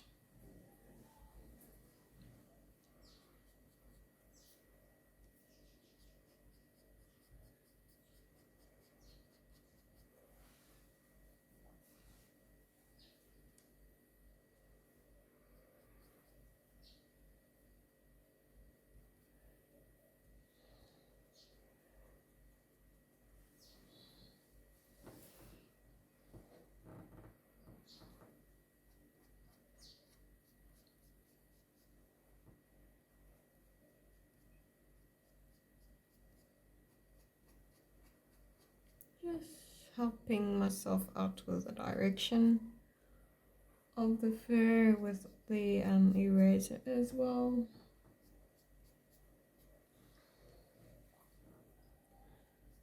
And that will also just help later layers.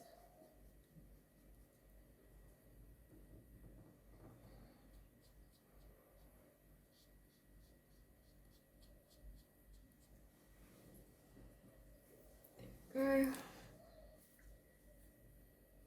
Short strokes in this area.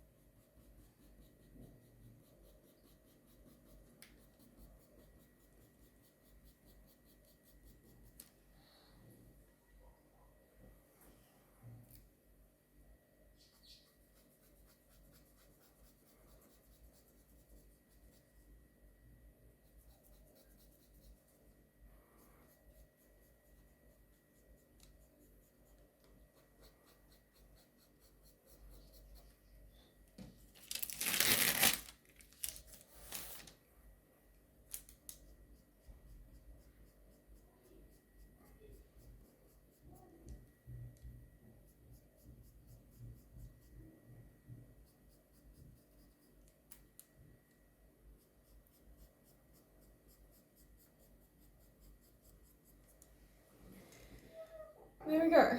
I think that's the amount of highlights I'm going to add in for now.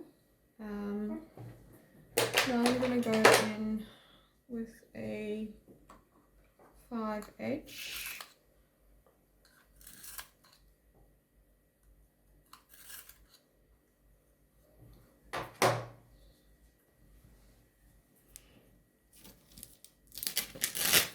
And the same as we did on the front of the face up here, I'm just going to continue on doing the same down here on the neck as well. Gave my 5H a good sharpen. This is not going to do much, especially in these darker areas, but we are adding a bit of substance to the remainder of the neck and shoulder and chest, and as well as working with the highlights that was just put in ever so slightly.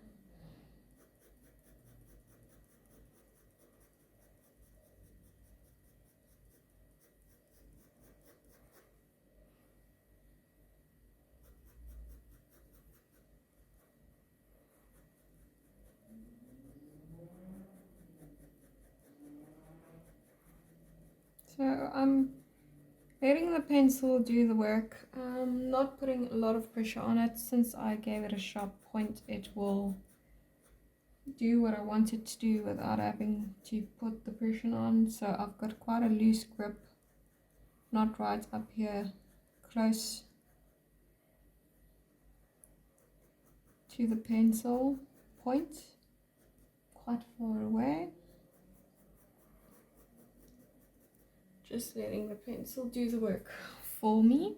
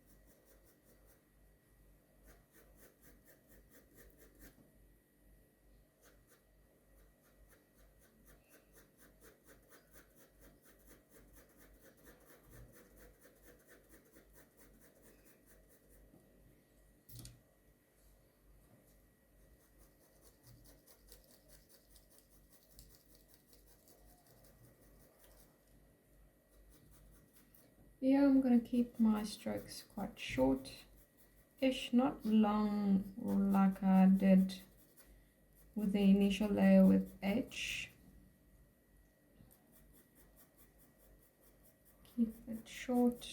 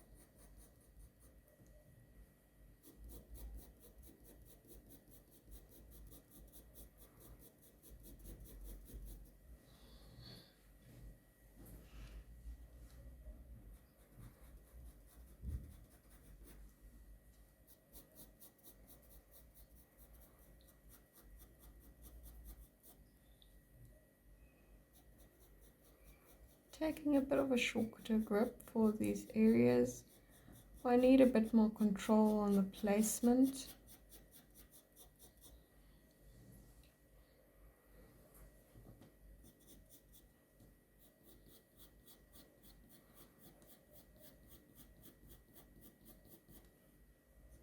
And then we still short but a bit more of a looser stroke. There we go.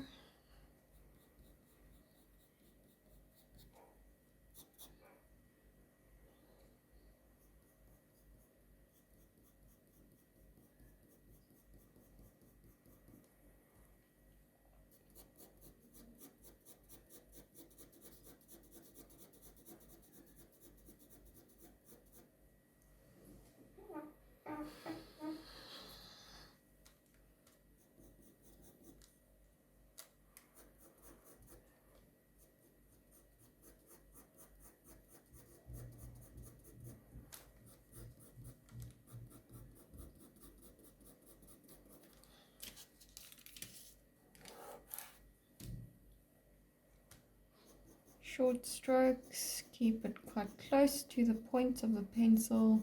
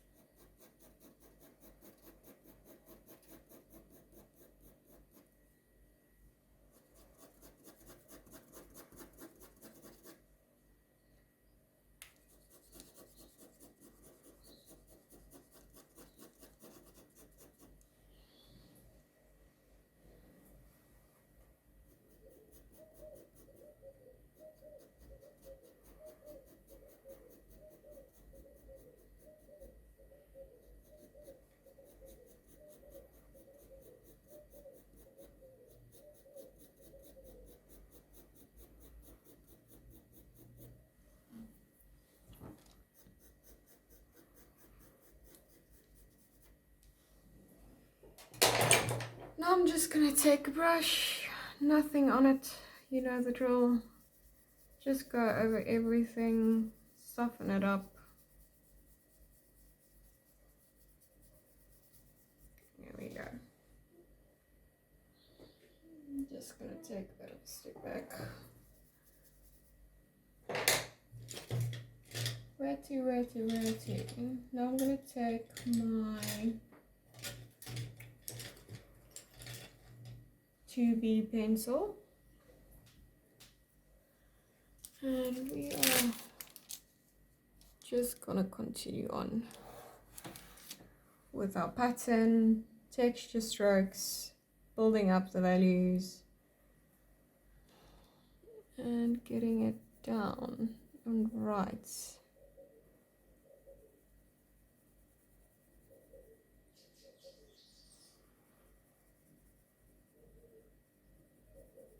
Still not as dark as we can go. I'm still contemplating on if I should go as dark as I normally do. I'll probably make that decision right at the end once we've got everything mostly done.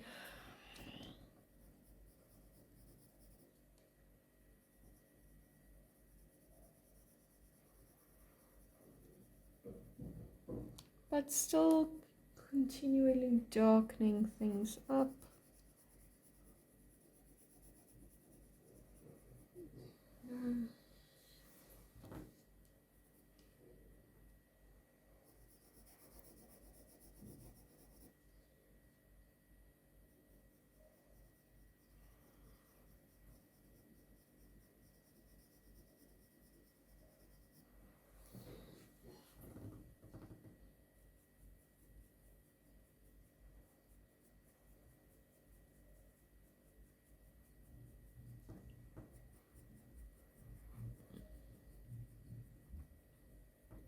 So I'm going to be sort of quiet because it's just a repeat of what we've been doing. Kind of let you get there on your own pace, because I'm not going to change up my technique whatsoever from what I've been doing this whole time on this area of the drawing.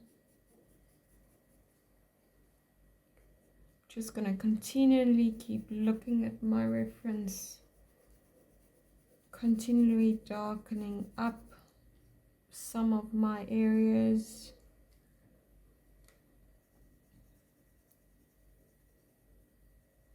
If you see something maybe you'd like to add, maybe add.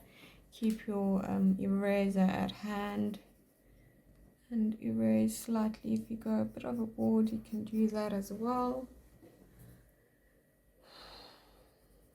But I am just going to go through the motions of what we've been doing this whole time and just with this pencil build on it.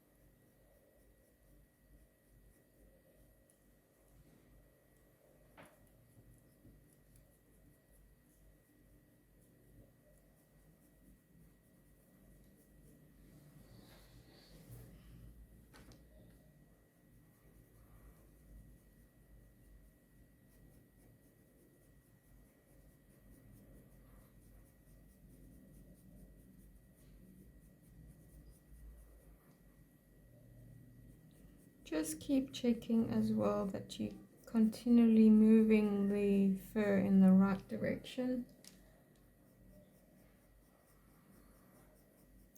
and that you keep your strokes in line with what you're seeing for that area. It's quite long strokes in this area of the front of the neck.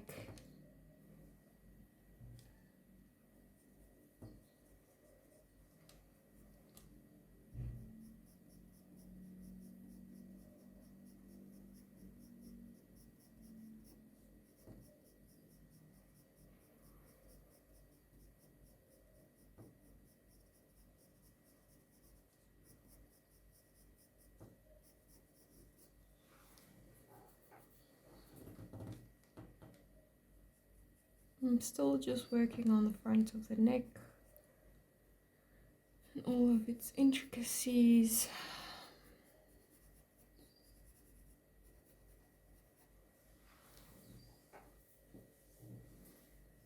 Just continually building up and getting the depth correct.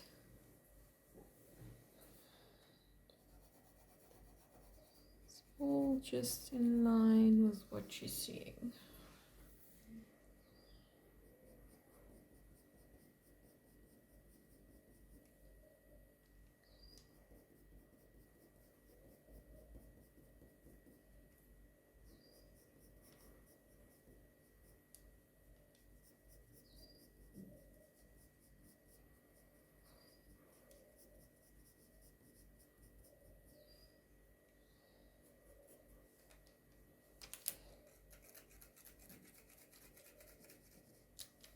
If you move into an area that's a bit lighter, use your softest pressure. And there where it's a bit more defined and darker, you can use a harder pressure. Still just keeping a very short grip on my pencil because this is a more precise layer.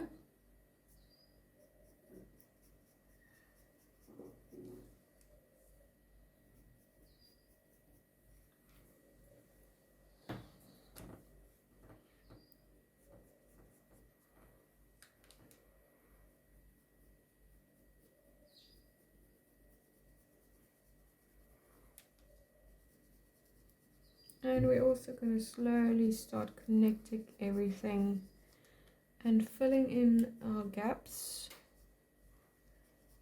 where there isn't much pencil been laid down before.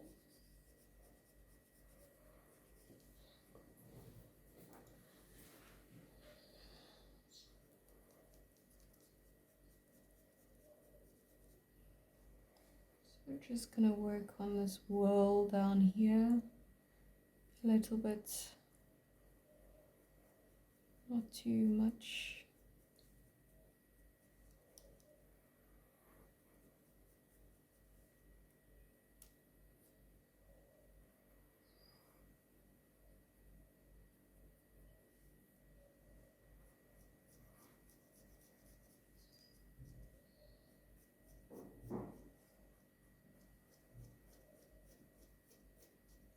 Even if you know an area is going to be a lot lighter and we still got a lot of erasing to do, still also just add in those details with the 2B pencil as well. That will just add depth and dimension.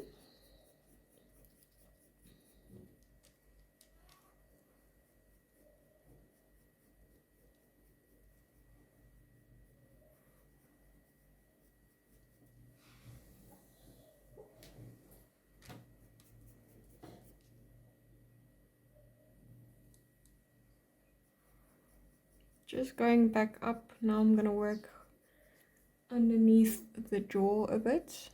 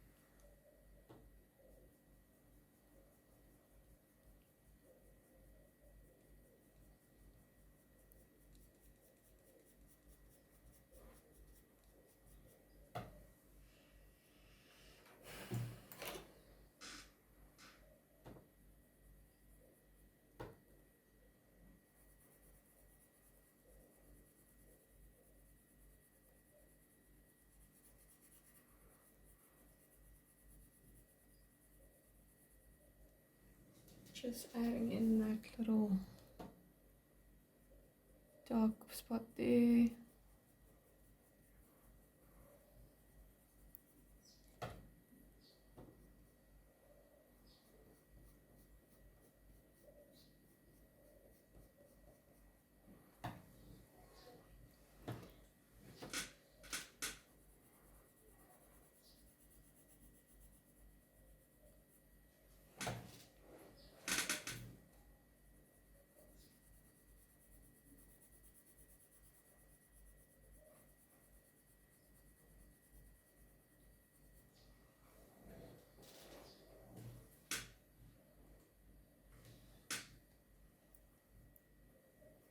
Back to the side of the jaw.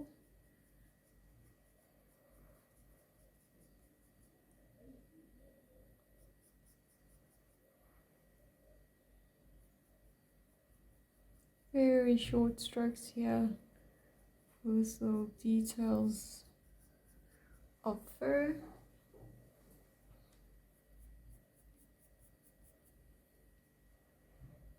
Those will be the ones right there.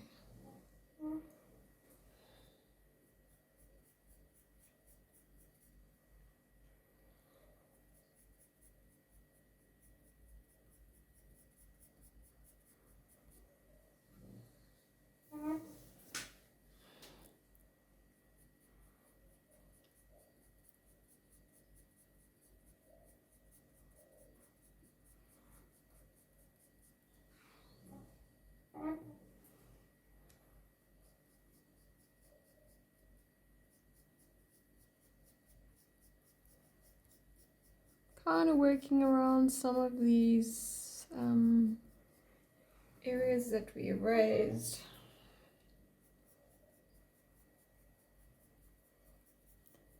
Just to help define everything still.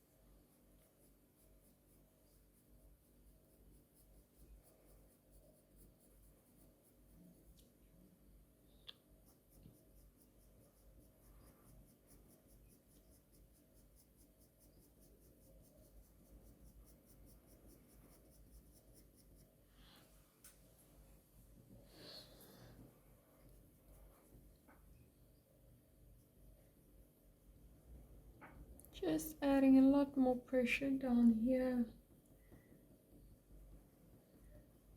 to kind of define this little line, and then we will obviously, everything still needs to be integrated a lot, still quite a lot of depth that can be added, but just to start defining out certain areas.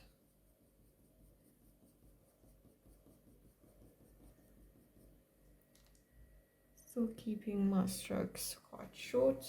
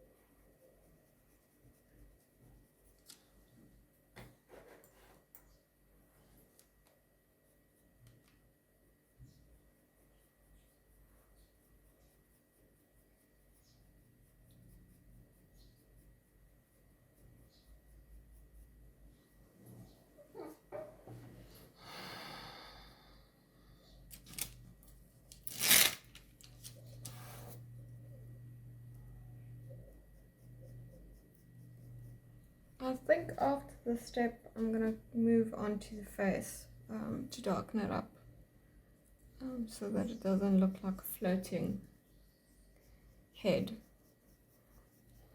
Just gonna first blend things in.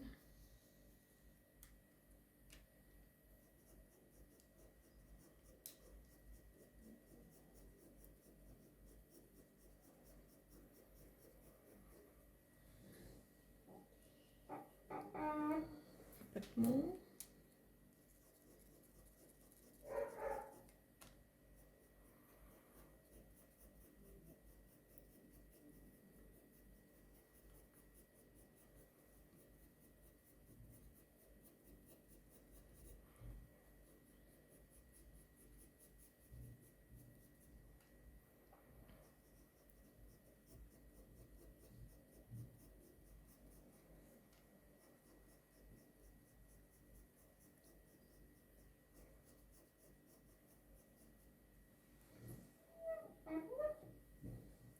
Just take a brush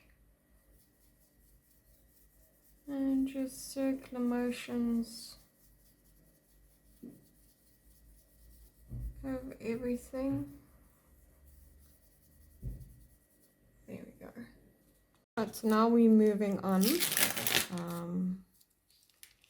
to more detailing out the top of the face, and then we're going to move left to right and then down into the neck. Let me just get, so we've now got, and obviously texture out the nose. Yeah, so that is the game plan. So I'm gonna take my 2B pencil, give it a good sharpen. There we go. And now we're gonna slowly but surely darken things up, work our way up to maybe 6B, might do the most of 4B. I don't think this portrait really needs anything higher than that.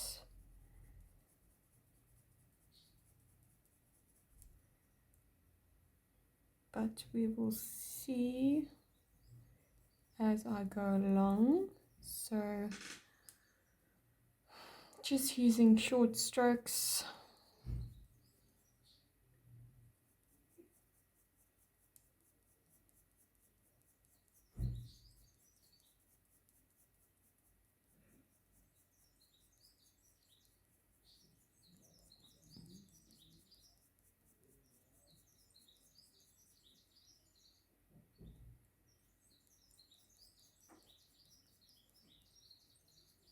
Just taking my time. We are going to also not just sketch out, also going to kind of just taking my 5H shadow in as well. So that's why I'm just taking my 5H. I'm going to kind of work interchangeably between these pencils as I go around the drawing.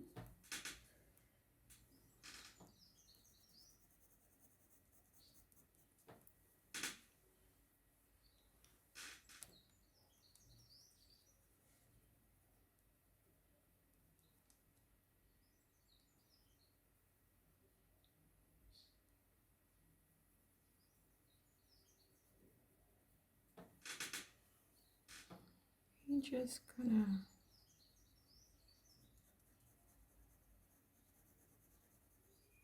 kind of using the 5H to blend in this 2B pencil,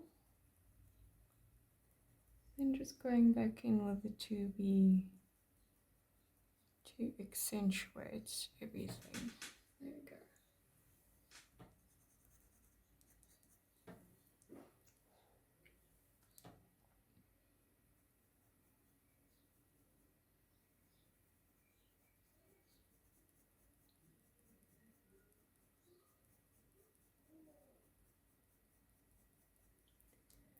So luckily these two pencils are two different colors. So if I do forget to mention that I'm switching, the 5H is the long range one and the 2B is the short black one.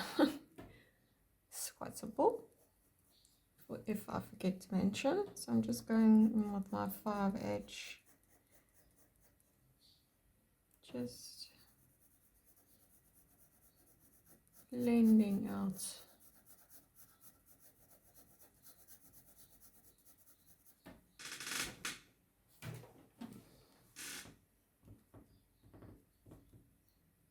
gonna continue on, and we're gonna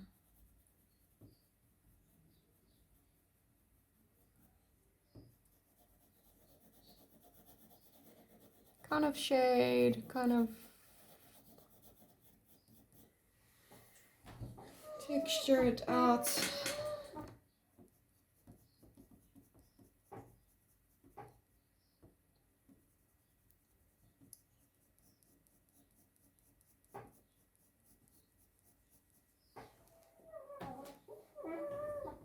Sorry about that. If you hear any squeaking noises, that's just my chair.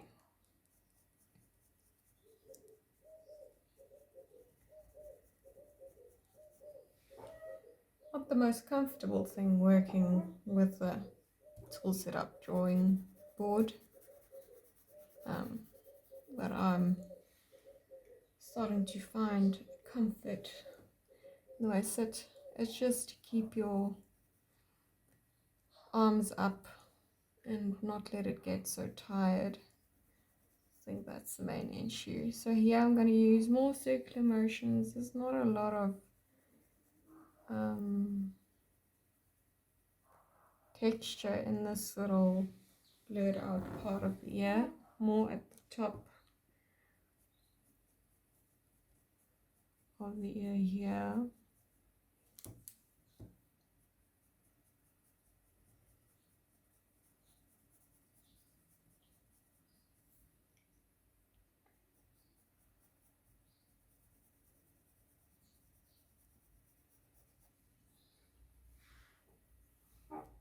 Take your 5H, just kind of, we're gonna go over the whole ear.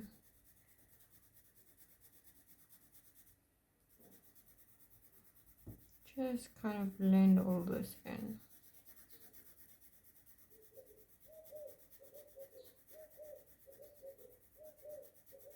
And a few little darker little areas. Back in with your 2H. You'll see the 2H won't pack as much of a punch if you really go in with that 5H all over the paper.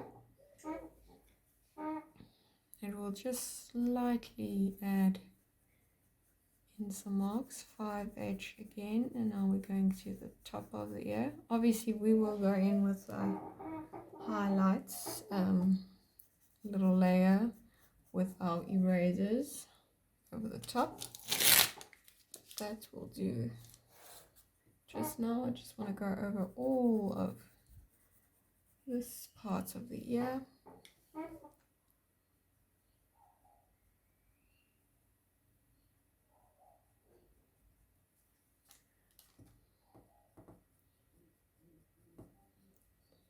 So the detail layers can sometimes take time, sometimes not. Certain areas will be a lot quicker than others. I have a feeling that this will be the latter, since all the initial layers also didn't take quite a lot of time to actually get it to look the way it does. So I'm not too concerned about this being too a lengthier tutorial. A4 drawings tend for me not to be that long, as you can really make quick and easy decisions on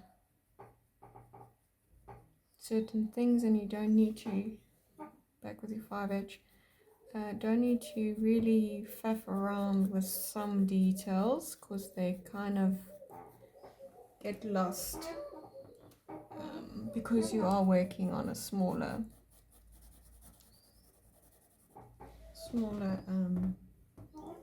size drawing. Right. Just take my mono eraser, clean it up a bit.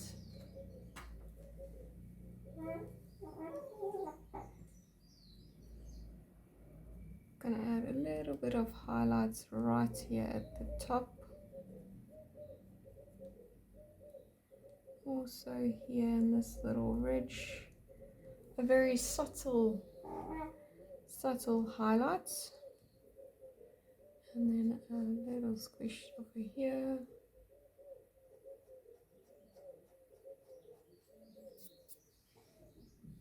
I'm still gonna add those little hairs that go over the top, but that's for our final details. Those that are right at the end. There we go. Quite pleased with that. Now for the eye, I am gonna take a darker pencil. Like I said, I probably won't go farther than a 6B, so I'm going to take a 6B for the eye now. It's also an area that we really haven't detailed out too much, so let's get stuck into it.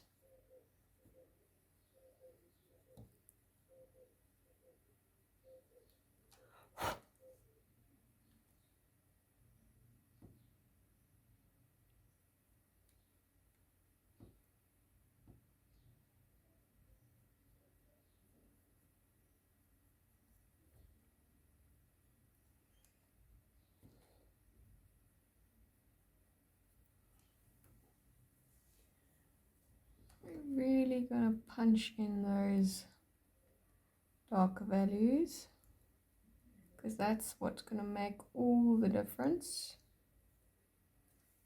I'm going to take my 2B, just really darken up that little section,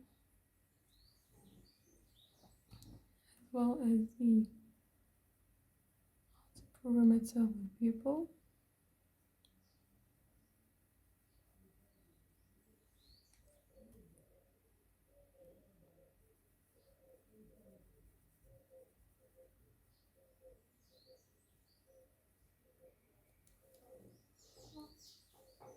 See, not a lot of work needed to just make it pop even more. Still just taking my 2B, working around.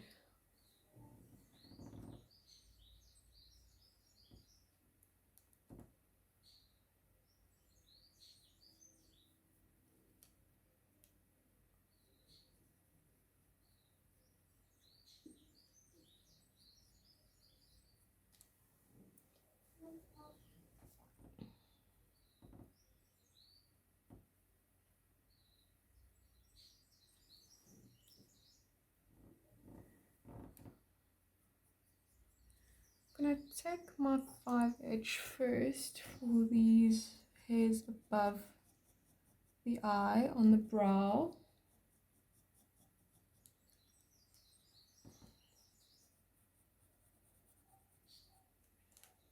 For those initial first strokes.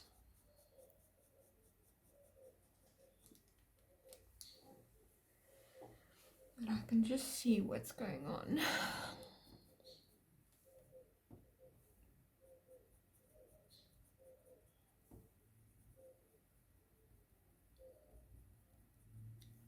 Okay, go back in with your 2H.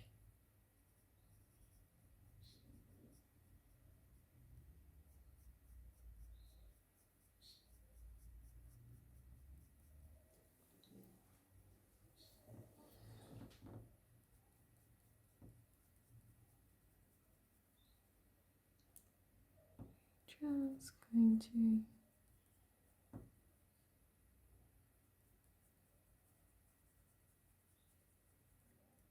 darken everything up.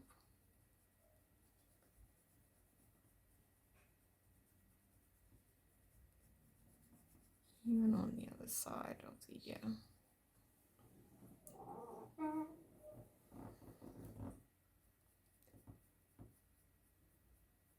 Still using my 2H pencil, a little bit of a lighter pressure.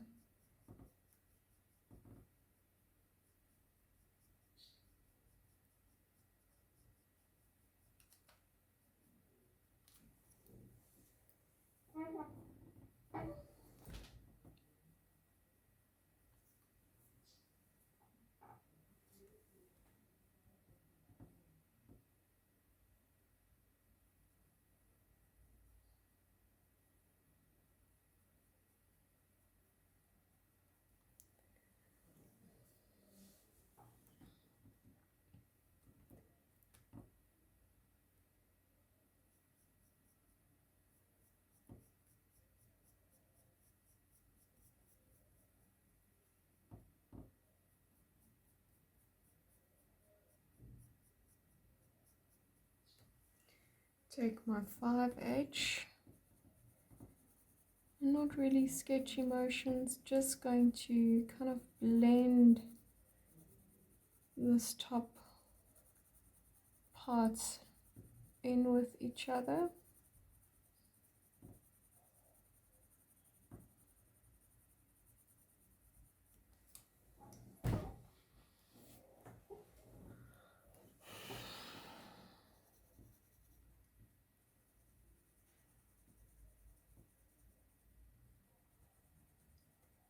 As well as add a slight like eye ridge underneath the eye here.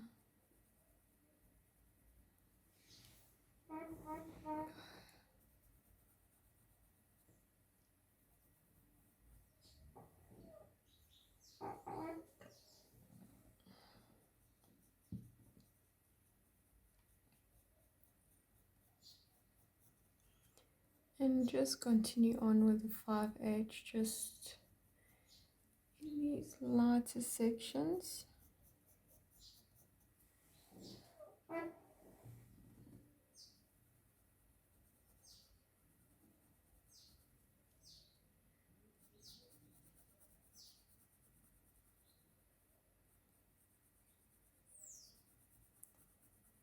well as blend out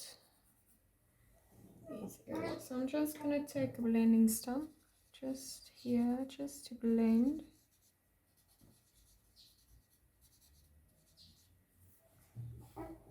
And take a mono eraser, clean it up.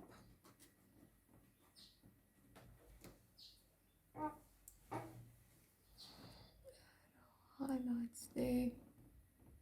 Oh, a little highlight there in the eye. Go.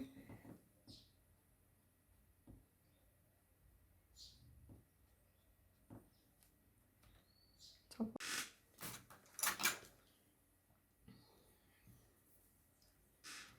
Take 5H and we're gonna work around the forehead now.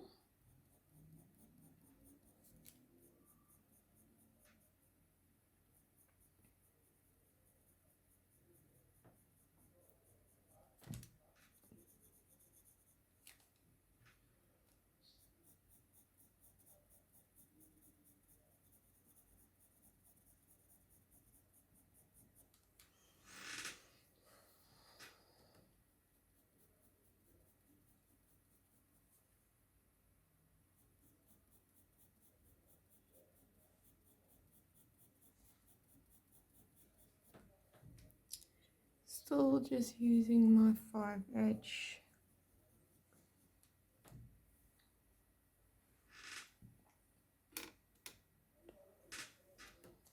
I'm just going to take a blending stump as well. Just blend in this forehead section. well as here. Don't think this forehead section has been blended much. Maybe. Okay. Take your mono eraser.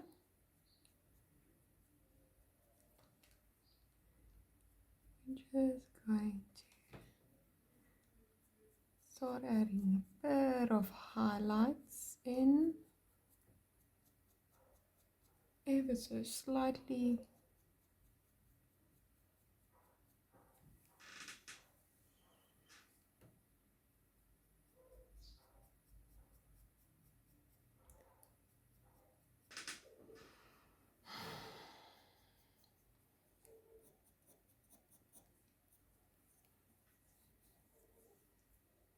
Okay. Now we are going to work a bit on the muzzle.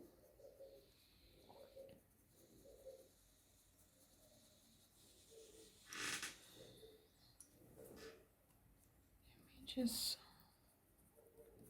get everything right. Just quickly take your 6B. I'm just going to add a little bit of depth in this back parts.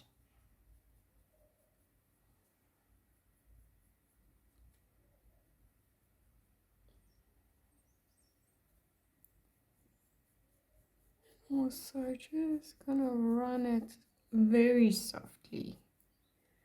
Very, very, very softly. Gonna run it through some of these areas.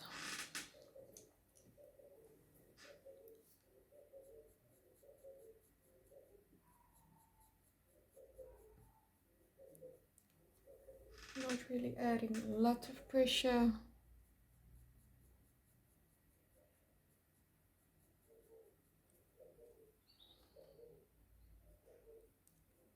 Just kind of using it for those extra bit of fur textures, and also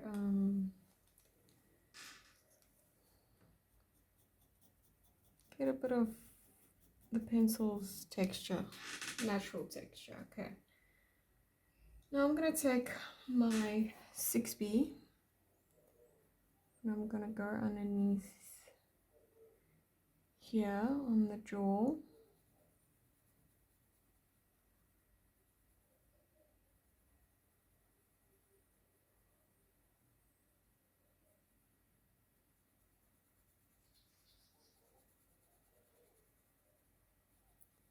I'm just kind of going to fill in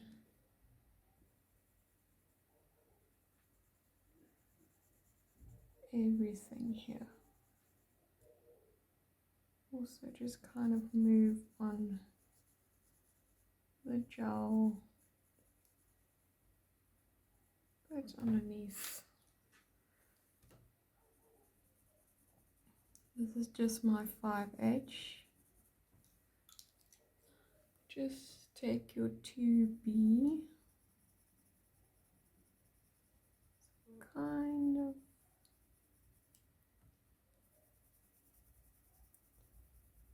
blend it out.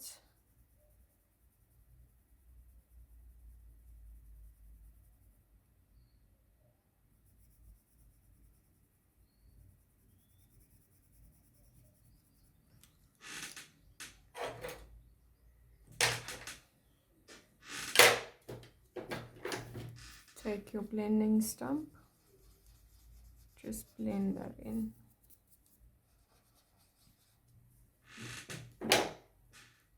Back in with your 6B pencil.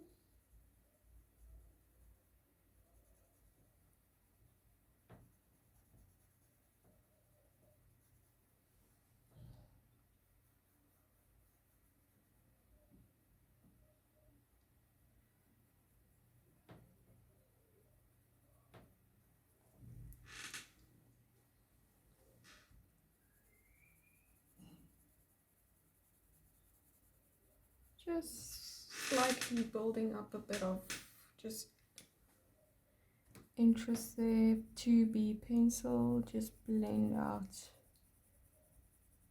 with the 6B. Just put in,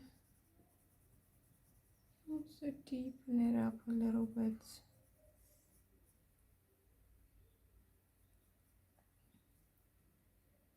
Just gonna kind of add a little bit of fur at the end, very slightly. There we go.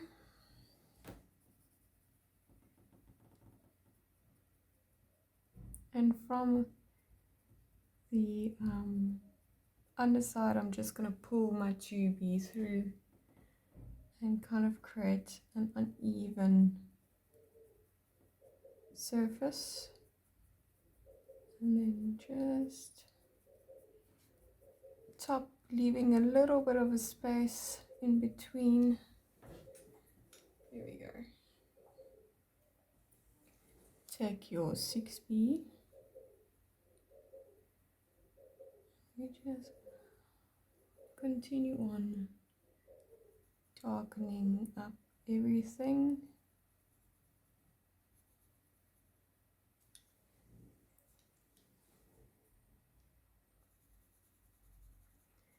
Very slight pressure, I'm not using a lot of pressure.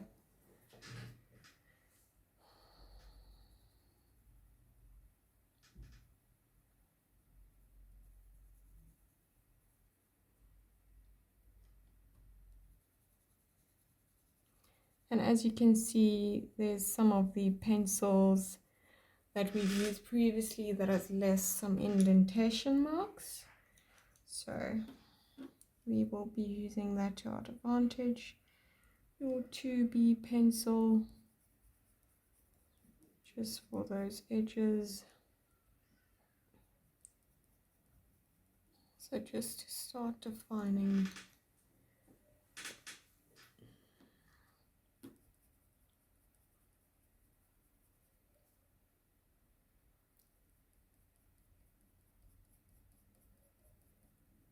Already quite a nice texture going on here. Obviously the nose not being filled in kind of takes a bit out of whack.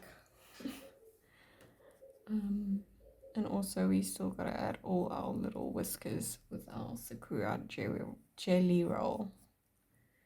Ooh. The English words are running out.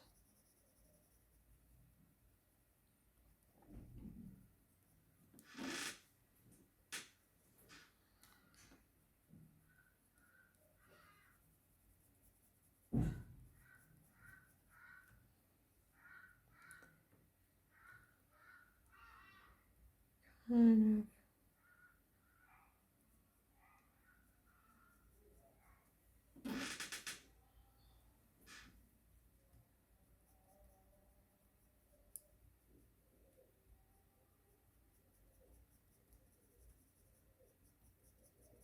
Gonna deepen up this bottom part of the gel. Leave that little highlight there.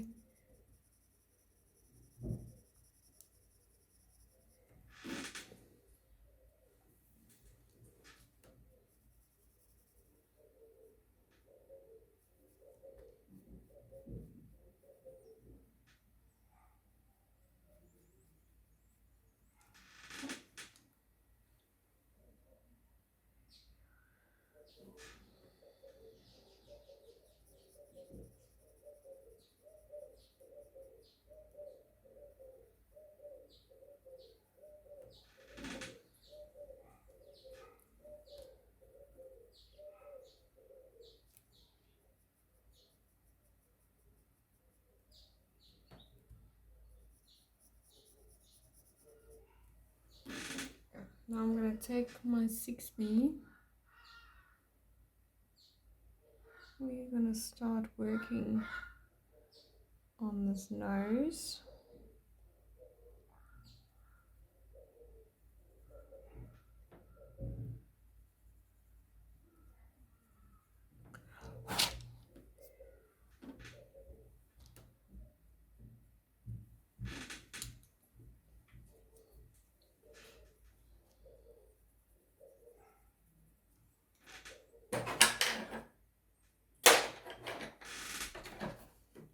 just gonna take a blending stump.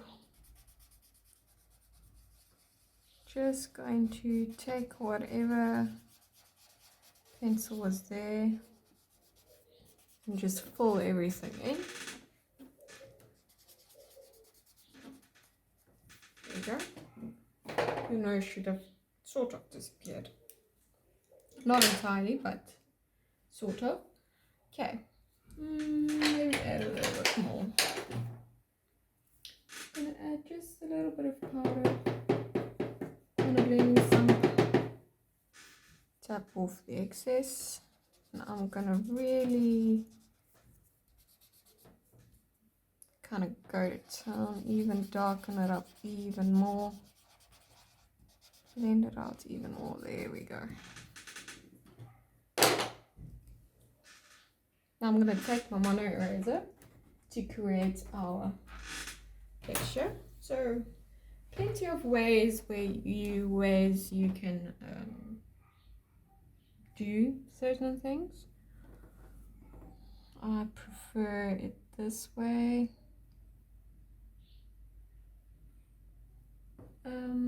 Plenty of ways and techniques you can do it with. So I'm just gonna use my mono eraser, kind of circular motions very randomly, first in the areas that are a lot more highlighted.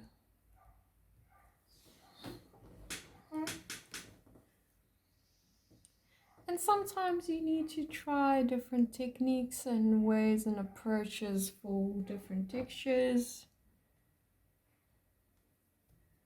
I mean, not every technique is going to be the same or take the same length.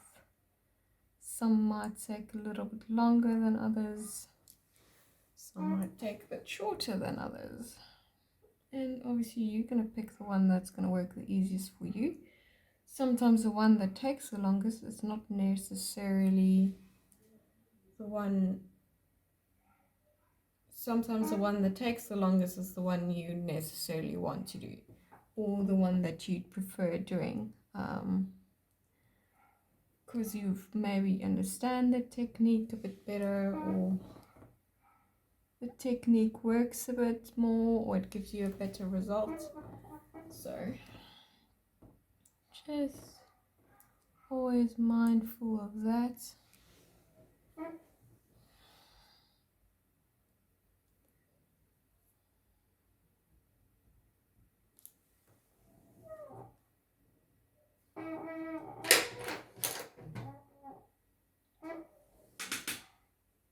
I'm going to take a 5H pencil, and we're gonna kind of go around these little highlight marks, kind of add a bit of definition, trying to keep it random. Obviously we'll add some more as we get along. I just want to see if this is working the way I think it will work for me.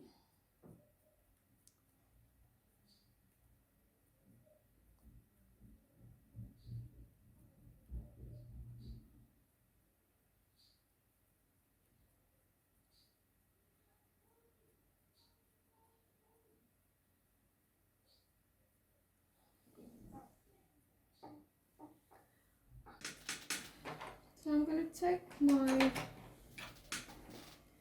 2B pencil,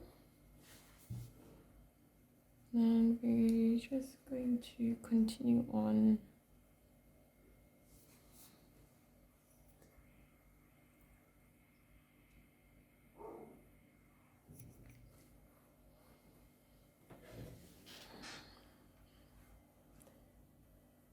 working on the nose and putting in all our little texture marks.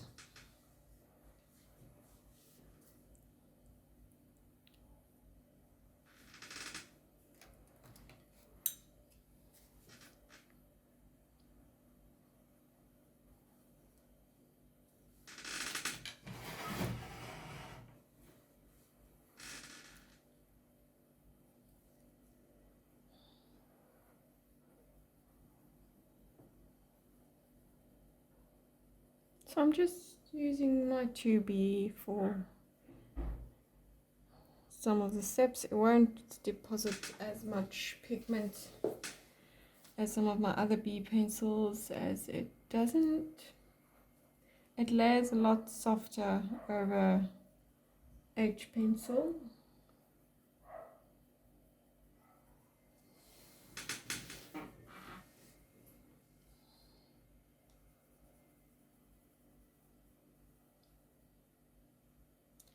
So there's more lines here than dots. So just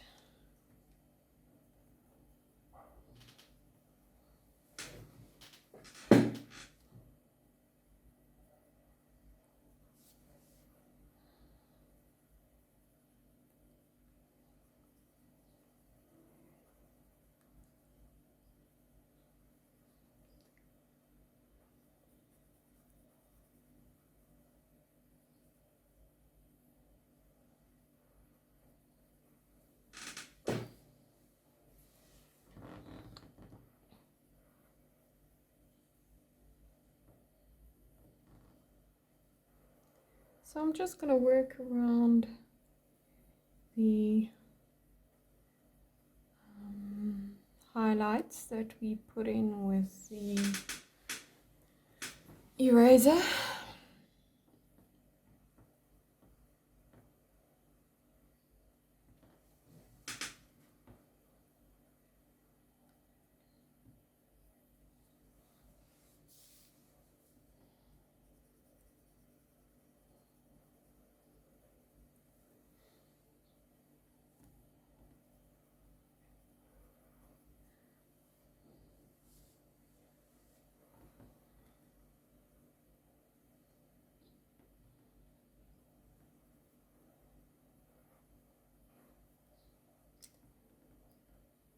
Not using the point of the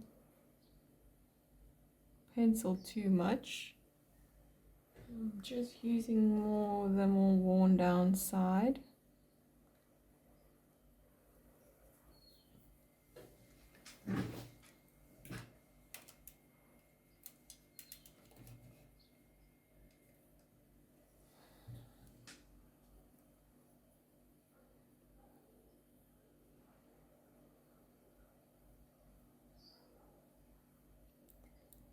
It's almost like little mosaics. Just making little random little marks.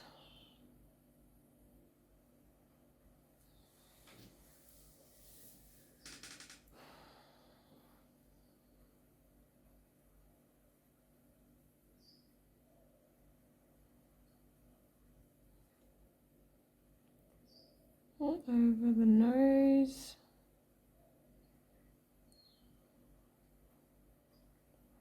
Going around some of the highlights, breaking them up some places.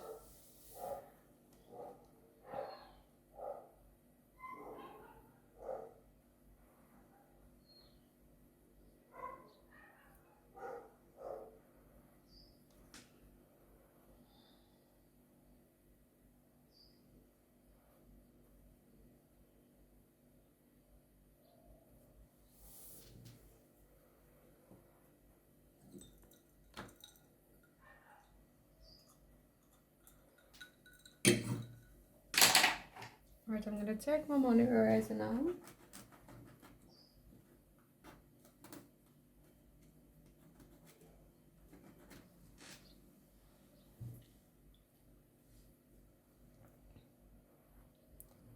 Going to lightly, not take everything away, but put in a general highlight, like so. There as well.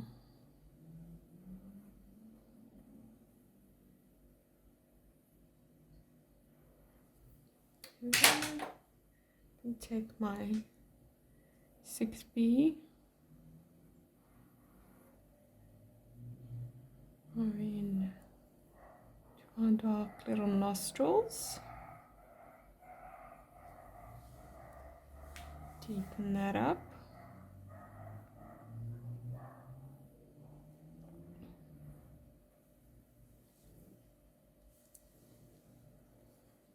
Do the other one.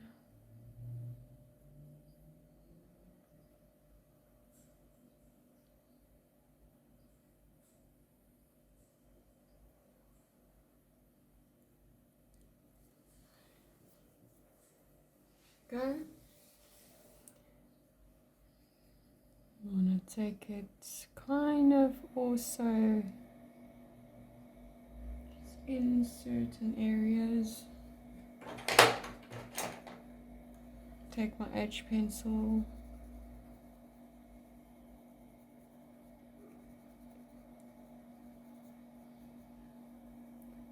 Just kind of fold this in, as well as this over here.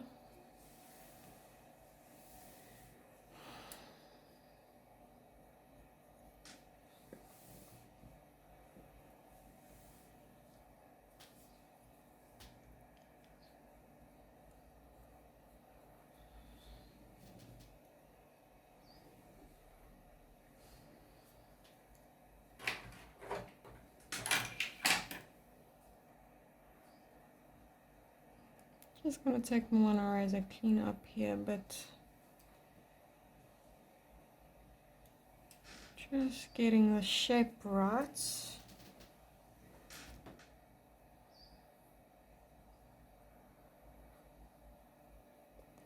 There we go. Back in with my H pencil. Just fill that in.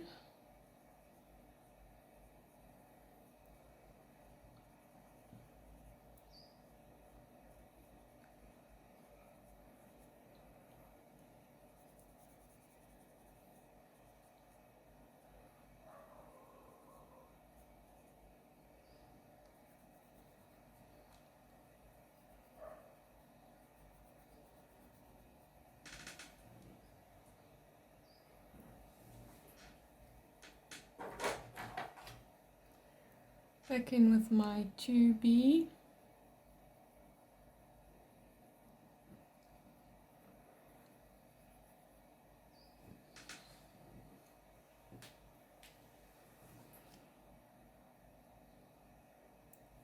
Just getting shape right.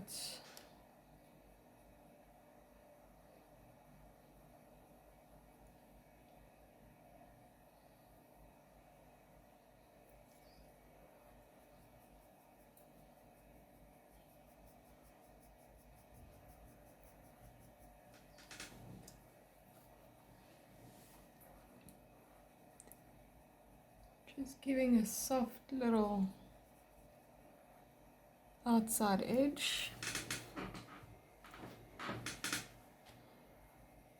And also just working that little softness into the top part of that nose. There we go. So that it just doesn't look out of place.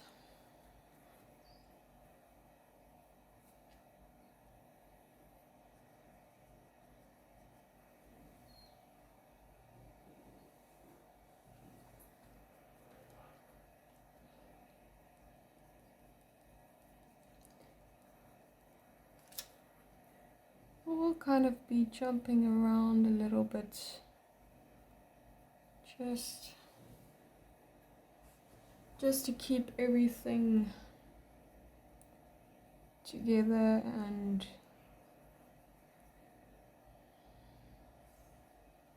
making sense with each other. Back with the nose texture, making very random little marks and lines, and not really sometimes completing a circle, kind of just going around, making random little squigglies. Since it's not very large, we don't have to always define everything. can allude to it, make the viewer fill in the gaps with their mind, which our brains do on its own, so might as well take advantage with it in your drawings. Just take a blending stump and just go over the top.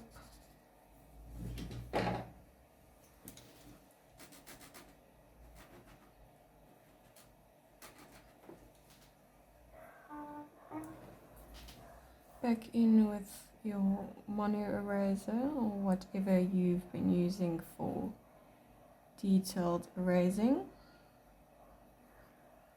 Just going to continue on adding in those highlights.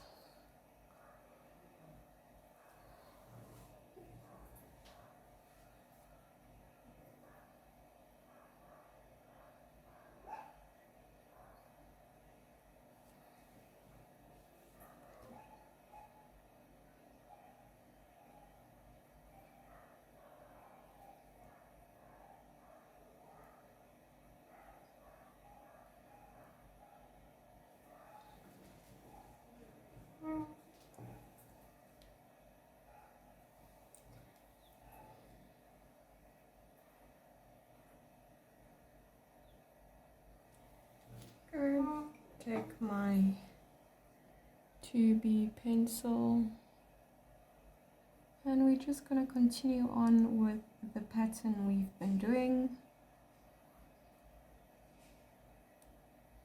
kind of defining, adding little definition lines.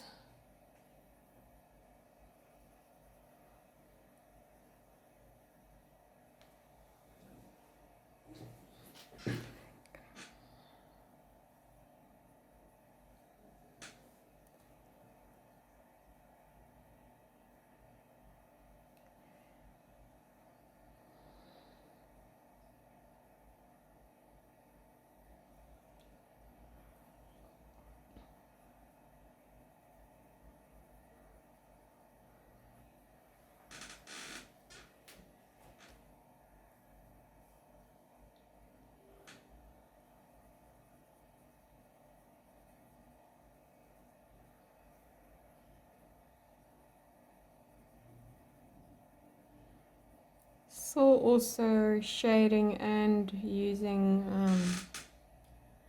putting in textures to kind of do both.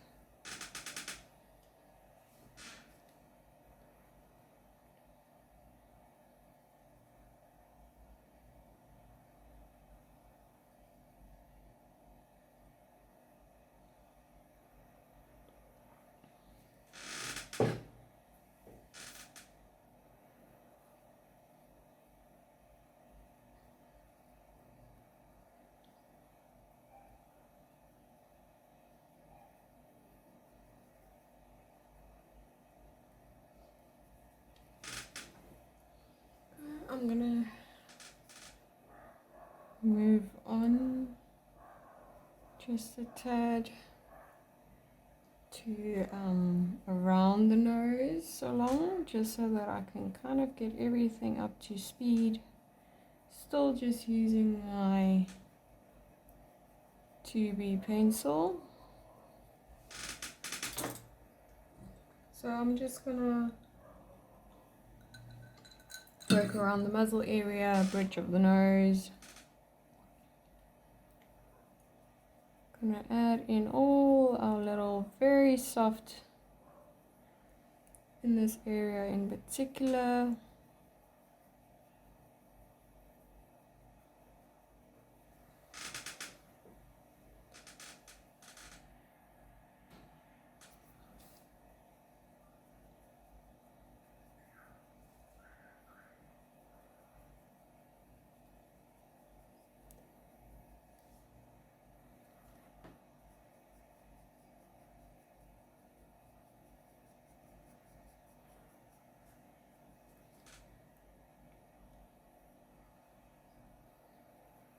Just adding your little strokes with your 2B. A little bit darker here at the top of this real ridge.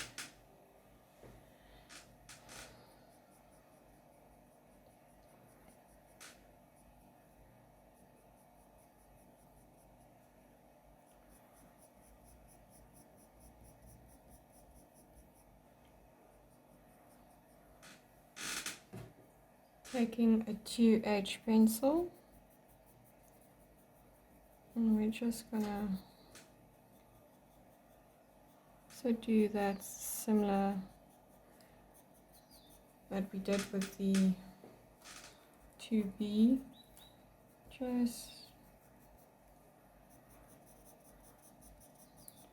kind of fill in gaps, go in between.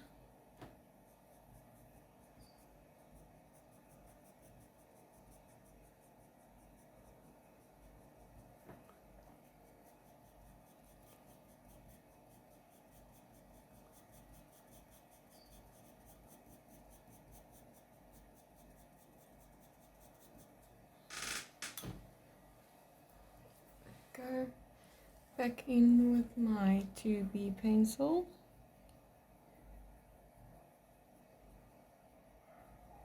Very short little strokes here.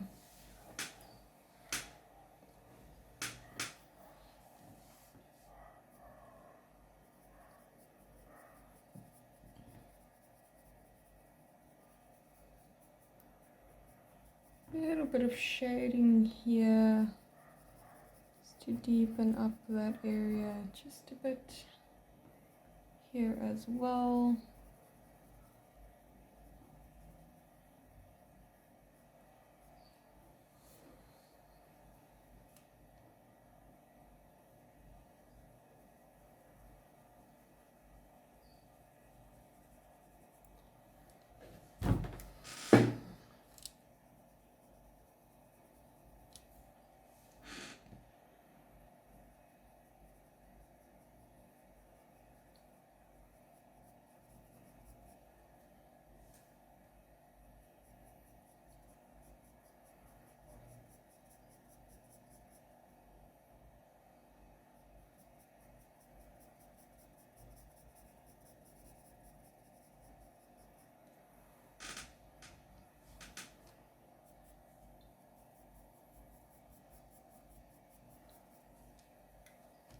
To H pencil,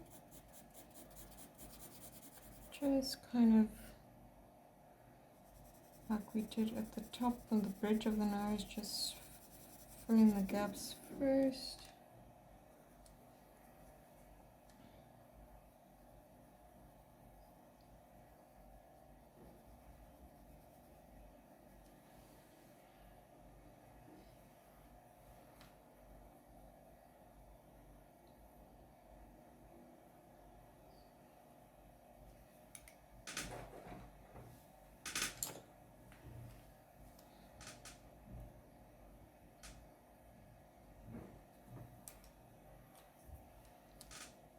To H,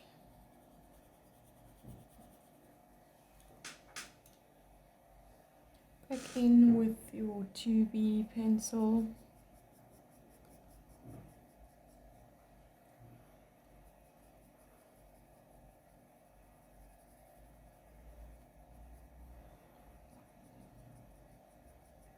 Very, very, very short strokes. Top here.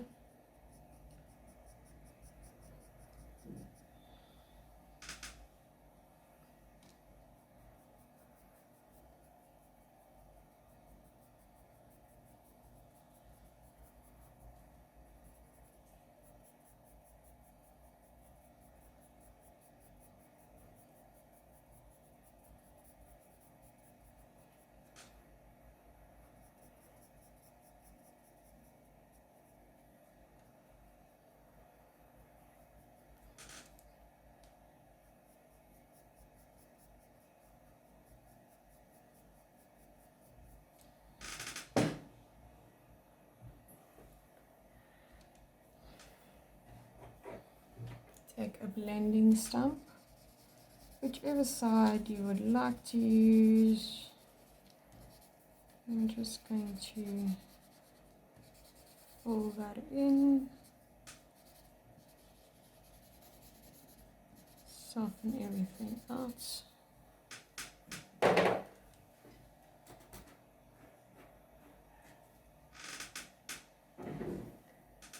Take a mono eraser or anything with a sharp point for some detail erasing. And we're just going to use short strokes just to add a little bit of interest, a little bit of dimension.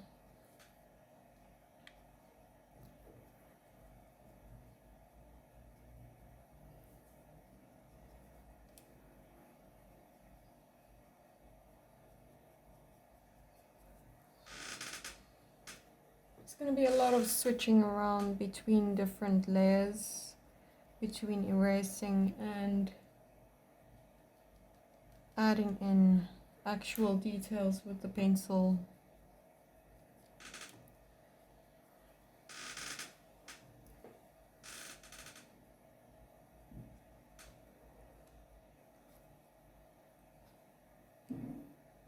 Just gonna take my eraser and kind of make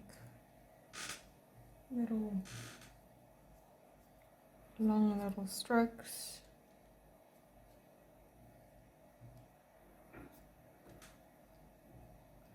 Start adding whiskers.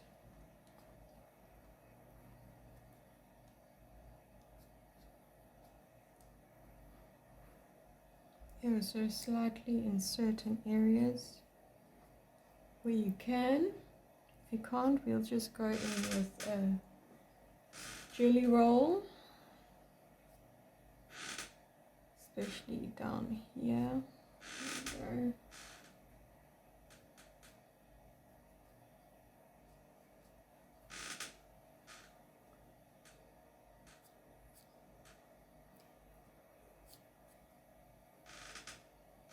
So I'm going to kind of try and work around them now, since I've put them in.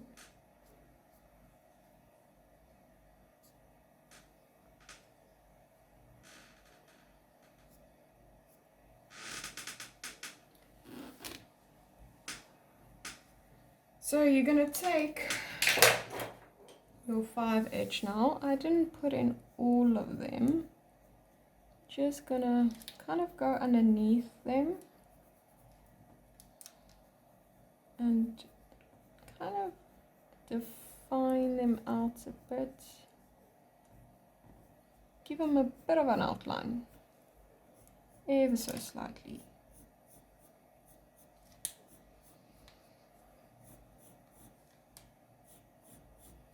And we'll just reinforce them with our jelly roll.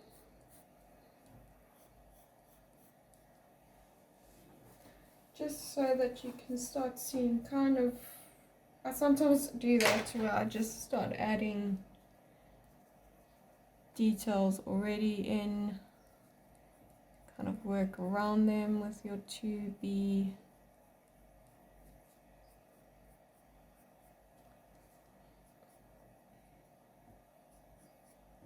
They sometimes have a dark little point in the beginning, so I'm just doing that quickly.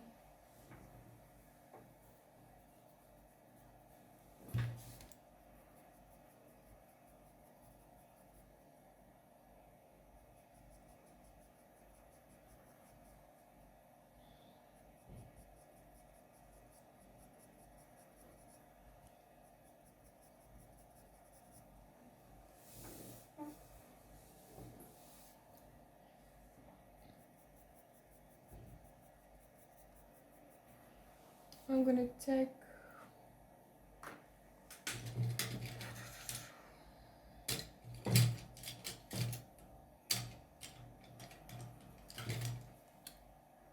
what is this? No, I don't want you. No. No. just looking for a pencil that I'd like to use. Ah, yes. So I'm going to take the 4B, give it a sharpen. Just going to put it in a pencil extender quickly.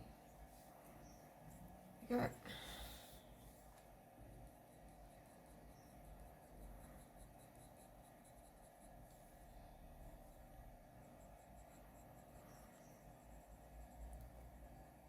Kind of just add a bit of dips with this pencil so long.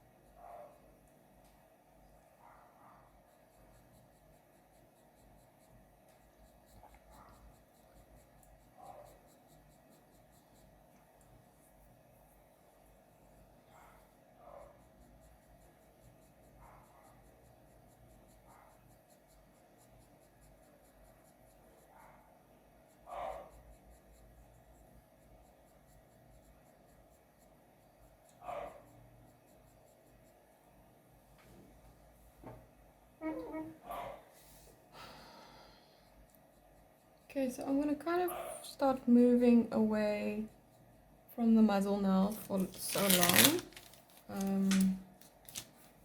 And kind of start integrating this eye. And then we can get an overall picture. So I'm just going to take my 4B and go in the eye.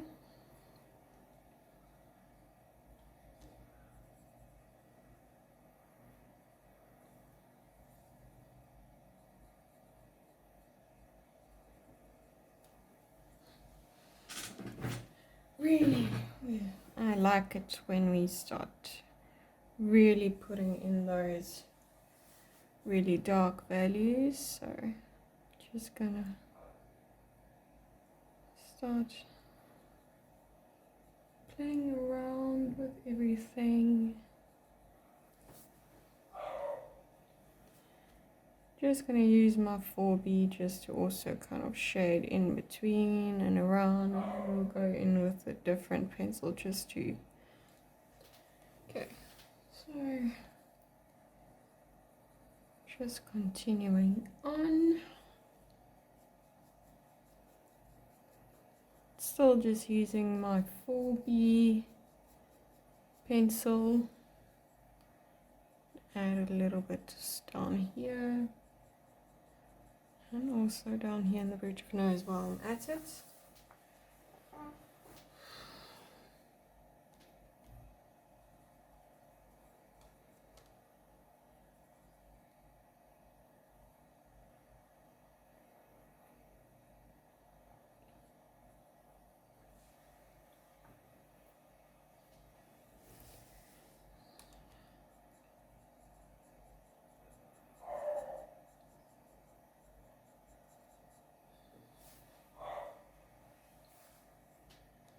I will be jumping around a little bit around the eye continuously.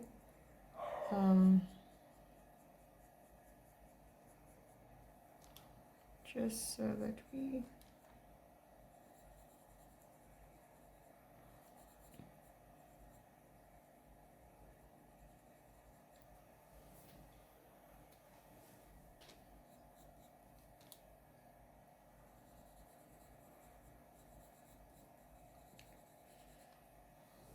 continuously defining everything. And from the darkest part, you're going to pull out.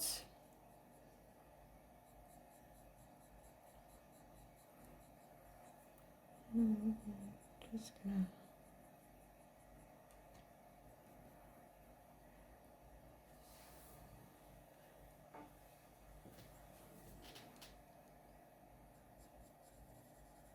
So I'm going to do a bit of shading first with this pencil and really get a bit of more depth on the side of the face. As you can see, it's changing up a lot now that we're really starting to go in with a bit more depth.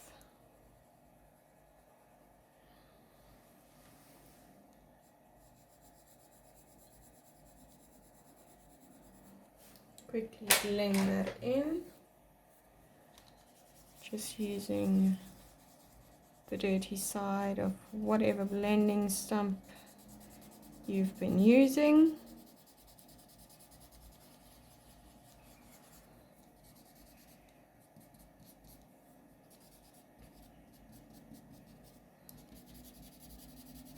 Go over everything.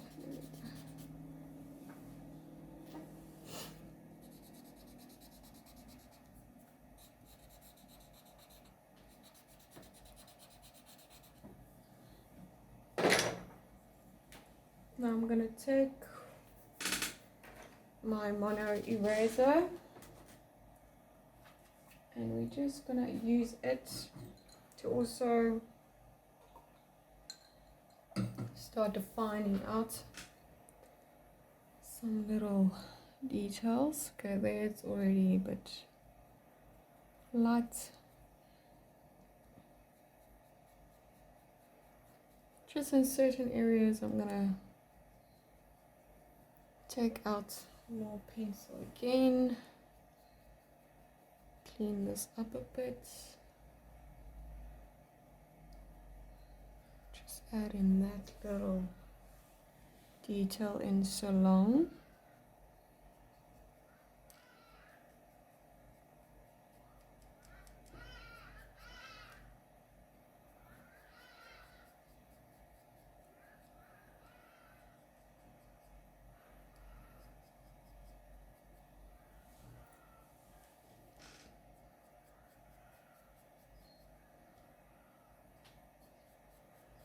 Also, just remember, and I'm going to keep reminding everyone, go in the direction of your foot.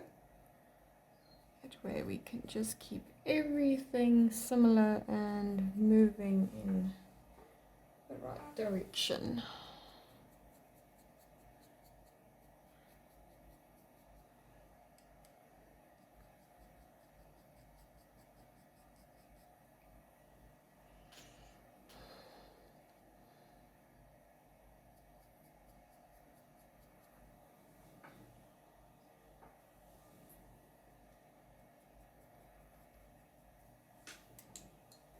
We go. So I'm going to take my 2B pencil and I'm just going to work over top of that where the 4B was blended in, and I'm going to start adding in textures.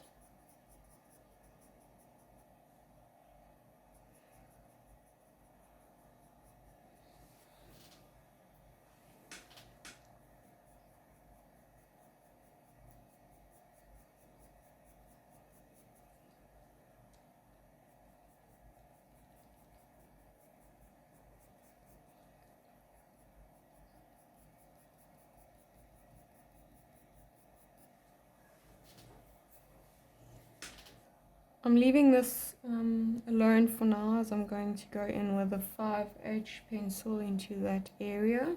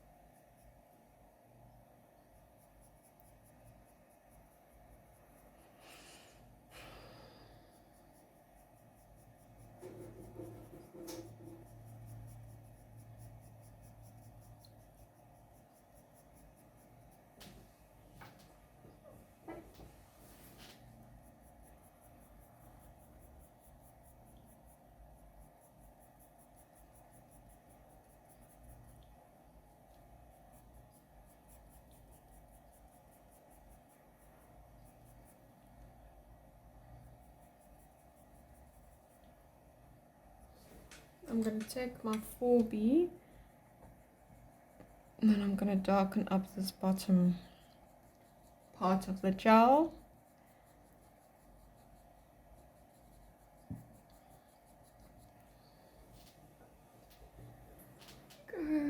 Really starting to come to life now.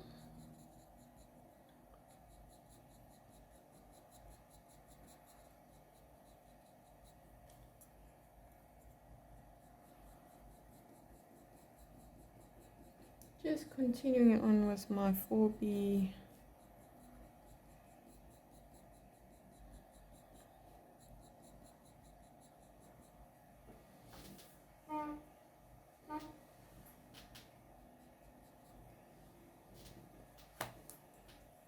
I'm going to take my 5H. I'm just going to kind of fill in the gaps. You guys know the drill. And we're going to slowly but surely add some texture details in here as well. Start defining out some of these little areas.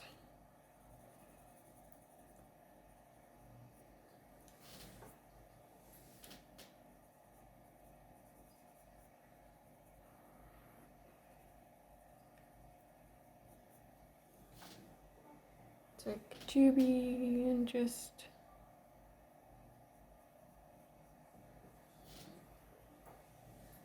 back to your 5H. Fill in those gaps.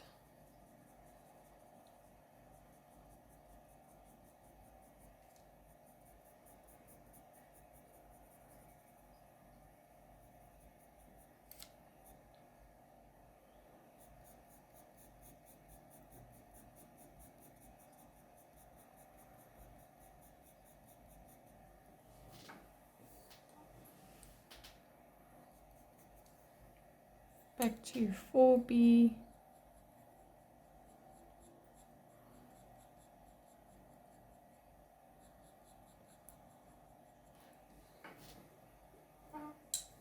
Five H again.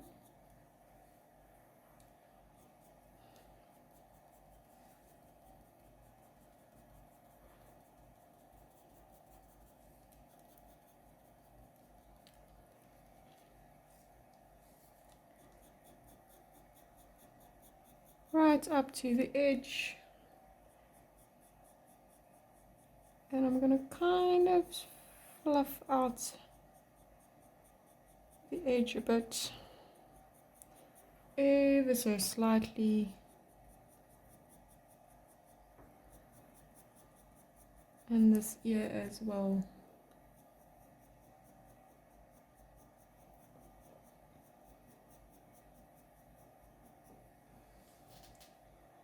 Just for a tad bit of fuzziness.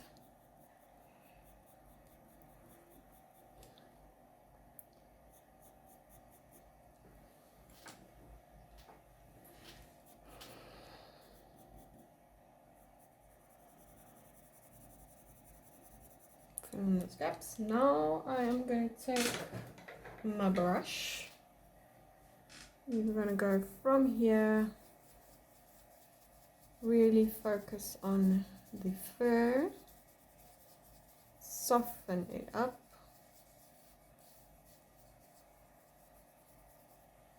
There we go. Just to take away a bit of the harshness. 4B pencil. And we're just continuing on with defining everything. 5H.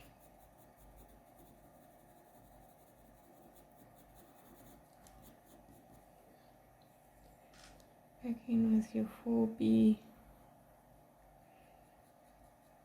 Short little strokes.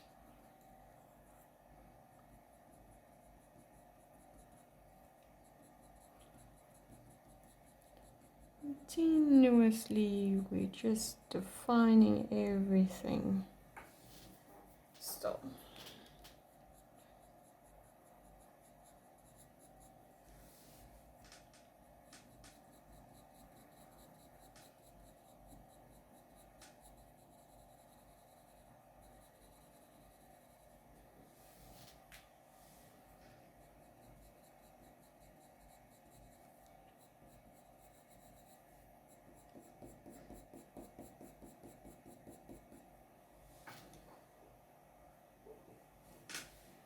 Okay, a little bit into the ear.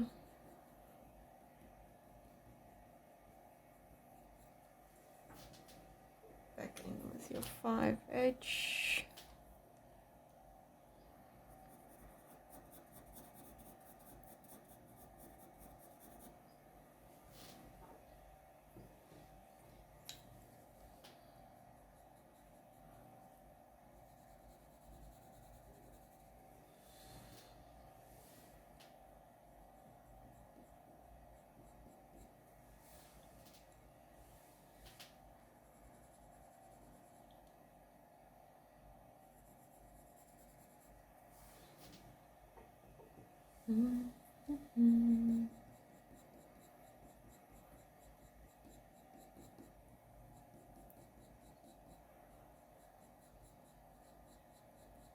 Continuing on with my 4B, as I get out of the shadows, I soften up my pressure.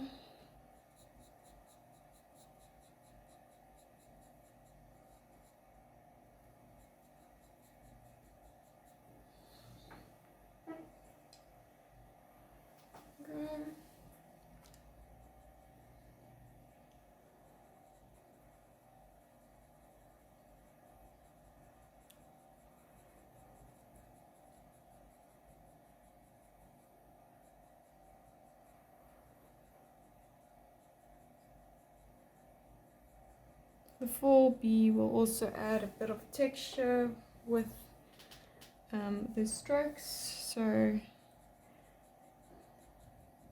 just a nice little addition.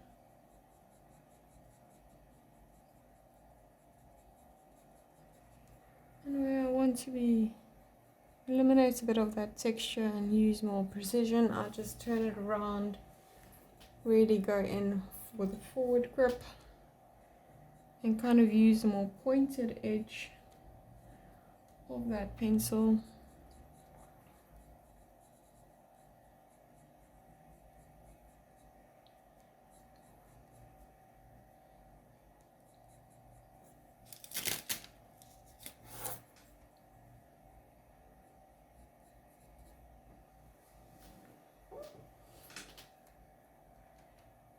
really coming together now.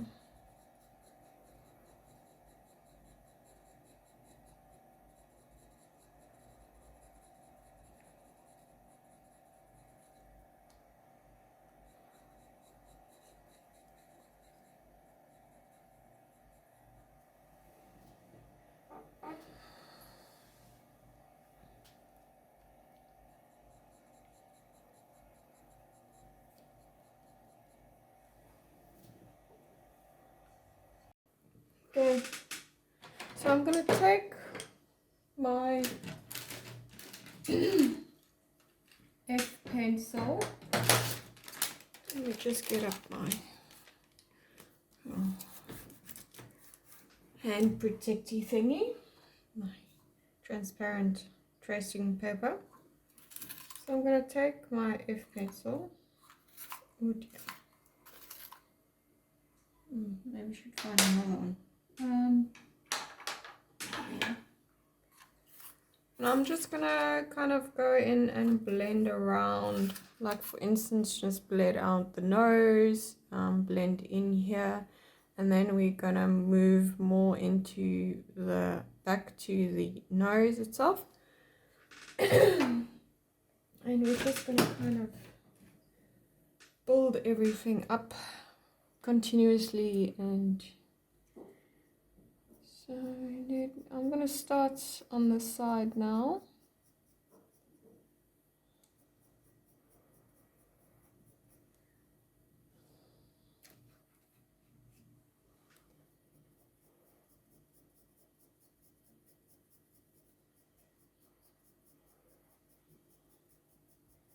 I'm gonna also take a blending stump and kind of blend as I go around.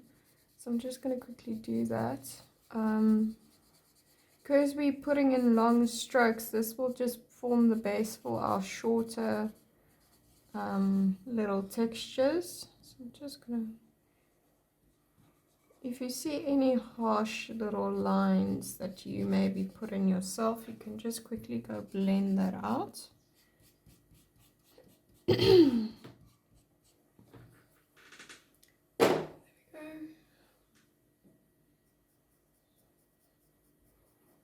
So I'm going to primarily stick to shorter strokes.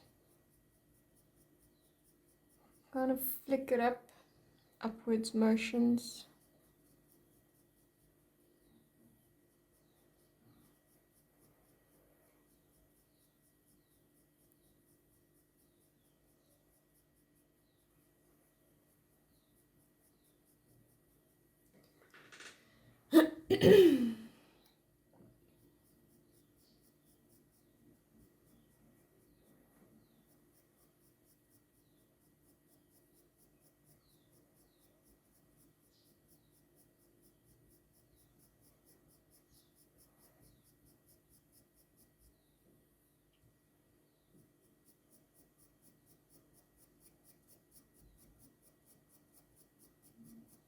So this flicking motion will just help kind of with shorter strokes, but still keep them nice and clear.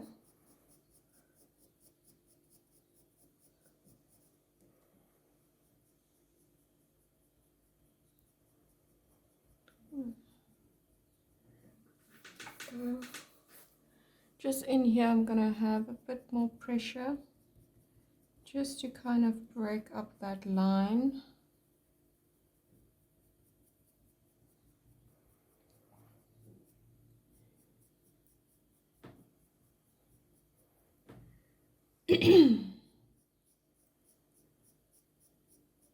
As I go into lighter areas, I'll obviously change the pressure that I'm applying pencil to paper.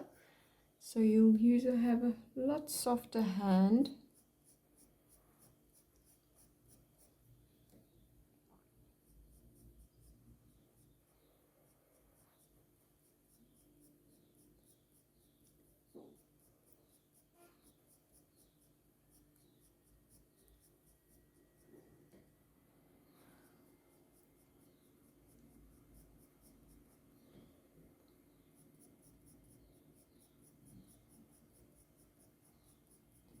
try not to go in a continuous straight line, kind of work around, especially with these shorter strokes, to keep it a bit more random.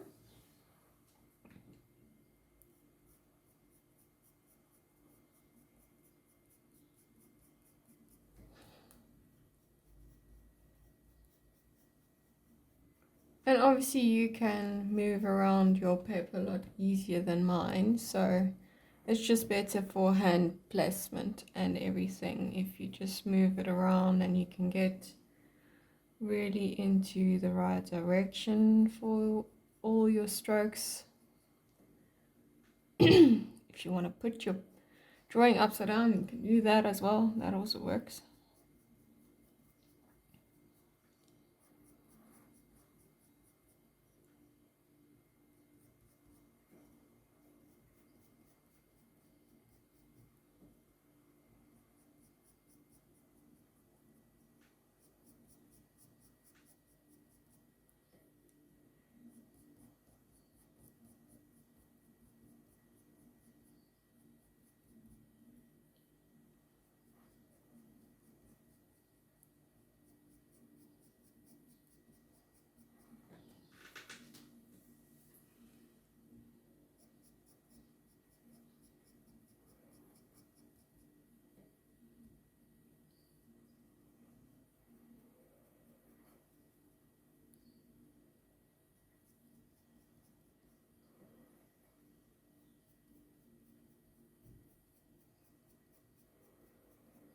Moving on to the bridge of the nose a little bit. This area I will go in and fill in with a lot lighter pencil. Like the 5H, I will mostly likely use that pencil. Just going a bit up the forehead there from the bridge.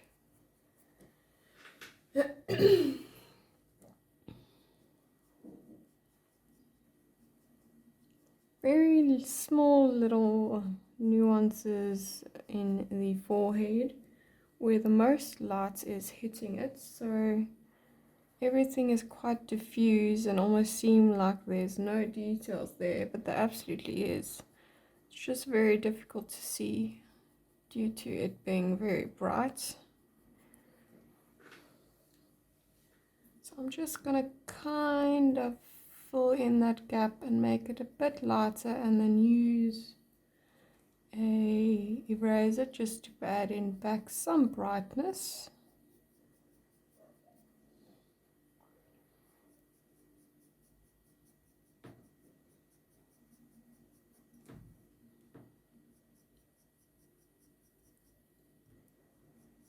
And that's just one of the, obviously that's personal preference whether you want to lighten or darken your drawings. I tend to darken things up.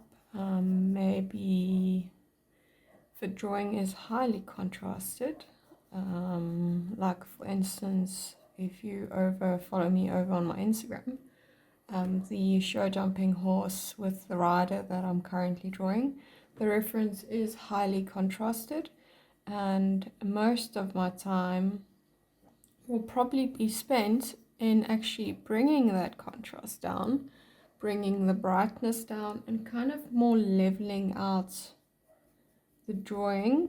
That's more pleasing to my eye.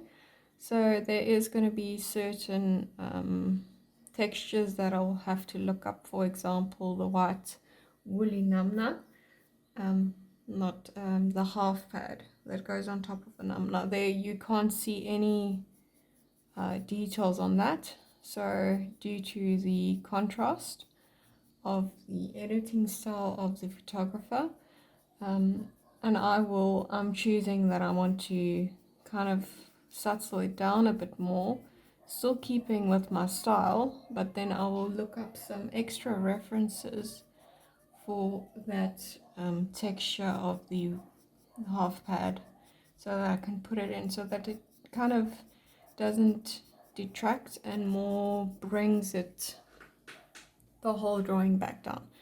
So it's all personal preference. You can either follow the reference to the T, but you absolutely don't have to. If you want to use it more as a guide and kind of put your own spin on it, maybe combine references, that completely works as well. So I'm making the conscious decision in this forehead as well to maybe just add details where it's maybe gotten a bit lost, but still keeping it soft. I don't want to completely change the face or the way the light is hitting the dog's face, because I quite like it. But just maybe changing it up and maybe taking out the very bright aspect of it.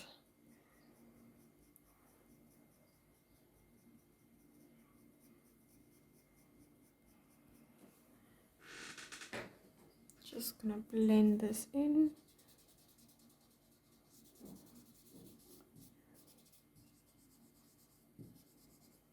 Okay, now I'm gonna take my mono eraser. And I'm just gonna bring in a bit of highlights, kind of blend out this edge as well on this nose, or the bridge of the nose, I should probably say.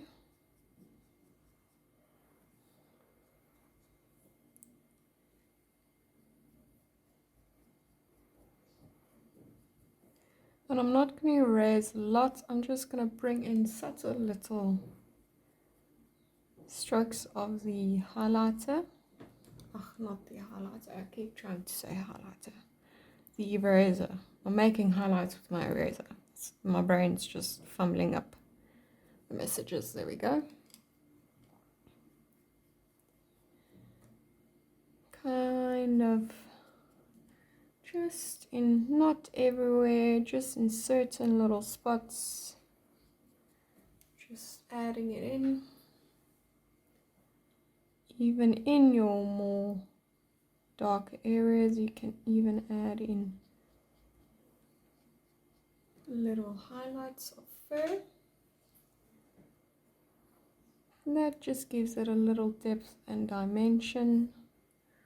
Obviously, I'm going to go a bit darker in certain spots still. Not completely where I want it to be yet, in terms of depth in certain areas.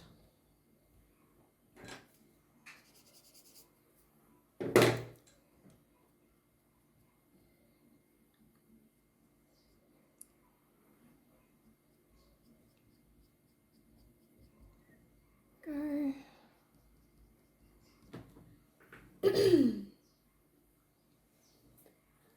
Gonna just slightly break up this bridge of the nose, little fur detail. There we go.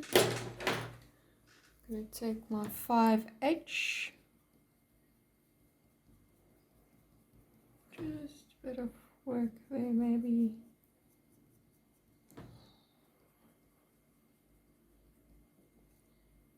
There we go.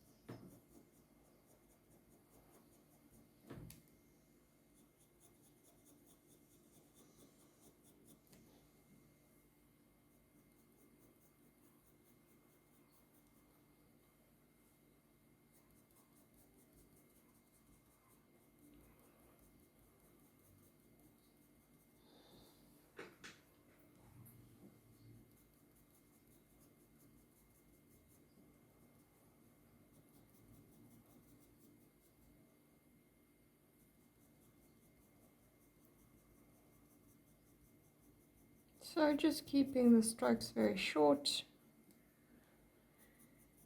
probably know the drill by now.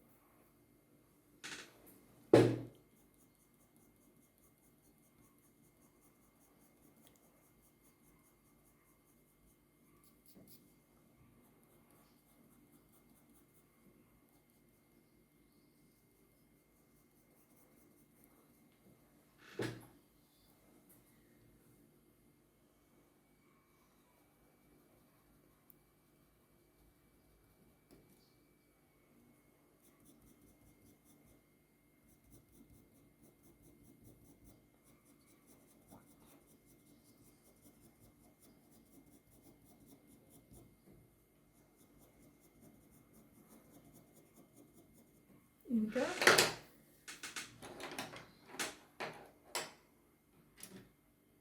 Now I'm gonna take yes. I'm gonna take an 8B. Give it a good sharpen. I'm gonna first just lightly darken up the eye.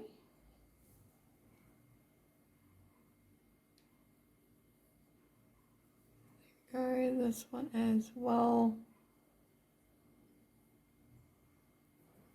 Just give it a little more power. Then go into this ear. Just darken it up ever so slightly.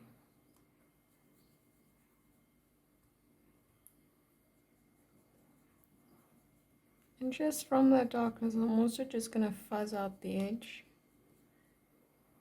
Do it on the side as well.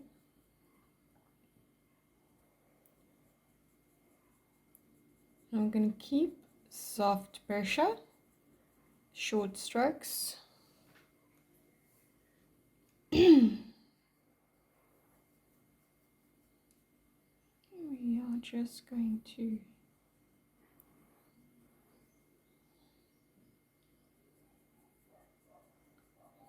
start adding a tad bit of depth and dimension.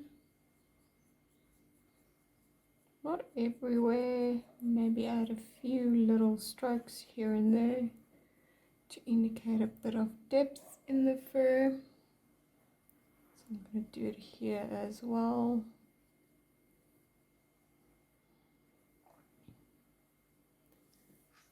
Ridge. There will always be little parts in the fur that's quite dark, or just little strands that stand out.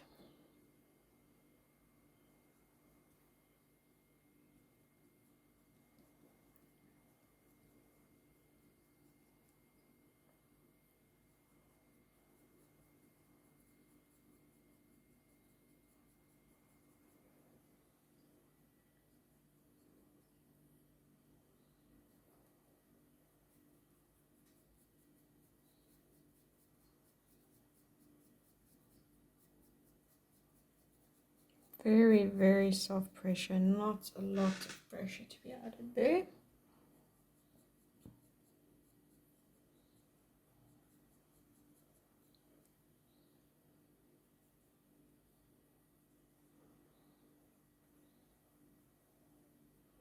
Just gonna add a bit of depth here. I'm gonna jump around just a tiny bit with this pencil.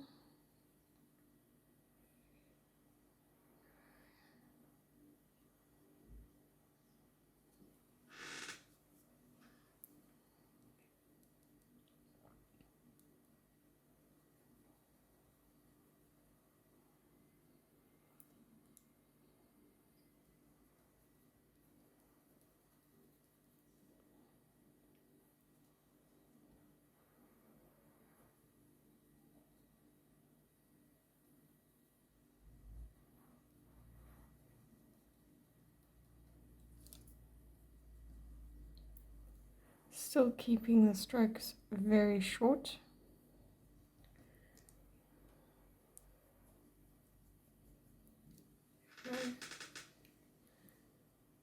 These little details with darker pencils really just give that extra bit of realism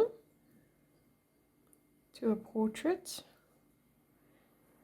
And I cannot stress enough how important those really, really lights and the really, really darks are. Just get back in focus, there we go. Because they can really make a difference to really punch in what you've been creating. And I find it's always such a shame. It could be just personal style as well, but I sometimes see in beginner artists they're quite afraid of the contrast, quite afraid of the depth, and I always tell them, you know, just sometimes you need to try things and just go for it. I mean, sometimes just part of the process and part of the fun. Just gonna add the depth here at the back with the ear, and also just add some of that depth into this fur as well.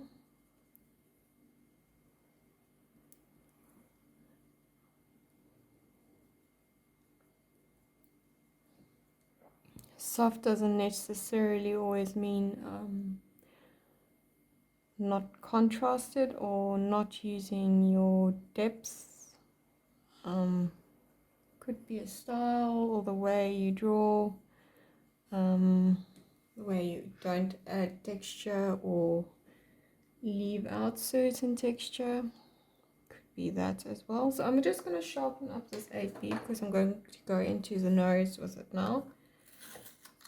And also just a little bit around the other bits of the muzzle. So I'm going to kind of be precise about it. Try to go around my highlights, and then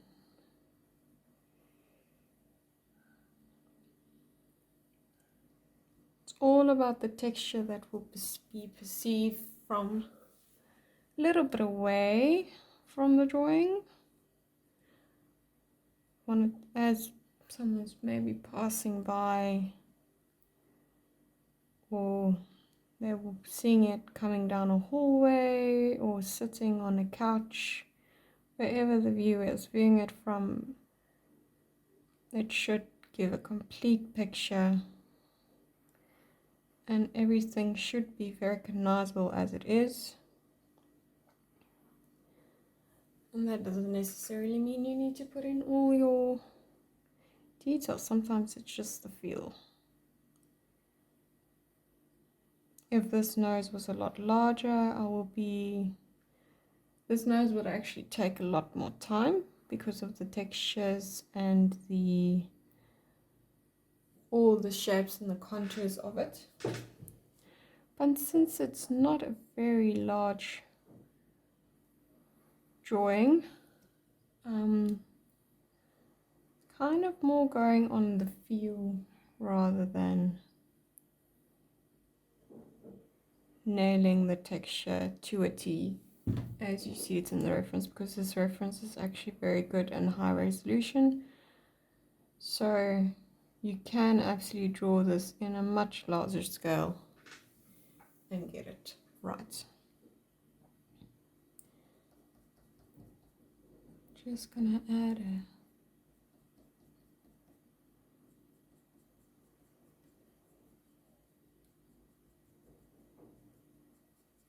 as you can see in the lighter parts of the muzzle, there's all these little dotted around little black areas where the fur is maybe shorter and not as densely packed, so you see a bit of the skin underneath.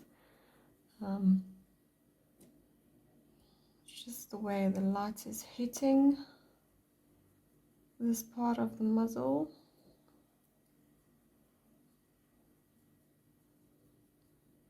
So we're just adding in what we're seeing, and we're also just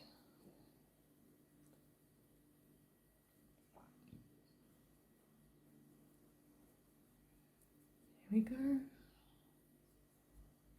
just completing the picture.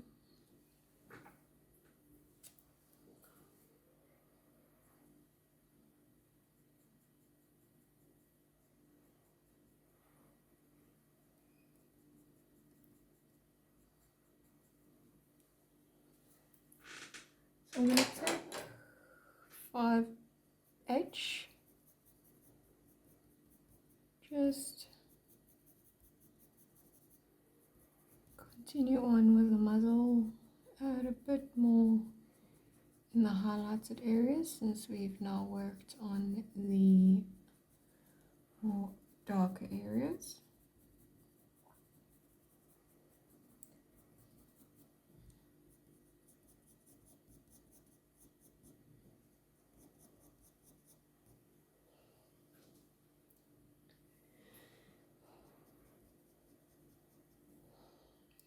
There we go. Quite pleased with that.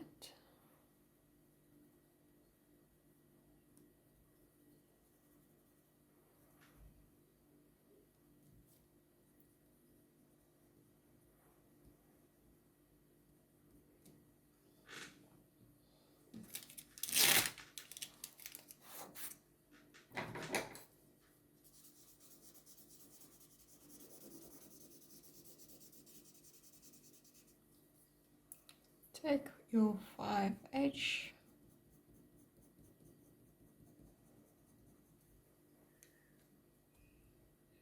yeah, 8B,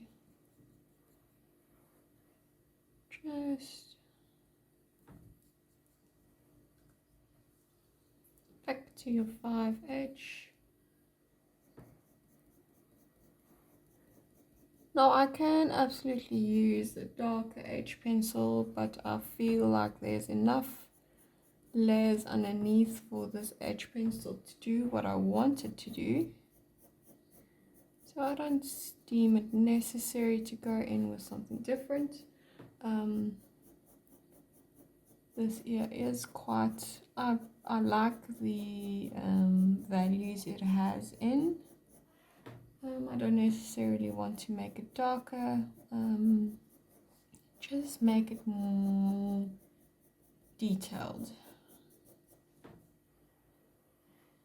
And just work on the form and the shape.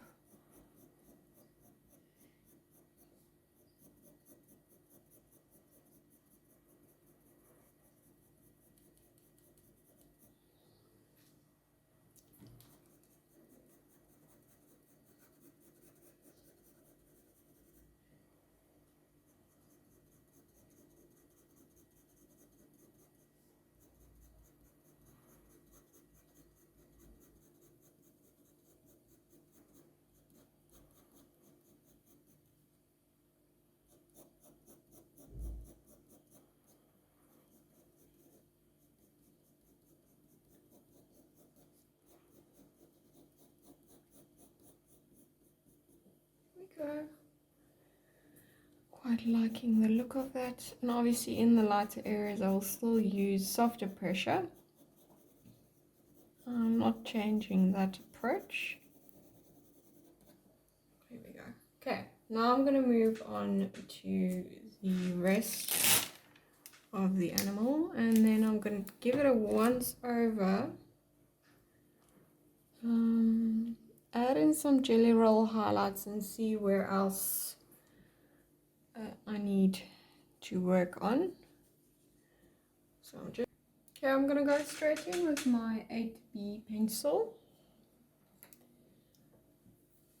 Let me just scooch over just so long.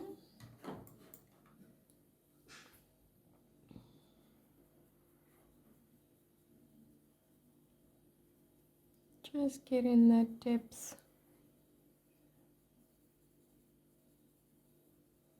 Kind of blend around it. If you do add that depth just so that it doesn't look like a line.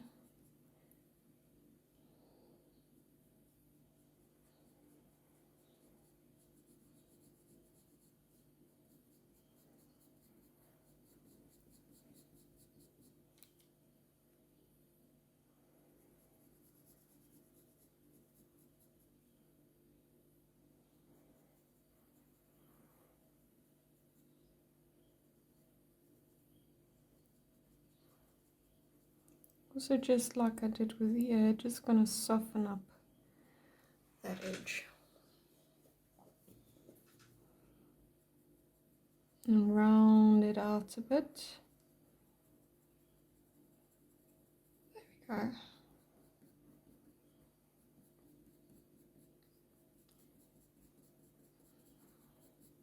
Now the neck and the chest went quite quickly, so these little detail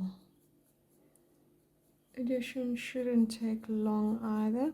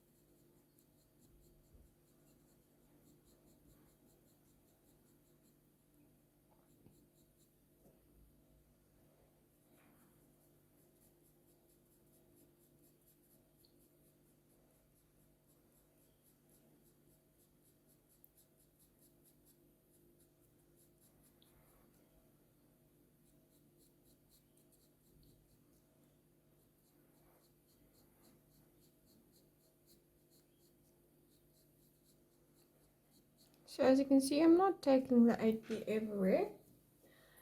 Just certain places that I'm going to go in and blend around with a different pencil.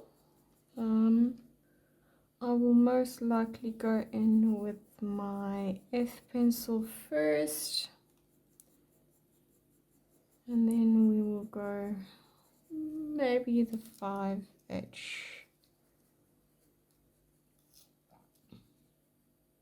I quite like how this is kind of more faded out. I've been watching it from a distance and it looks very naturally ended to the portrait.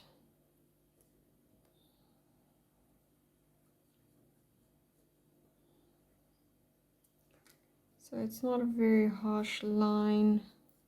So kind of like this ear, keep it faded on the right shoulder. Just move it on.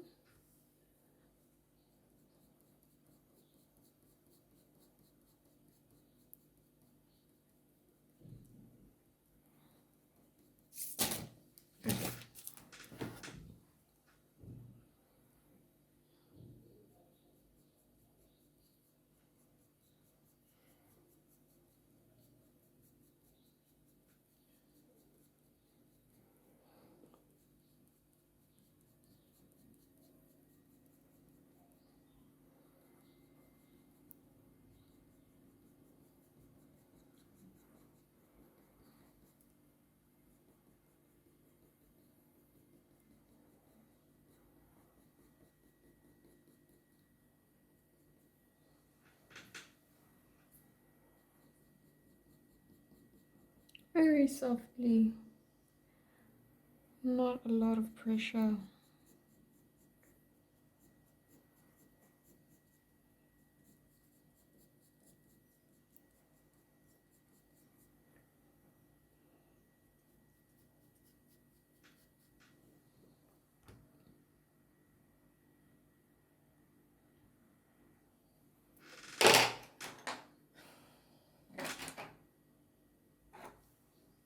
So I'm going to take my F pencil now,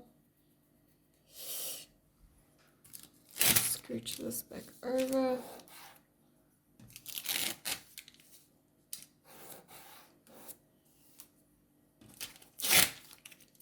Sorry, I just need to get it to the right spot.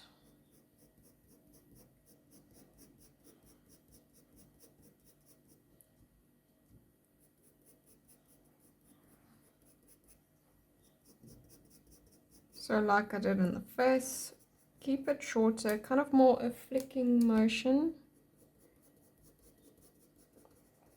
but a shorter flicking motion than the longer ones that we did in the initial layers. So I'm going to also keep my mono eraser close by, just going to quickly clean it up.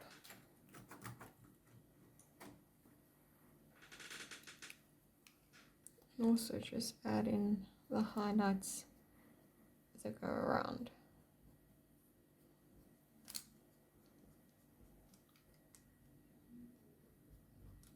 Okay.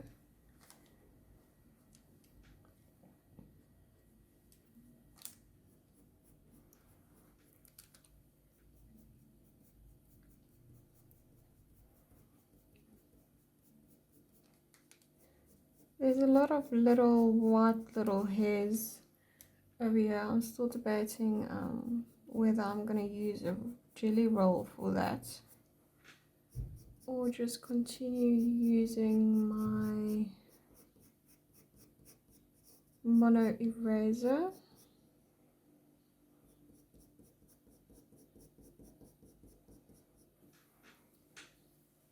So you can slightly see them there, halfway there, those little white hairs. Let me just see. My mono eraser. Better points on it. Not a short stubby one. There we go.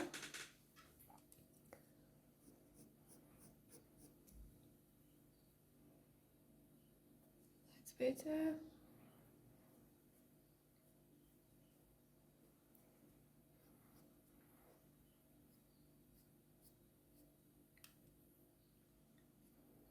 They're not everywhere. More visible here on the chest.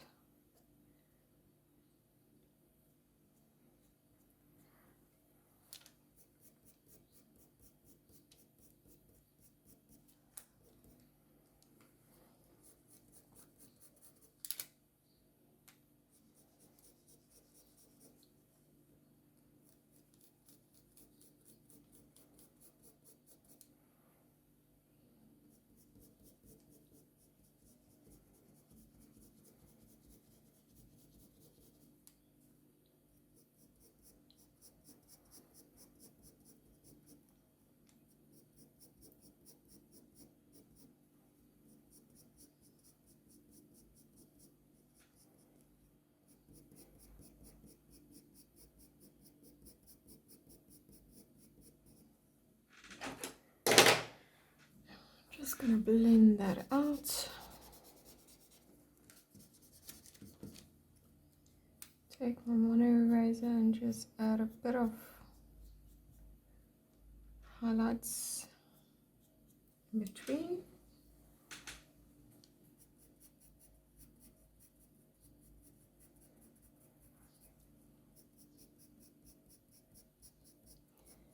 And if you have these little highlighted strokes,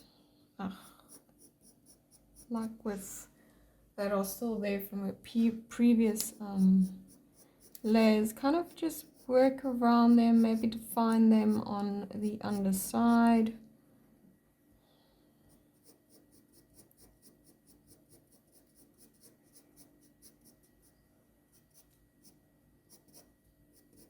More work is going to be done in this area with a 5H.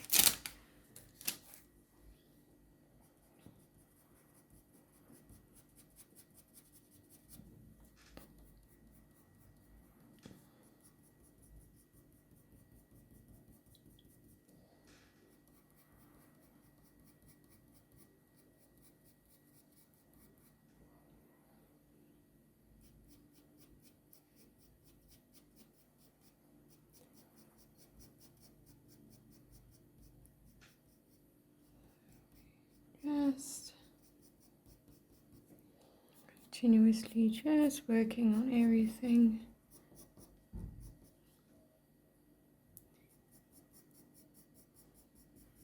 Getting it to look like it's supposed to.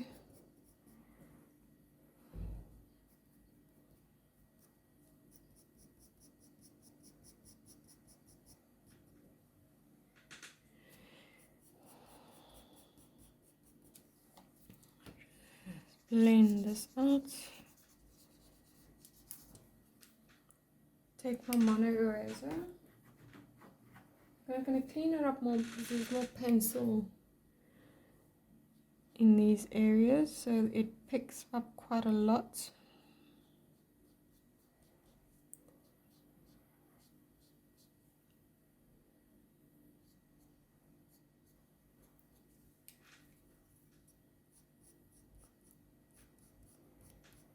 Just gonna, where I've highlighted, just gonna define it. There you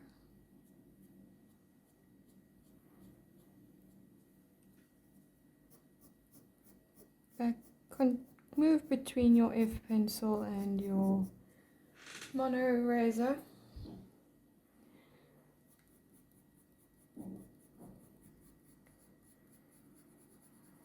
There we go. Do a bit of shading here underneath the muzzle. Just to kind of break it up, fill in the gaps, so to speak, without having to use a different pencil.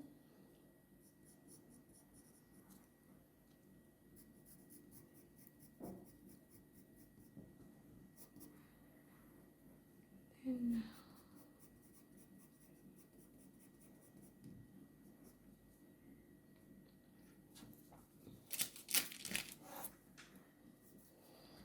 just blend that out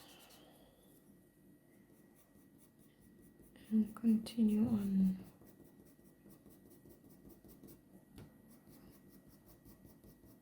Putting in those fur details.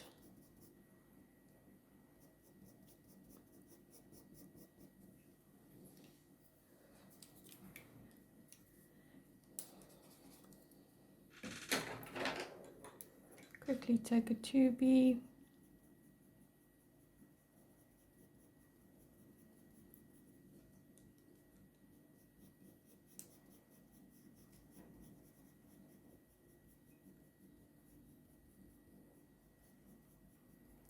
Just connect those areas. Just continuing on with my 2B in this area as well. Just to transition from my darker to my lighter area.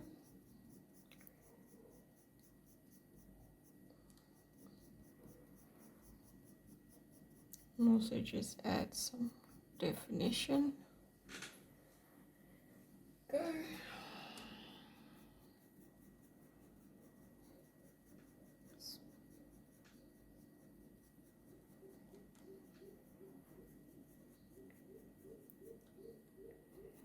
So this is the area that I'm talking about, that I'm kind of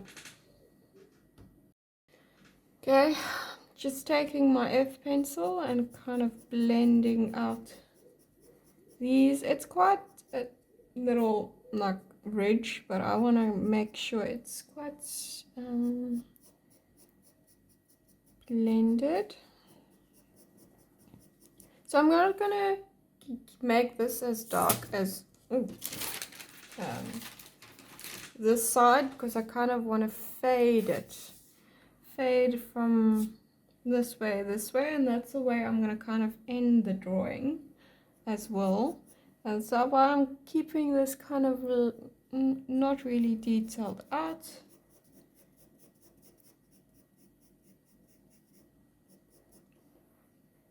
we're just going to add a bit of definition. We don't want to completely neglect it, but we also want to keep in mind that this is kind of the way we're going to end our drawing. You do sometimes need to think about how you can end it.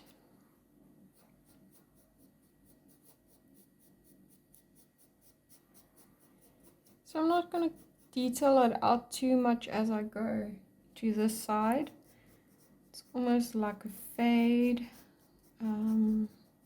You can obviously, if you personal preference, kind of do it around like this and make this as well faded in. But I think just because he's facing this way, that it's nice if you fade the side that's kind of not really in your view.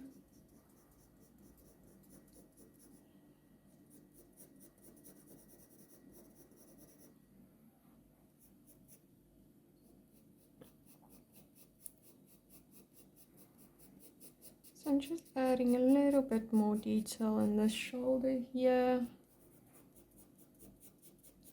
I'm not going to pay too much attention. Blend this out. I'm going to kind of use my putty eraser in the end to just kind of more round it.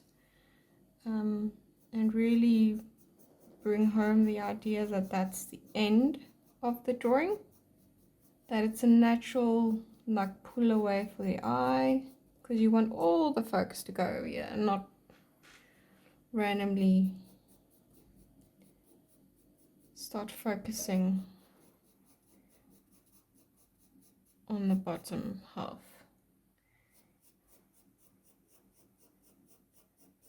So I am still using longer strokes for this area, kind of just to convey softness.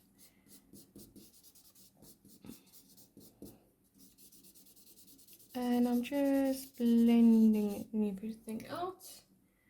I'm going to take my mono eraser and just short little strokes here. Because this is still in view. Just going to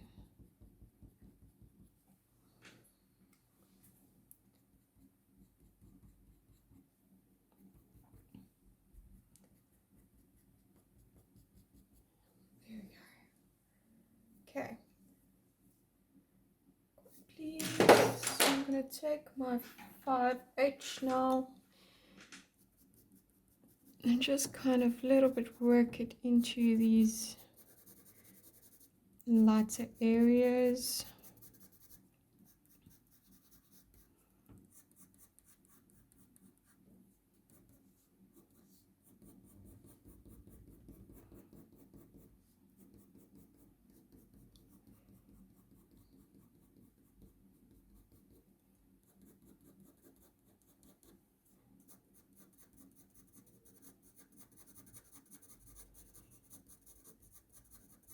So the 5H is showing up, but it's not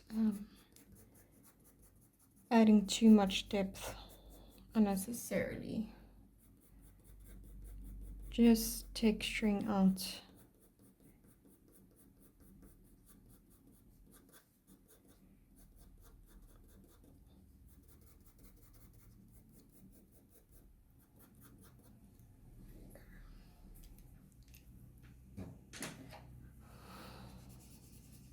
Now I'm going to quickly just take my jelly roll, if I can find it, and I'm just going to quickly see what it would look like if I add just a tad bit of little white accent fur details to, so if you're not happy with it, you can just kind of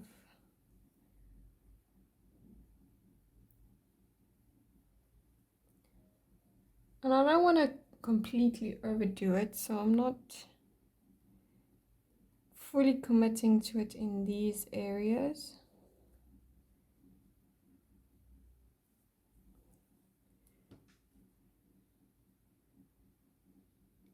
It's more just going to be a little accent.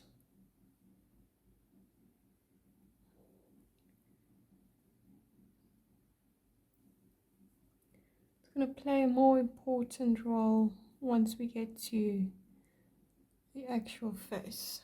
There we go. Okay, now I'm gonna add our little whiskers. But first, let me just see around the eye. Obviously, I've left that white, but I'm just going to add ever so slightly little rim, and also little the waterline highlights.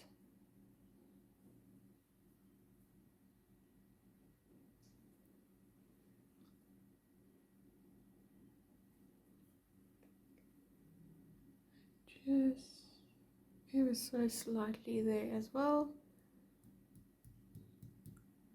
I'm just going to take my finger, kind of blend it in. Okay, now this is probably, let's just move on to the nose first before we go on to the daunting whiskers. So I'm just going to put in our nose highlights.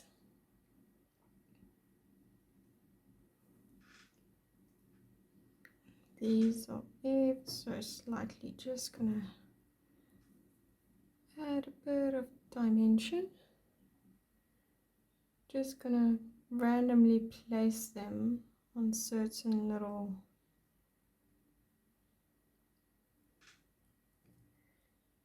spots where the nose is a bit more illuminated and wet looking.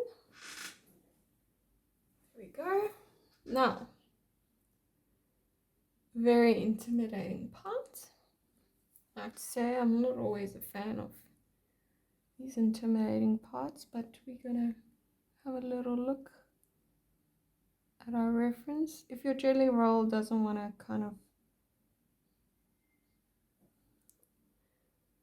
add pigment, I just normally just kind of do a dotting motion.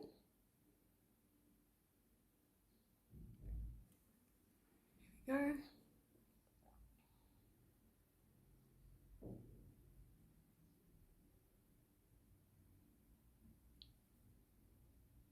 Since I kind of already added little whisker details with some of my razors, there's always already kind of a blueprint.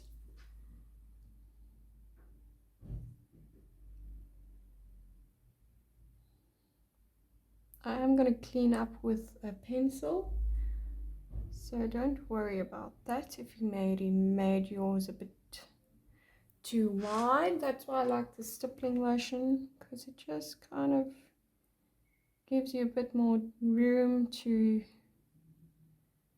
maneuver it without having to fully commit to drawing a line.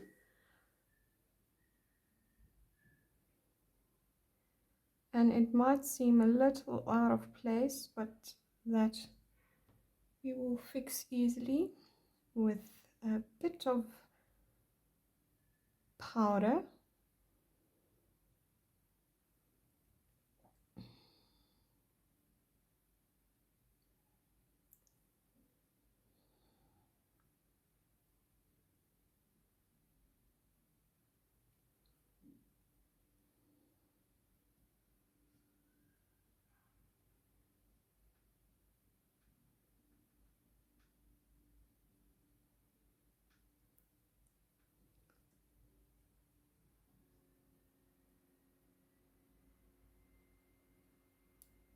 So the stippling motion just protects you a bit from having to make that continuous sweep and line.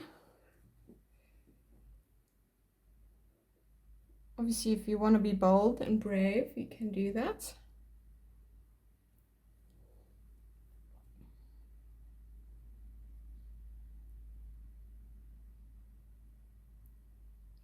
But I just find it easier when you're drawing on the graphite pencil, that the stippling motions just helps the jelly roll not get quite as stuck and lose its pigment.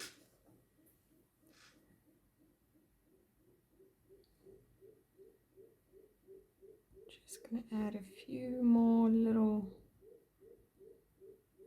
highlights here and there.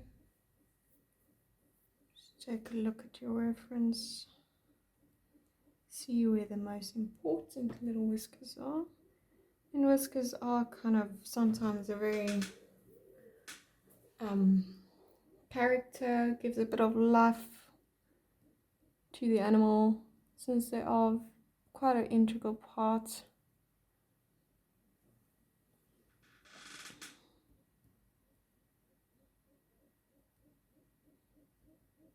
There we go. Now I'm going to take my 5H and I'm just going to lightly kind of go around it.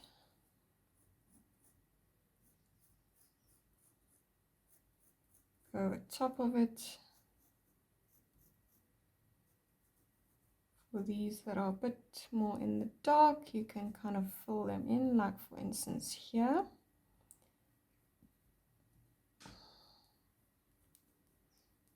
As you can see, it blends them in quite nicely. And also those that are you kind of dotted around everywhere. Those waterline highlights.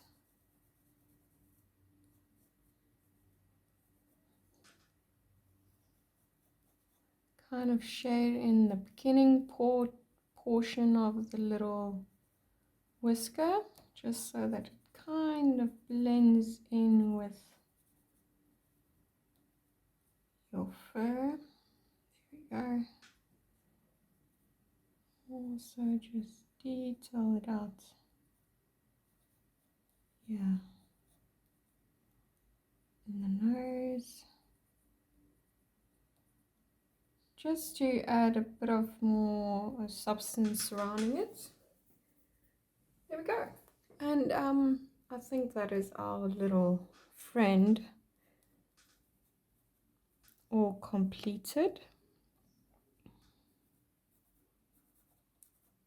I have to say I quite enjoyed this tutorial.